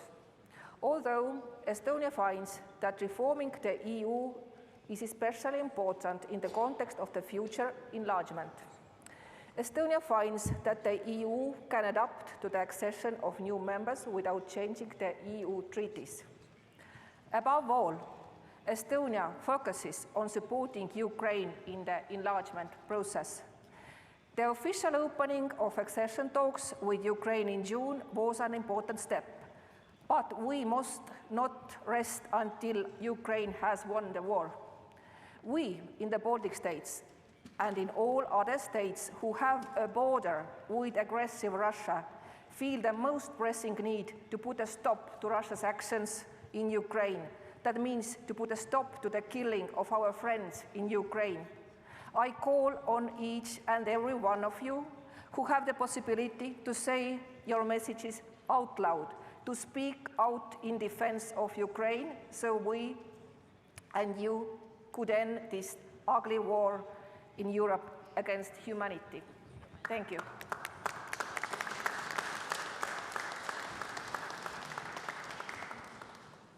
Stefan Schenach úr következik, az osztrák Bundesrat delegációjának tagja. Parancsoljon. Danke sehr, Herr Präsident, liebe Kollegen und Kolleginnen. 15 Jahre Lissabonner Vertrag haben die EU nicht nur transparenter, sondern auch demokratischer gemacht. Und wir haben uns sehr begeistert im Rahmen unseres Parlaments auch an die Arbeit mit Subsidiaritätsprüfungen und so weiter gemacht.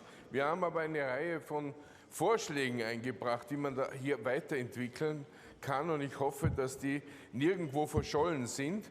Wir haben in den letzten 15 Jahren tausende delegierte Rechtsakte aufgespürt und immer wieder gesagt, hört mit diesem Unfug auf, heimlich in jeder Richtlinie und Verordnung zusätzliche Kompetenzen zu verstecken und zu erarbeiten. Wir sind ein föderales Land. Was wir brauchen, sind zumindest 2 Wochen mehr für die Subsidiaritätsprüfung von 8 auf 10 Wochen. Das wäre eine super Idee. Und wir haben auch gebeten, dass bei den Antworten der Kommission es weniger Copy-Paste-Antworten sind. Was die EU natürlich braucht, ist ein Wandel in manchen Bereichen von der Einstimmigkeit zur qualifizierten Mehrheiten, damit die EU keine lahme Ente ist. Und zum Schluss, Österreich hat bei seinem Beitritt zur Europäischen Union in seinem Vertrag einen Satz stehen, der auch bei uns Verfassung ist, nämlich, dass die österreichische Neutralität, völkerrechtliche Neutralität, der eigenständige, unverwechselbare Beitrag Österreichs für Frieden und Sicherheit.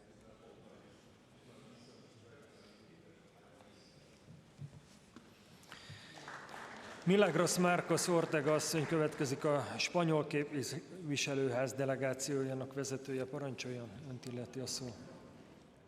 Thank you, President. La Unión Europea se encuentra en un momento crucial. Su futuro dependerá de nuestra capacidad para adaptarnos a los nuevos retos, manteniendo nuestros valores comunes.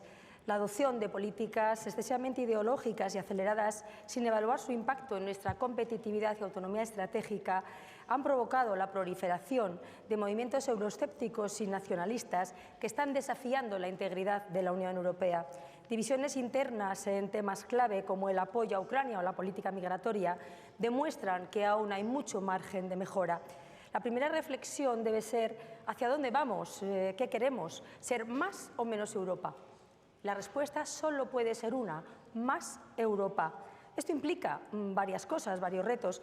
En principio, y desde luego, avanzar en esa protección de nuestras fronteras y controlar la inmigración irregular, más allá del pacto de migración y asilo, valorando todas las opciones posibles que permitan al mismo tiempo atender a las personas y luchar contra las mafias que trafican con ellas y acabar con el drama humanitario que esto supone.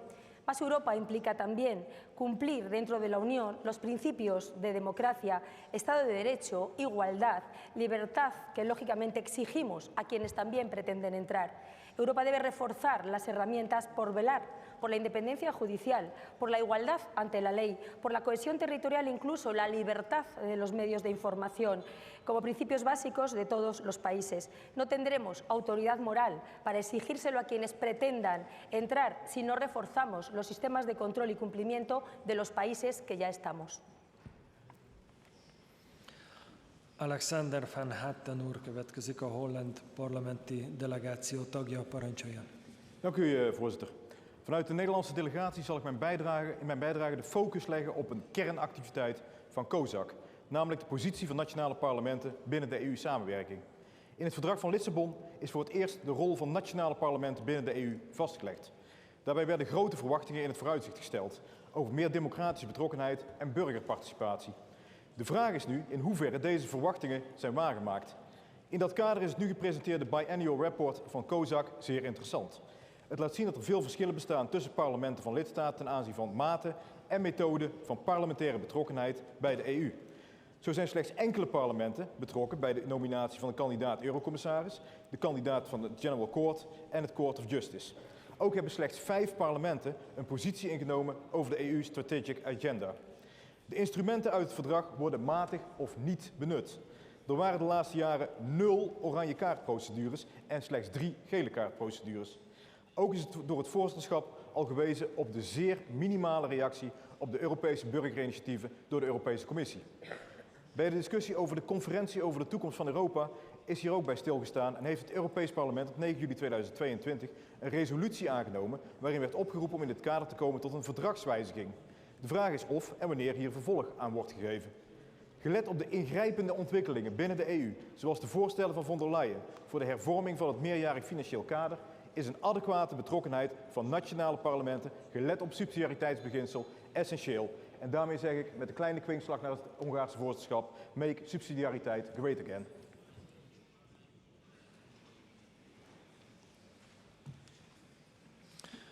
A svéd parlamenti delegáció tagja következik, Magnus Barnston. Parancsoljon. Tack för ordet. Det har nu gått 15 år sedan Lissabonfördraget trädde i kraft, vilket har inneburit både framsteg och utmaningar för EU. Jag välkomnar att trojkans förslag till slutdokument prioriterar hållbarhet, konkurrenskraft och demokratiska värderingar, avgörande frågor för vår framtid.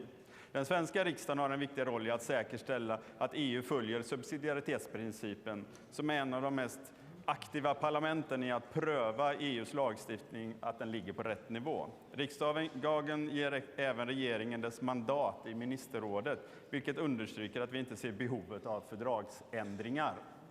Att möta globala utmaningar med en starkare röst behöver vi dock införa kvalificerad majoritet i utrikespolitiken så att EU kan agera snabbare och med mer enat i avgörande frågor. Krigsberedskap måste stärkas samtidigt som vi måste intensifiera arbetet för att utveckla den inre marknaden, särskilt med fokus på små och medelstora företag som är vår ekonomiska ryggrad. Avslutningsvis så är det avgörande att EU fortsätter att stödja Ukrainas väg mot medlemskap, där reformer och meritbaserade framsteg skapar stabilitet och demokratisk framtid för både Ukraina och Europa. Premiärminister Orbáns pågående besök i Georgien riskerar dock nu att underminera europeiska värden och skicka fel signaler till ett land som kämpar för demokratisk utveckling och närmare europeisk integration. Tack.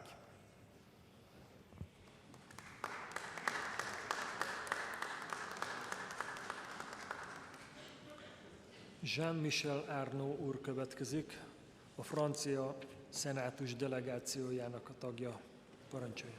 Monsieur le Président, chers collègues, 2024 marque le 20e anniversaire de l'adhésion de la Hongrie et d'autres pays d'Europe centrale à l'Union européenne. C'est aussi le 15e anniversaire de l'entrée en vigueur du traité de Lisbonne.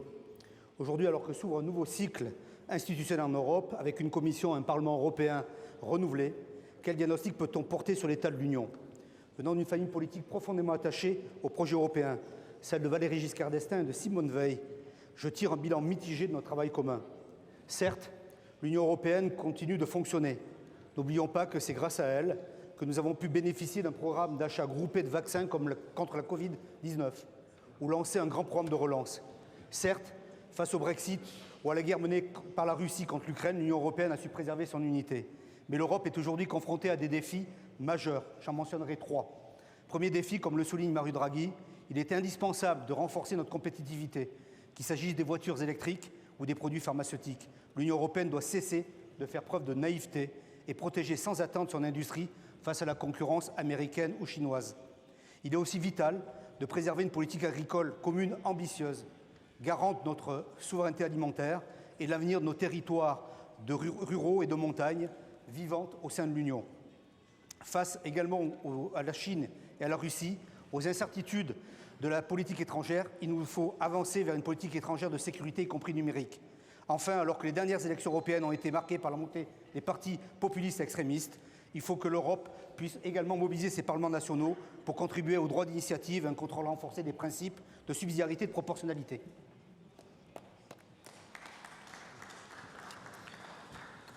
Pietro Lorafice úr következik, az olasz szenátus delegációjának a tagja, parancsoljon. Grazie Presidente, colleghe e colleghi. A 15 anni dall'entrata in vigore del trattato possiamo fare un primo veloce bilancio. Ci sono alcune parti del trattato che ha dimostrato la sua efficacia e anche flessibilità, non ultima nel caso della pandemia, pertanto anche con strumenti quali il Next Generation EU abbiamo visto che c'è la possibilità e l'opportunità di iniziare un nuovo cammino.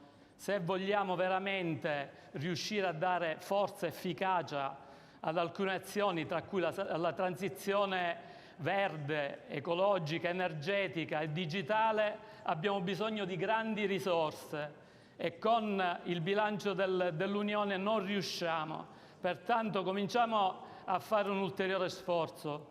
Con il debito comune possiamo affrontare meglio queste grandi sfide. Altra cosa, il trattato ci ha dato la possibilità di mettere in atto che cosa? La piena applicazione della Carta dei diritti fondamentali dell'Unione, che ha messo al centro che cosa? L'essere umano.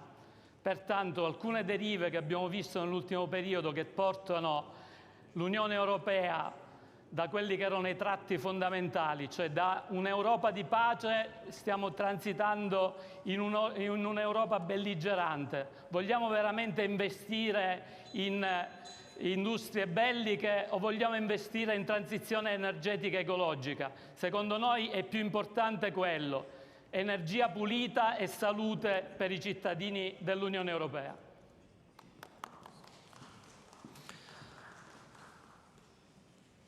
A török nagy nemzetgyűlés delegációjának vezetője, Meryem Göke asszony következik, parancsolja.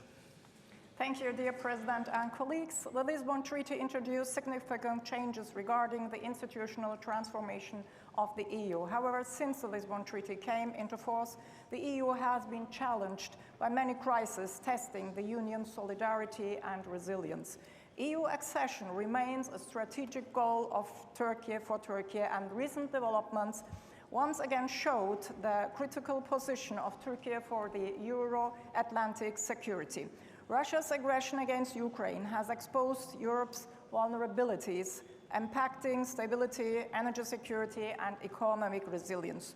Turkey's proactive role, demonstrated by the historic grain agreement with the UN, has helped save millions from famine and ease global food inflations. Today we are going through a period of increased uncertainties, crises, and conflicts threatening peace and security. War crimes are happening in real time before our eyes. The world should be ashamed that there is no safe space in Gaza and that starvation is being used as a weapon of war. We extend our heartfelt thanks to Ireland, Norway, Spain, and Slovenia for recognizing the state of Palestine. Israel's genocide in Gaza are a stark reminder of the world's solemn promise, never again.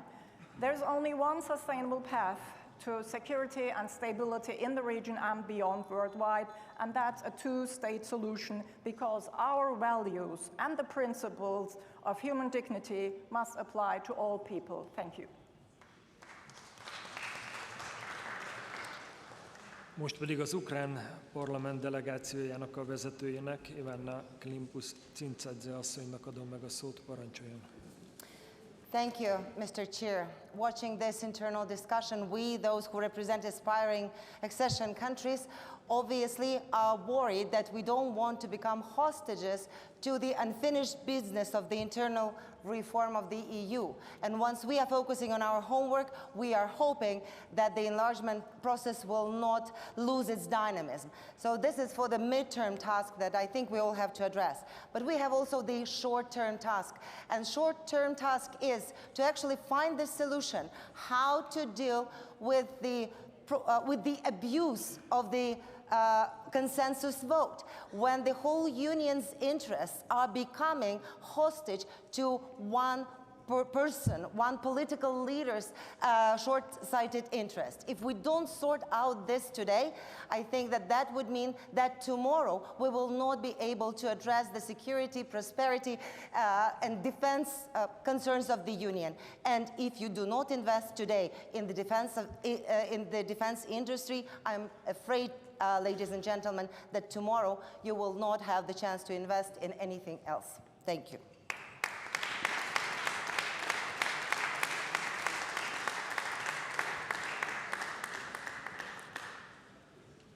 A montenegrói parlament delegációjának tagja következik, Angyela Vojinović asszony, parancsoljon.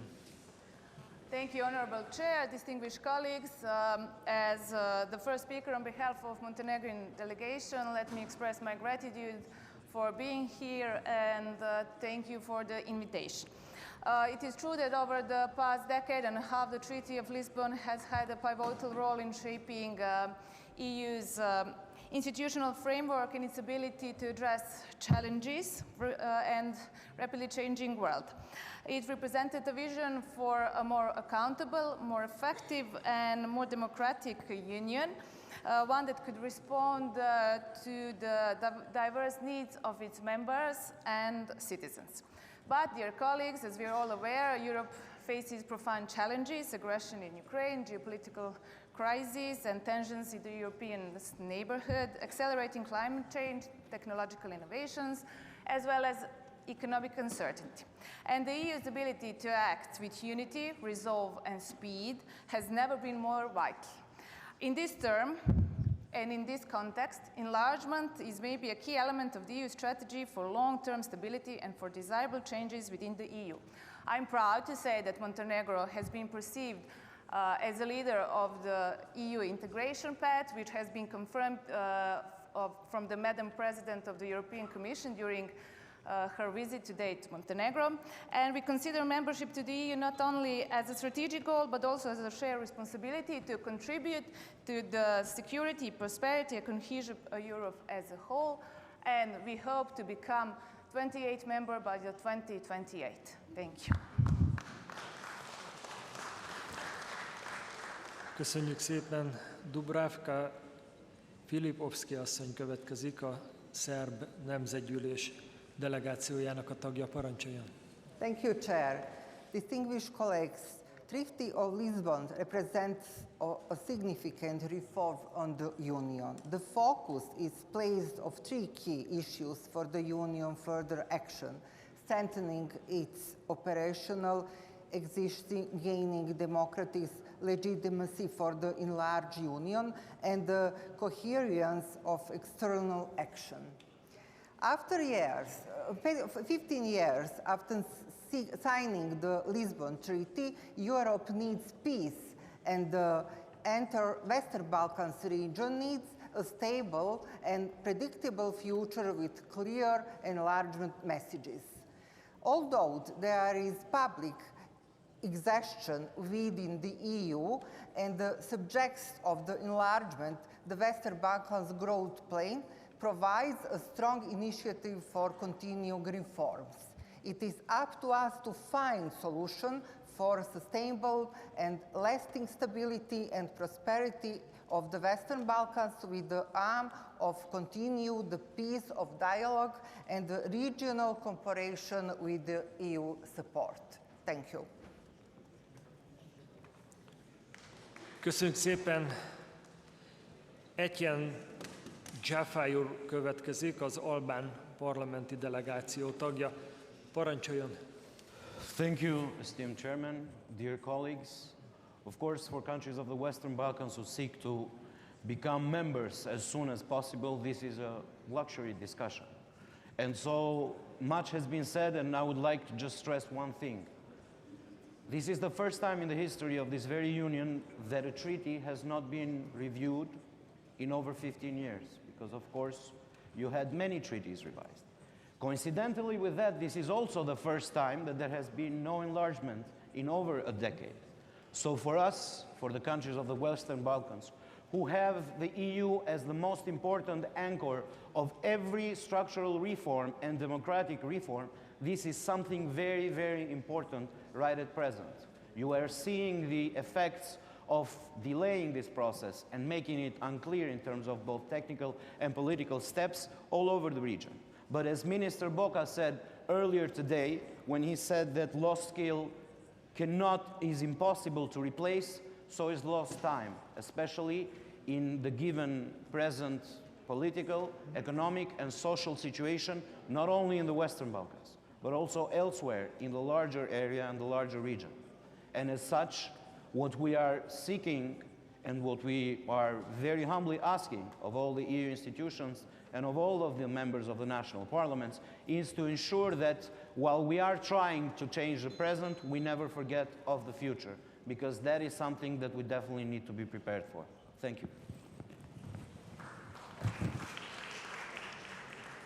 Fiolla Ujkáni asszonyt illeti a szó, a koszovói parlament delegációjának a tagját. Parancsoljon. Thank you, Mr. Chair, dear colleagues. As we stand at a significant turning point in the European Union's journey, it's crucial to reflect on what the last 15 years under the Treaty of Lisbon have brought us. Strengthened resilience, expanded democratic values, and a unified European vision. But this vision is not complete. It cannot be, without fully integrated the 6 countries of the Western Balkans. Kosovo leads the Western Balkans in critical areas like the rule of law and governance, ranking highly on global scales for accountability, fundamental rights, and the fight against corruption. Our commitment on these values is resolute.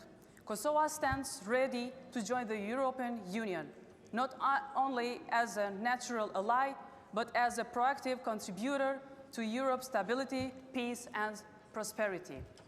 In this transitional year for the EU, we hope the Union will prioritize deeper engagement with Kosovo and the Western Balkans. Embracing Kosovo strengthens Europe itself, creating a more resilient, inclusive union, one that truly reflects our shared ideals. Kosovo is ready to help build this future. Thank you.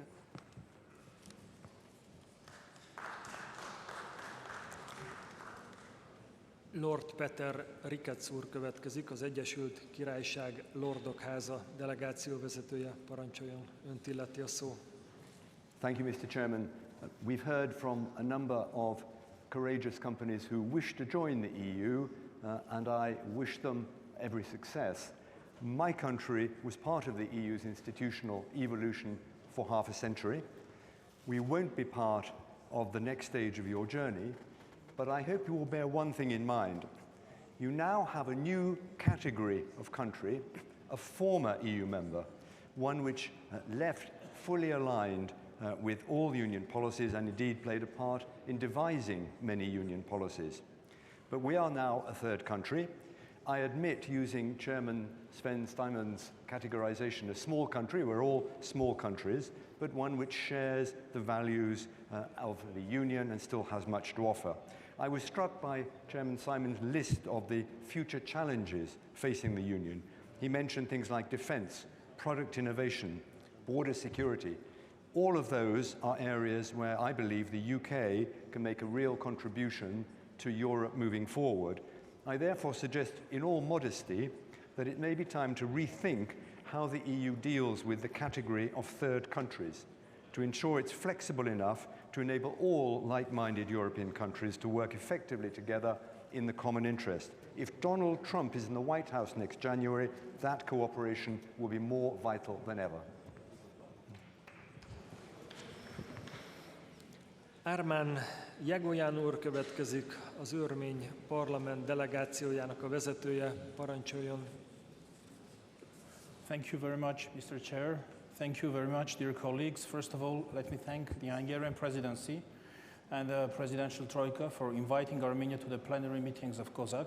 Since our last meeting in Brussels, there have been a number of significant developments in Armenia-EU relations. First of all, in July, the Council of the European Union has decided to open the visa liberalization dialogue with Armenia, and it was officially launched on September 9th.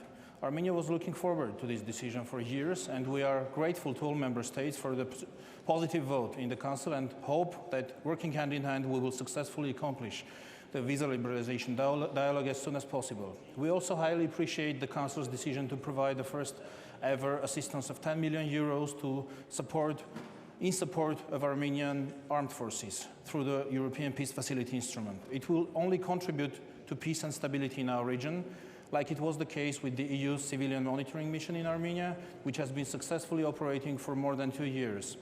And when it comes to peace facility issues, let me inform you that Armenia and Azerbaijan have signed the regulations on the joint activities of the Commission on State Border Delimitation and Border Security Issues, and the State Commission on State Border Delimitation between the Republic of Azerbaijan and Republic of Armenia. The regulation has undergone all respective procedures of ratification in both countries. The negotiations on the peace treaty between Armenia and Azerbaijan are also underway, and we hope to reach the final agreement as soon as possible. Thank you. Köszönöm szépen, ezzel a kérdések végére értünk. Most vissza fogom adni a szót az előadóinknak. Kérem, hogy röviden reagáljanak. Fordított sorrendben fogom. Először Alessandro Gilo Vigna úrnak adom meg a szót. Tessék, parancsoljon a... Vigna úr nem kíván reagálni. Köszönöm szépen. Ennek értelmében akkor Sven Simon urat illeti a szó, hogyha kíván a reakcióval élni, parancsoljon.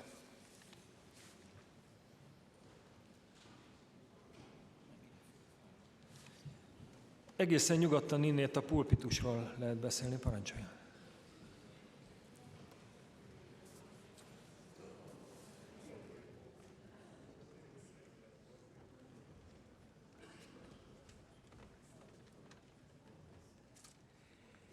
Yeah, Mr. Speaker, colleagues, I don't have to say much to add. I was listening, I was noting down, and we will in our committee have a discussion, of course, and I will give our colleagues a debriefing on everything which was mentioned here. I think it is important that we listen to each other, and the perspective of members of national parliaments are usually slightly different from those in the European Parliament for obvious reasons. What maybe I can say that there are sometimes different perspectives from smaller member states and bigger member states, even if I would like to repeat that we are all small in a way, that we should better, I think this is what many speakers made strong. It would be important that we integrate national parliaments into the legislative process.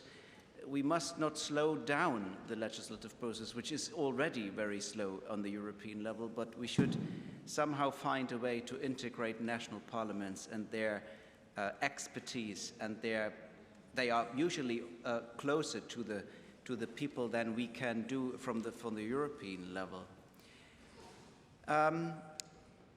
maybe what I also would like to tell you that I'm coming yesterday morning from Georgia. I was there for an election observation mission, which the European Parliament does together with ODIHR and the OSCE. And the people there, and during such a day of election observation, you speak to 50, 60 people on the ground, they desperately count on us Europeans, on us as European Union. I think it would be short-sighted if we would analyze these elections and what is happening in Georgia, that it was a referendum on pro-European, pro-Russian. That was not the case. But they are pro-European. Some of them said to me, we would definitely like to join the European Union, but pretty much reflected what many of you also said, more the European Union of the past in a way, concentrating more on competitiveness, on serving to the citizens, and maybe sometimes there was one speaker who said we must also, I don't know whether I can say stop us. Yeah, my colleague Lauren Windsor said you should be more outspoken from national parliaments if we are on the wrong way in Brussels, also in the European Parliament with this majority, which has changed now. And that is also a good sign, maybe. But there are many people desperately hoping and putting hope for the future in us as Europeans, because with all the differences we have, we are more equal and we share more common values.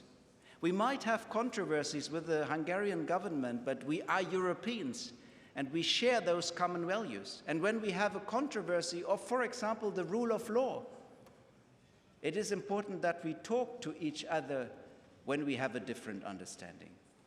Of course, the word rule of law and the meaning in the United Kingdom has a different meaning to a certain extent than the Rechtsstaatsprinzip in Germany or the État de droit en France. That is not absolutely the same thing. And we will organize in the European Parliament a symposium with the title, The Quest for the Rule of Law. Because I'm deeply convinced, colleagues, that we have to come closer together.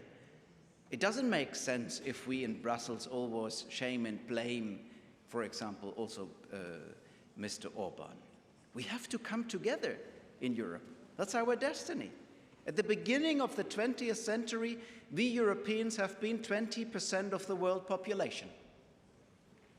Now the Europeans are 7%. In 2030, we'll be 5%. And that, in my opinion, makes it obvious that we have to come closer together. It is impossible in the long run that we go on with this blaming and shaming game, and we think that Mr. Orban and the Hungarian government thinks totally different from us. I'm deeply convinced that we Europeans share by far more values and have more in common, and that we need ourselves, that we need our union to fight against this war of aggression, what Russia is doing, and we all don't know what the outcome of the elections in White House will be next week, but we are stronger as Europeans when we stand united with one voice in the world. Thank you.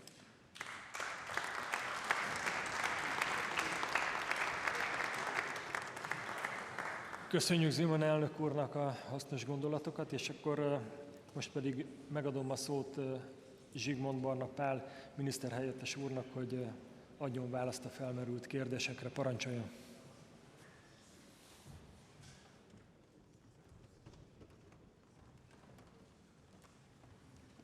Köszönöm szépen, elnök úr, tisztelt Hölgyeim és Uraim! Mindenekelőtt szeretném megköszönni önöknek ezt a konstruktív vitát, amit itt közösen folytattunk az elmúlt másfél órában. Szerintem fontos, hogy legyenek ilyen vitáink, hiszen Európa mégiscsak a párbeszéd kultúrájáról híres, és azt gondolom, hogy a reggeli ülésszakhoz képest ez a délutáni ülésszak ez egy szellemi szempontból is egy izgalmas beszélgetés volt, és jó volt azt hallgatni, hogy egyébként nemzeti parlamentek hasonlóan gondolkodnak, mint a magyar parlament képviselő itt, vagy a magyar kormány képviselő itt. Mi is azt mondjuk, hogy a szuverenitás az a nemzetállamokon alapul, és Európát a továbbiakban is a Nemzetállamok Szövetségének kell elképzelni, és nem egy föderális struktúraként. A Lisszaboni szerződés az elmúlt 12 évben sok tekintetben kiállta a próbát, sok tekintetben nem állta ki a próbát. Én azt gondolom, hogy a valós problémákról kell beszélni, és ma délután a valós problémákról beszéltünk. Azokról a kérdésekről, ami az európai embereket, az önök és a mi választópolgárainkat foglalkoztatják, jólétről, gazdaságról, szociális kérdésekről, környezetvédelemről, energiaárakról, azokról a kérdésekről, amelyekért mi politikusok felelősek vagyunk, és amelyeket meg kell oldanunk, függetlenül attól, hogy egy település, egy falu, egy város, vagy éppen a brüsszeli struktúrában, vagy a nemzeti parlamentben dolgozunk. És azt gondolom, hogy nem kell változtatni a szerződéseken ahhoz, hogy Európa jobban működjön. Ez talán legtöbb hozzászólás erre utalt. És nem kell változtatni a szerződéseken annak érdekében, hogy a csatlakozási folyamatok tovább tudjanak folytatni, hiszen az eddig bekövetkezett csatlakozási események jelzik azt, hogy képes a Lisszaboni szerződés, az uniós intézményrendszer jelenleg a csatlakozást előrevinni, hogyha akarja, ha van politikai akarat, hiszen egyszer csak láthatjuk, 21 éve ígérte meg a nyugat-balkáni országoknak az Európai Unió csatlakozást, és most hirtelen elkezdtünk vele foglalkozni, és itt több nyugat-balkáni ország képviselője ugye sikerről tudott beszámolni arról, hogy haladunk előre a csatlakozási folyamatban, és remélem, hogyha teljesítik a feltételeket, akkor a keleti országok esetében is hasonló eredményekről tudunk beszámolni, hiszen ismétlem még egyszer, a magyar elnökség az érdemalapú bővítési folyamat híve és a bővítési folyamat híve. Az is mondjuk egy sajátos esemény, és nem feltétlenül Brüsszel dicséri, hogy képes volt a Lisszaboni szerződés arra, hogy egy Brexitet levezényeljen, tehát egyel kevesebben lettünk a folyamatban, erre is képes volt, ha úgy tetszik, a szerződés. Reméljük, hogy több ilyen folyamatot a szerződés alapján nem kell végigélnünk. Koncentrálni kell feladatokra, az emberekre kell figyelni, semmit a társadalom nélkül, ilyen kijelentések hangzottak el, és valóban az emberekért vagyunk, és nem szabad feláldozni, Vinya úr mondta, a bürokrácia oltárán Európa jólétét és biztonságát. Teljesen egyetértek ezzel a kijelentéssel, és csak olyan döntéseket szabad Brüsszelben meghozni, amelyek az európai emberek, a mi választópolgáraink érdekeit szolgálják, a mi országaink érdekeit szolgálják.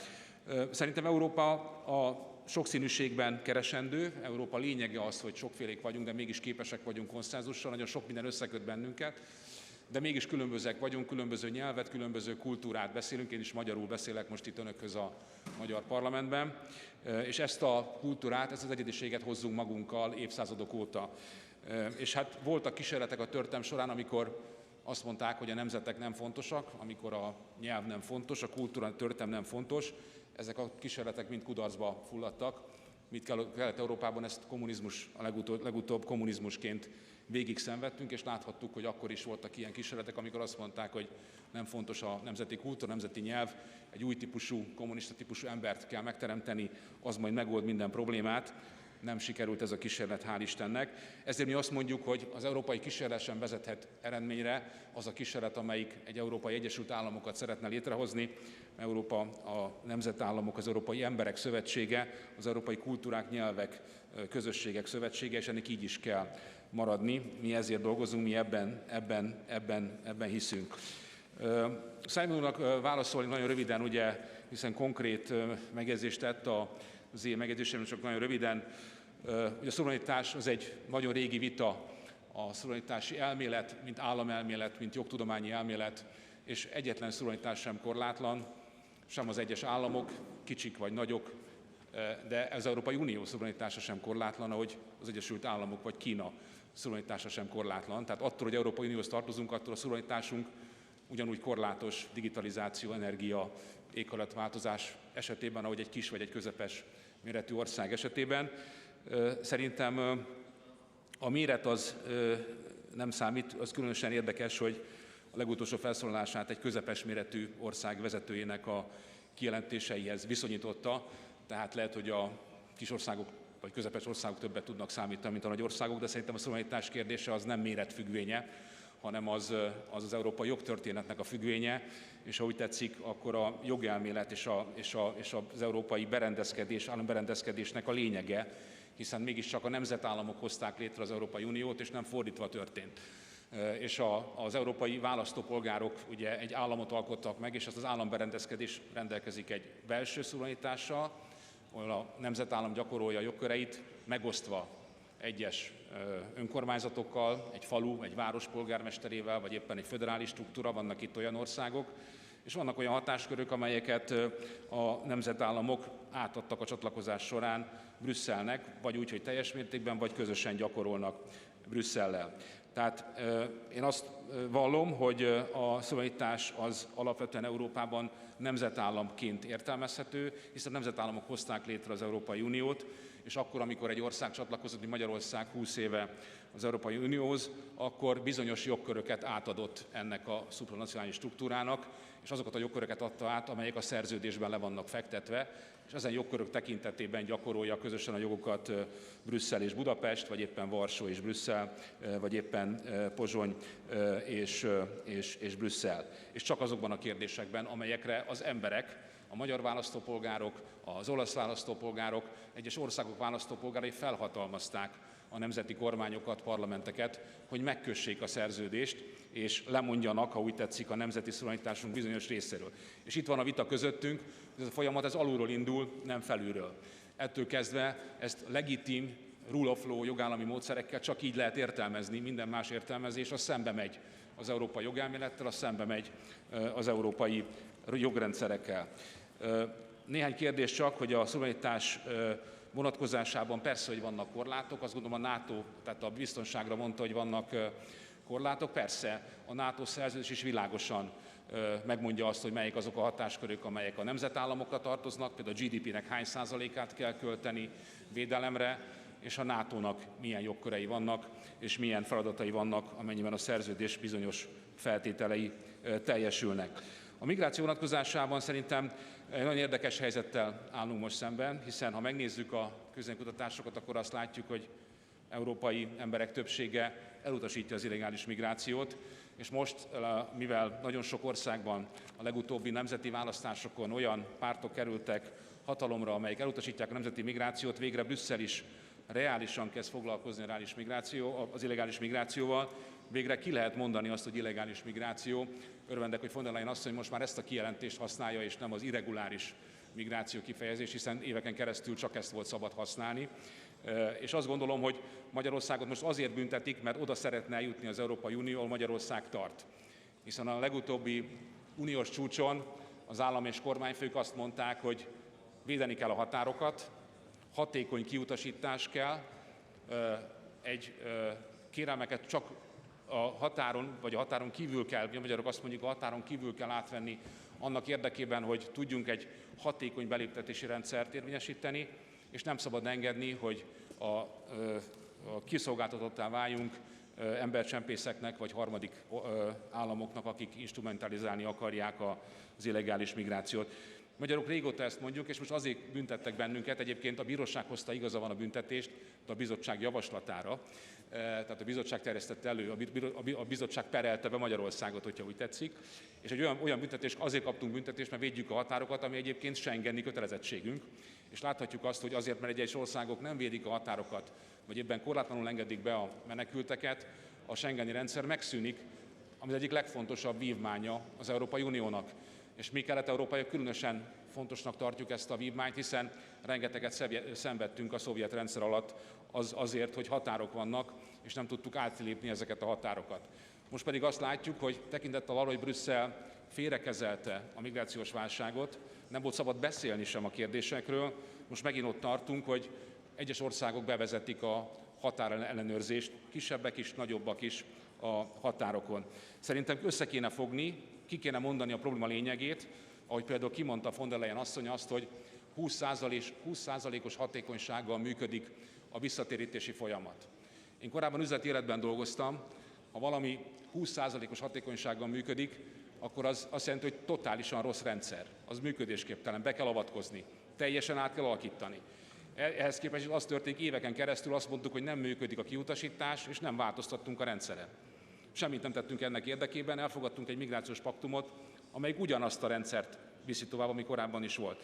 Végre azt gondolom, eljött a józanság pillanata, és abban hiszek, amit itt a legtöbben mondtak a végén, hogy össze kell fognunk, és közösen itt van az a pillanat, nem a problémát kell keresni, és szerintem nem ideológiai csatákat kell folytatni, hanem el kell hinni azt, hogy mi magyarok is egy közös Európáért dolgozunk, és én ezzel a tollal írtam alá azt a Ukrajna támogatására vonatkozó döntést, amit ugye a Magyarország tartózkodott, de felelős elnökségként és honest brokerként azt gondolom feladatunk végrehajtani az unió döntéseit.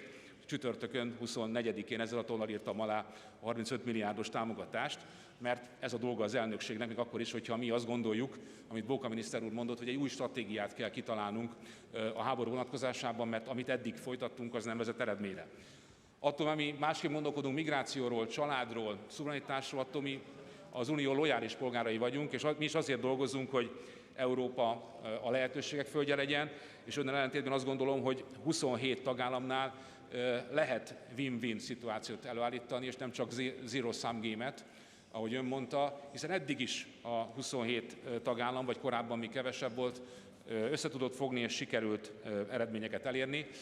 És hát persze még egy nagyon fontos kérdés van, hogy fogjuk tudni megoldani ezeket a kérdéseket akkor, ha megnézzük a gazdasági mutatókat, akkor amikor mi csatlakoztunk 20 évvel ezelőtt, akkor az európai GDP, az a világ GDP-jének kb. 20%-a volt, most meg most 10%-hoz van sokkal közelebb.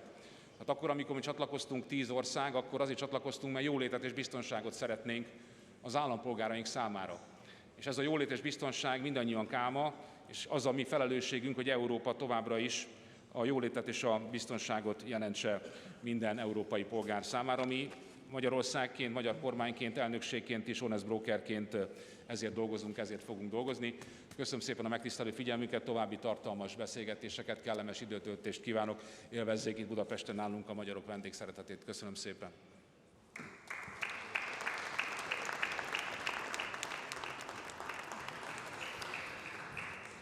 Megköszönöm miniszterhelyettes úr gondolatait, ahogyan képviselőtársaim aktivitását is, és a másik két előadónk felkészültségét és tartalmas gondolatait is.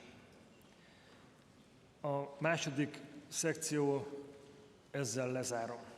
Tisztelt Hölgyeim és Uraim!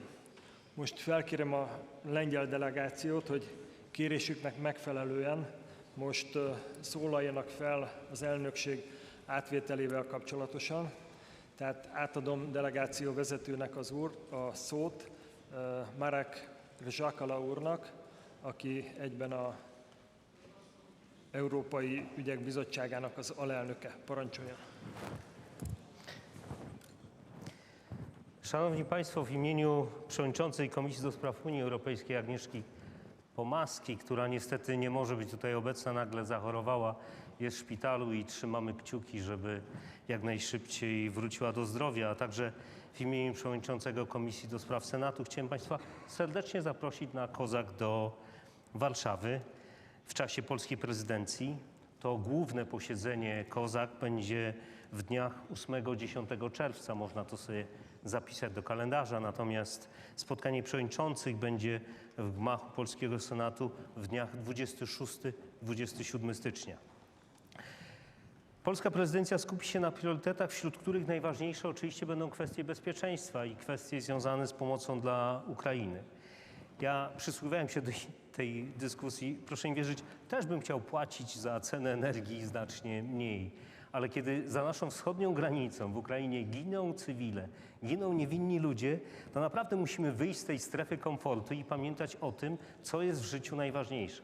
Był taki w polityce polskiej profesor Władysław Bartoszewski, więzień obozów koncentracyjnych, 6 lat przesiedział w sowieckich więzieniach, który zabiegał o pojednanie polsko-niemieckie, pojednanie polsko-żydowskie i mówił, że w życiu warto być przyzwoitym. I apeluję do Państwa, żeby po prostu w życiu, w polityce być przyzwoitym, bo trzeba moralność powiązać z polityką.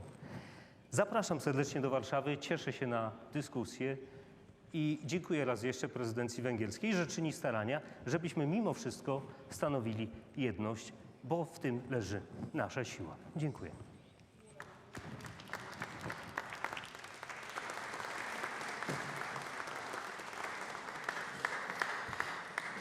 Köszönjük szépen, ezennel a mai délutáni plenáris ülést lezárjuk. A továbbiakban a tagállami delegáció vezetőket és az Európai Parlament delegáció vezetőjét kérném, hogy 16 óra 30 perctől legyenek a teremben, addig egy kis kávészünet és technikai szünet fog következni. Tájékoztatom önöket, hogy a buszok 16 óra 30-kor indulnak vissza a szállodákhoz, és este 19 óra 15 perckor lesz majd a hotelekből az indulás a vacsora helyszínre, a Magyar Zeneházába. Akkor tehát kis technikai szünet után folytatjuk a munkánkat a COSAC elnökeinek találkozójával. További szép estét kívánok mindenkinek!